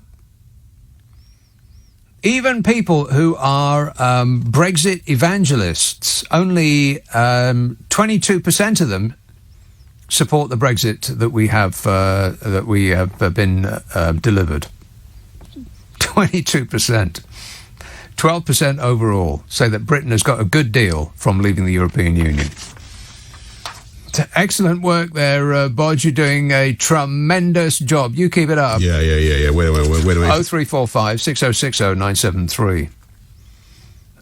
Kevin says, I think he has left the post because he has earned enough money. He's not surely getting paid for that, is he? He's not getting paid for that, surely. Can we have our money back, mister? No. Apparently not. Let's have a call in Queen's Park. Hello, Michael. Hi, this is me. Am I on? It sounds like you. Okay, it's Queen's Park. The reason I called in is you've got your COVID death stats wrong. What? Your COVID stats death. Let's deal with Sweden. You can't compare Sweden with Belgium. Sweden has a population density of about 25 per square kilometre, and Belgium's about 350. Michael, are you getting to that figure by dividing the number of square miles or whatever measurement you wish? No, I'm looking it up. I just looked it up. Yeah, but no, are you getting to that figure? Is that figure arrived at by dividing the square miles in the country with the number of people in that country? Probably. Yes. So, and can you see the flaw in that thinking? Well, let's get to comparing Sweden with Norway then. No. It doesn't really matter where you compare them to. If you are coming to the a number of the I can't remember what the phrase you used there is. What's the phrase you used? Norway compared with Sweden. Yeah, but what's the figure? Of what? Norway's population density. That's right, population density. If you're getting to the number of population density by just dividing the space in the country by the number of people, then the flaw in that argument is obviously that people don't live in fields. They don't distribute evenly throughout the country. People in Sweden live in towns just as much as we do here and everywhere else in the world. People don't just live on their own up mountains and in fields and on lakes. They're all squeezed together in Sweden just like they are here. I mean, the population density in this country is, like Birmingham, is exactly the same as like Stockholm, for instance. It's the same. It's the same everywhere. Everywhere lives on top of each other. Just because Sweden's got a large space doesn't mean to say that people have a lot of space around them. They're living in tiny little flats on top of each other, just like we are, Michael. We did the same thing 20 times. Can we move on? Well, unless you're going to just repeat your assertion that you can't compare one country to the other. I'm going to compare Sweden and Norway then. Well, what difference does it make?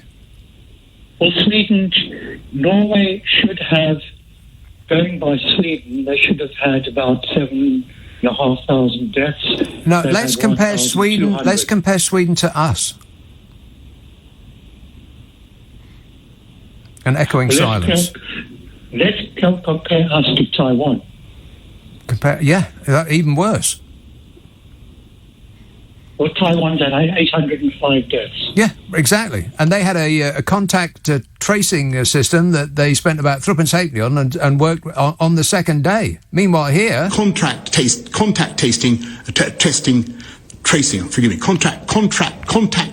Here, the dear leader still can't even say it. But what's your point, though, Michael?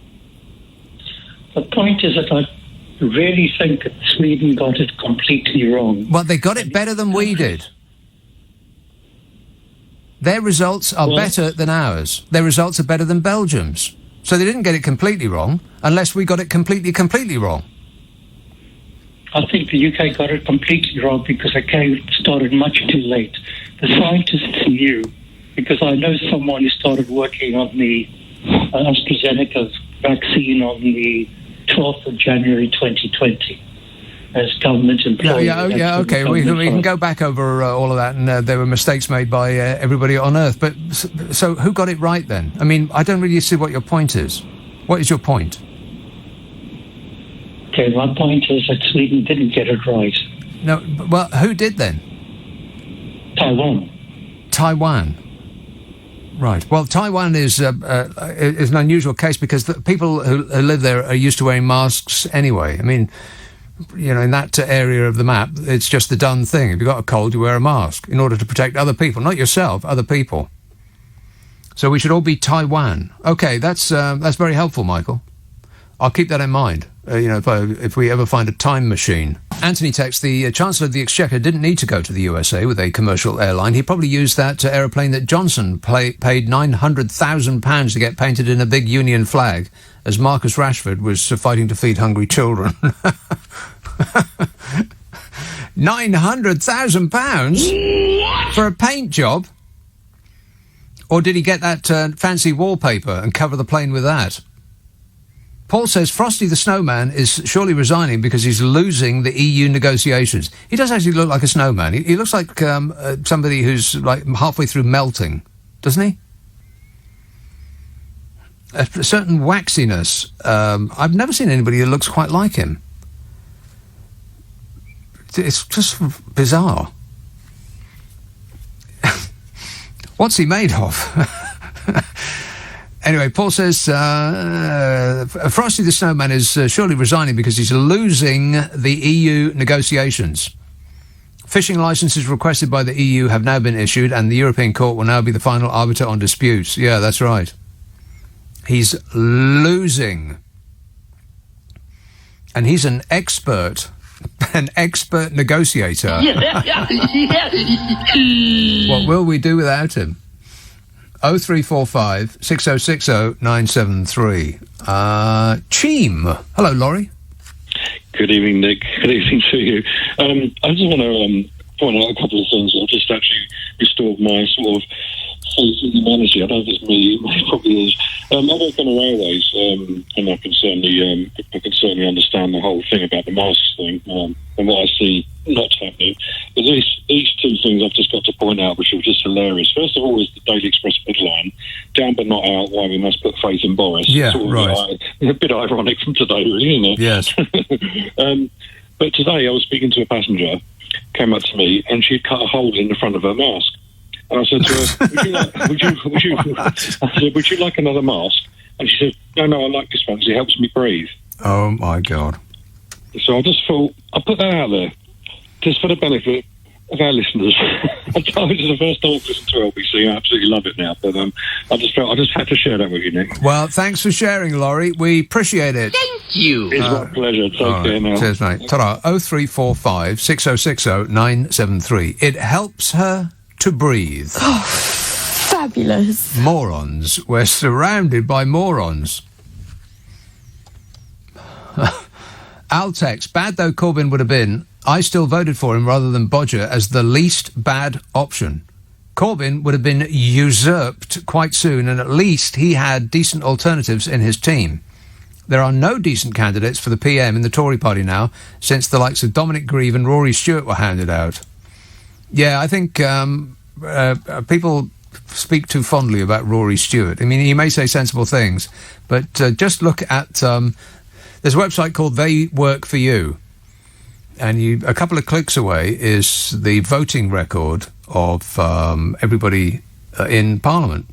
You can see what they voted on, how they voted on the various issues. And to my eyes, they're all a bloomin' same. I did actually look it up. I did homework, if you can believe that. I will find it for you, if absolutely necessary. It's not coming to hand immediately, but it will. Don't you worry about that. Oh, there we go. Okay, name a potential to take over at random. Go ahead, I double dare you. Rishi Sunak. He seems like a nice man, don't he? No. Consistently voted against paying higher benefits over longer periods for those unable to work due to illness or disability. Well, we wouldn't want to help them, would we? Voted against a more proportional system for electing MPs. Yeah, I bet he did. Consistently voted for a reduction in spending on welfare benefits. Voted against removing hereditary peers from the House of Lords. Well, they always want to join that club, don't they? They're not going to extinguish the possibility of being in the world's best club for the rest of their lives. Consistently voted for reducing central government funding of local government, which is a particularly Conservative Party thing. They drain the money out of the local councils and then blame the local councils for not being able to provide the services that people need. Generally voted against laws to promote equality and human rights. Well, why would humans need rights? Almost always voted against measures to prevent climate change. Consistently voted against higher taxes on banks. He being a banker. Boo! Of course. Consistently voted for reducing capital gains tax, which is where the rich make their money. You don't become a billionaire by getting paid. It's assets. consistently voted for a reduction in spending on welfare benefits, consistently voted against paying higher benefits over longer periods for those unable to work due to illness or disability. I'm pretty sure I've already mentioned that. And if you look at each one of the options to replace Bodge, they're all the blooming same. They all vote against an increase in welfare benefits. They all vote against raising welfare benefits at least in line with inflation. It's basically taking money from the poor and giving it to the rich. And they all, almost every single one of them, are exactly the same. So if you're expecting a change in direction, if there's a change in leader, well, I've got bad news for you. East Yorkshire. Hello, Mike. Hi, Nick. It's even worse than that, because if you look at Bridgen, Francois, Baker, Owen Patterson, etc., Edward Lee, all the rest of them, their voting records are all identical. They're the same as the potentials. The whole bunch of them are the same. As though automatons. Affirmative. Yeah, like robots they are. Correct. Absolutely, yeah. I'll tell you what, though, you were talking about that WhatsApp thing that Sam Kurtz put on the internet earlier on. I thought it was quite sinister, to be honest, because we've got the Borders and Nationalities Bill going through where we can just de-citizen people. Yeah. And there was Steve Baker just happily cancelled Nadine Dorries and then got complimented by Bridgen for doing it. And yeah, it's scary. It's quite frightening. It is interesting that those people who yell about freedom of speech the most are those most keen to cancel everybody that they disagree with. Absolutely. It really did. It quite bothered me. It sent a shiver down my spine when I saw him do that. I thought, yeah, and you're putting the legislation through to do that to anybody you want to now. Mm-hmm. It's not good, but last little thing. Frosty. You said you can't think of anyone who looks like him. Well, there is one person that he reminds me of. No, don't tell me. The Michelin Man. No. Digby Jones, the man who said that the German motor car industry would come over the horizon like the cavalry. Oh, right. Yeah, the BMW and Mercedes, they're going to insist on the European Union giving us a good deal because they want to sell their cars here. Yeah, right. And he is a Michelin man, but he's got that same pasty look about him. Yeah, what is that? Pastiness. That's, he needs to go outside. Get a bit of sun on you, Lord. Oh, no, can't. So you just melt. Melt in the sun, probably. But Bojo could kill two birds with one stone. He could ennoble Farage and appoint him as our EU negotiator. Yeah, that'd be great. I think that Nigel Farage is fit to run this country. Nigel Farage is not fit and proper to be in government. Not even in government. Never mind about running this country. Cheers, Nick. All right, thanks a lot, Mike. How's Brexit going, by the way? Brexit's going great. Glad to hear it. Natalie emails, another self-serving mediocrity exits stage right. Had to give Frosty credit for throwing Johnson under the bus before Bodger had the chance to do the same to him. Yeah, that's about right. And I totally believe that his resignation was based on ideological differences and absolutely nothing to do with the Brexit agreement rules due to come into effect on January next year. Just a couple of weeks away. If you think it's bad now, just wait.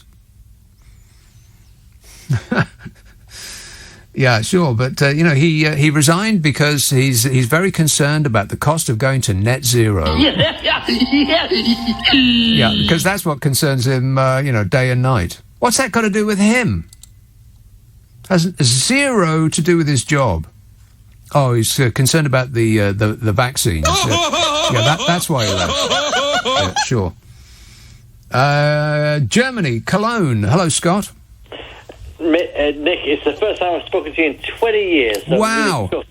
I'm really chuffed to be able to speak to you again. Look, can we stop blaming the politicians? Because they are the ones who say beforehand what they're going to do, and then they get elected by the so-called great British public, and they end up doing it.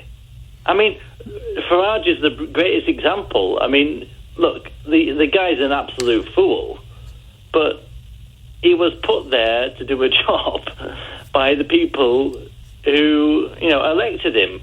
And you know, when we watched him on YouTube all the time, giving these terrible speeches in the European Parliament, which was embarrassing to the whole of us, especially the Brits living in Europe. I mean, the fact is, he was put there, and he said the same things before he got elected.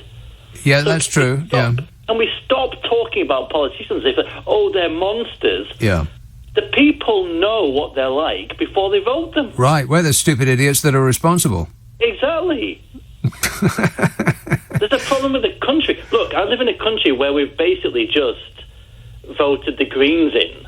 There's a coalition government in Germany, and the Greens are up there now. Now, that's quite a healthy country. There is a far-right movement here in Germany, you know. Well, there's a far-right movement everywhere. I mean, every country on Earth, you'll find a far-right movement if you look hard enough. Right. But look, the Tories, like North Shropshire just now, that's a miracle. Because they've been in for 200 years. Yeah, that's true, yeah. They've never had anything other than a Conservative representative. But we've really got to step back from this. Oh, my goodness, these Tories are monsters. They're terrible. No, they're voted in because people know what they're like. Right. Yes, it's a people problem. It's not their fault. It's our fault for putting them in that position in the first place. It is. So let's just accept that this is what we are. We're not nice people. No. I mean, look at the way the whole country has reacted about this poor boy in Birmingham and this poor girl in Bradford. Right. Well, now okay. Well, of course we are. Yeah, but now you're really bringing us down. No, but hold on. We're disgusted by that, but yet we can have kids drowning in the English Channel. Oh, well, we don't mind about that because... no, we don't mind. They speak with a funny accent, probably not... and some of them might not speak English. I bet some of them don't come from here. Yeah, so forget about them. Push them back out to sea, let them drown. Yeah. All right, thanks for the bad news, Scott. I can't take it anymore. But he's right. And it's not just us, it's... I think it's the species. It can only be attributable to human error. Coming up at 1 on LBC, Clive Bull. Brexit Minister Lord Frost has quit the Cabinet, citing disagreements with the government's direction. What do you make of this latest blow to Boris Johnson? Clive Bull on LBC. Shane Ritchie here, and I'm currently starring in the ultimate rags to riches pantomime adventure, Dick Whittington, at New Wimbledon Theatre. The journey to become Lord Mayor of London is packed with comedy for all the family. Oh, and I'm going to need your help to defeat Queen Rat and a revolting rodent army. The show must end on Sunday the 2nd of January, so book today at atgtickets.com/Wimbledon. Flu and COVID-19 can both be life-threatening and spread more easily in winter. That's why, this year, people aged 50 and over and those in an at-risk group can get their COVID-19 booster and flu vaccine now. It's the most effective way to boost our immunity and protect ourselves and those around us from these viruses. Book your vaccine appointment today at your local GP practice or pharmacy. Get vaccinated, get boosted, get protected in Southwest London. Ain't nothing changed here. Getting sushi delivered by a reindeer. Most wonderful time of the year. It's a just eat anything vibe over here. Warming up with a miso soup. Miso bossy and miso snoop. Got my man Mr. Claus on the line. Let him know that it's just eat time. Happy holidays, it's a doggy dog Christmas. A lot of treats to complete on the wish list. Whatever the venue, hit up the menu. Did somebody say, just eat? Every dog has a tale to tell. So for pet insurance policies as unique as they are, visit petsinnapickle.co.uk. This is LBC with Nick Abbott. Call 0345 6060 973. Tweet at LBC. Text 84850. Come on, we're running late.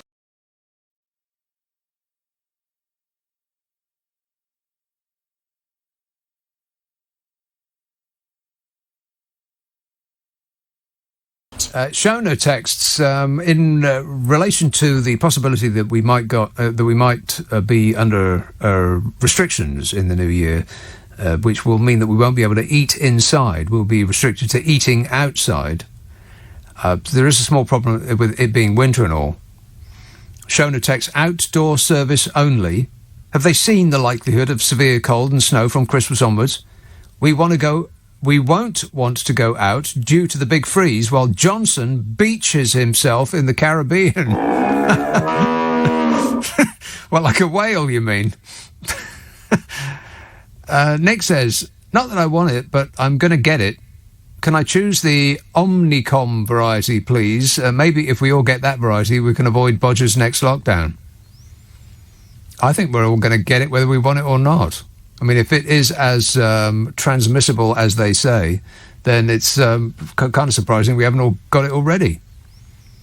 Just in case they shut everything down and we weren't going to be able to get a haircut, I decided, to hell with it. I'm going to go and get my haircut on Thursday. Yes, a couple of days ago. And I thought, this is a really stupid idea, because the person that cuts hair is going to have his face next to other people's faces all day long, day after day after day. So if anybody's going to have it and be able to pass it on, it's going to be the barber. But I was about a month overdue for a haircut anyway, and I thought, if they do lock us down again, and it's going to be like another month, 2 months, 3 months, something like that, I'm going to look like Catweasel. No, Nick, you won't look like Catweasel. Why do you beat yourself up like that? Going to get a bit of help here, please. So I thought, to hell with it. I'm just going to go and do it and suffer the consequences. And I may have a long incubation period, I don't know, but so far nothing. So far nothing. But I did sort of shallow breathe throughout. I thought that will work. I'll just hold my breath for half an hour. Problem solved. And he did try to engage me in conversation, because it must be so boring cutting people's hair all day long. But it's like, where, do you live around here? Yeah, where are you going on holiday? Well, no one's going on holiday anymore. But he did try to engage me in conversation just to pass the time. But I didn't, I was sullenly monosyllabic. Well, you try it. You try that. Sullenly monosyllabic. Sullenly monosyllabic? Smart Alec. Why, I order. Yeah, sullenly monosyllabic I was. So he asked me a few questions, and I'm like, yeah. He got the message eventually. I just didn't want to have a conversation with people, be under like a hail of his spit. I didn't want that. So yeah, I did start with my mask on, but you can't really cut someone's hair with their mask on, because it's the thing that goes over the ears, and it it gets caught on the comb. So I was a brave little soldier. I just didn't want the idea of not having to get my hair cut for like 3 or 4 months. Again, like last time, where I almost decided to cut my hair myself. God, that would have been a catastrophe. Can you imagine? Let's have... oops, what have I done? Oh, no. What have I done? There you go. Selby. Hello, Paul. Oh, hello, Nick. Oh. I did actually cut my hair a few months ago. How did that work out? Well, not very well, really. Not very well, no. No, it was quite short at the end of it, and luckily someone came round and tidied it up, because right. I used a beard trimmer to do it. And, that's probably not the right thing to do, is it? No, so I ended up with a really sort of like, I guess, number one or something like that. Oh, so right. Now, is that the first time you've ever had a hair that short? No, once before there was a mistake when I lived in Spain. An error. And I had my head shaved. And right. That's another story, really. And were you alarmed at the shape of your head? When? When you had it really cut really short? Well, the first time in Spain, my parents walked straight past me in the street after it had been done. Right. And nobody recognised me. Yeah. And it just was a sort of language problem with this Spanish hairdresser that came round to cut my hair, and she didn't, I don't know if it was deliberate or not, but I ended up looking like a fairly convict, and my own parents did recognise me, you know. So yes. But when you saw the shape of your skull, were you alarmed, or you think, hey, that's a bit of Bruce Willis going on here? Well, that's funny you should say that. Actually, in my sort of deepest kind of coma time, I was actually compared to Bruce Willis. Right.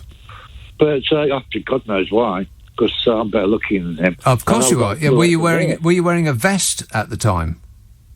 I was probably wearing something like that because it was Spain and it was hot, But no, apart from that drastic haircut, I normally sort of a bit of an old hippie, really, Right. Well, on behalf of British people, I'd like to apologise to the Spanish for the shaven-headed men in vests who clog up their beaches. Of course, not lately, but, ordinarily.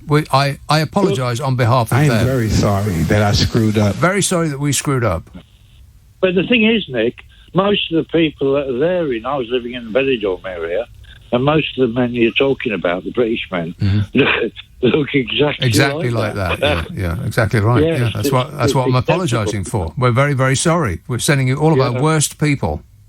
Yeah, including me. Yeah. So anyway, but the reason I phoned up, actually, well, loads of reasons. I bought some load of vinyl today, vinyl records. Oh yeah, what'd you get? 80s stuff for my sister. 80s? Yeah. The 1980s? Oh no! Yeah. Ugh, the worst decade. It wasn't. What'd you get? Got, Duran. Oh my God! It just got worse. Oh no! Twin, oh, you have to stop speaking, Paul. Ultravox. Now then, hang on. Ultravox. Painful. And that's about it, really. Well, that's too much. That is too. You want to crush those records up immediately and throw them away. I'm giving it to my sister, mate. I don't even have a record player. You're giving them away. Excellent choice, Paul. Yeah. I would have bought them and thrown them away. Well, the thing is, there is one in there which is the all original not Cliff Richard, Little Richard, and all that sort of stuff. Oh, well, there you go. Rock and roll. You've been you're saved by the bell. All right, rock and roll. Thanks a lot, Paul. Shall I do one more, or is that tempting fate? What do you reckon? I've never been much of a gambler. Right, see, now I'm alarmed. Now it's a gamble? Oh, all right then. Let's see how this goes. Fulham. Hello, Phil. Hello, mate. How are you? Yeah, good, thanks. Mate, listen, do you remember when we was kids, and our parents used to have chicken pox parties? No. Well, have you ever heard of chicken pox parties before? Oh, chicken pox. I thought you said chicken box parties, and I thought, what's that? Chicken pox, yes. Yeah. Chicken pox parties, right. Yeah, mate. So do you know why our mums told us that we need to do that? Because our mums knew that when we get chicken pox as kids, we'd have natural immunity for life, innit? Right. Okay, and the same has always worked for measles, mumps, chicken pox, all of that stuff. Mm-hmm. So my mum used to do that when I was a kid, and she made sure that I caught all of that gear. Yeah. And look, measles, mumps, chicken pox, all of these viruses have been mutating just as fast as the COVID virus.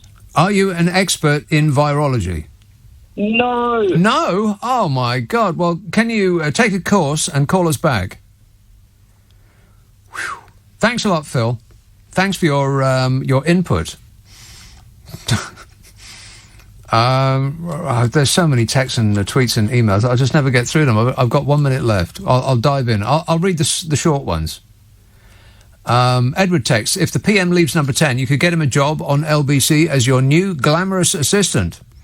What do you reckon, Bodge? He's thinking about it. James says, can we expect a Christmas stunt from Bodger, perhaps dropping 50 quid notes onto homeless people on the streets as opposed to burning them in front of them as part of his Bullingdon Club initiation? Bridget says, in the UK, the water companies dump sewage into rivers. It's a great way to further the multiplication of the virus. Sewage? Disgusting. Al says, the money spent on the pirate track and trace app could literally have replaced the majority of the Royal Navy. That's actually probably true. £56 billion. Where did that go, by the way? Anybody any idea? Yeah, we're looking into it.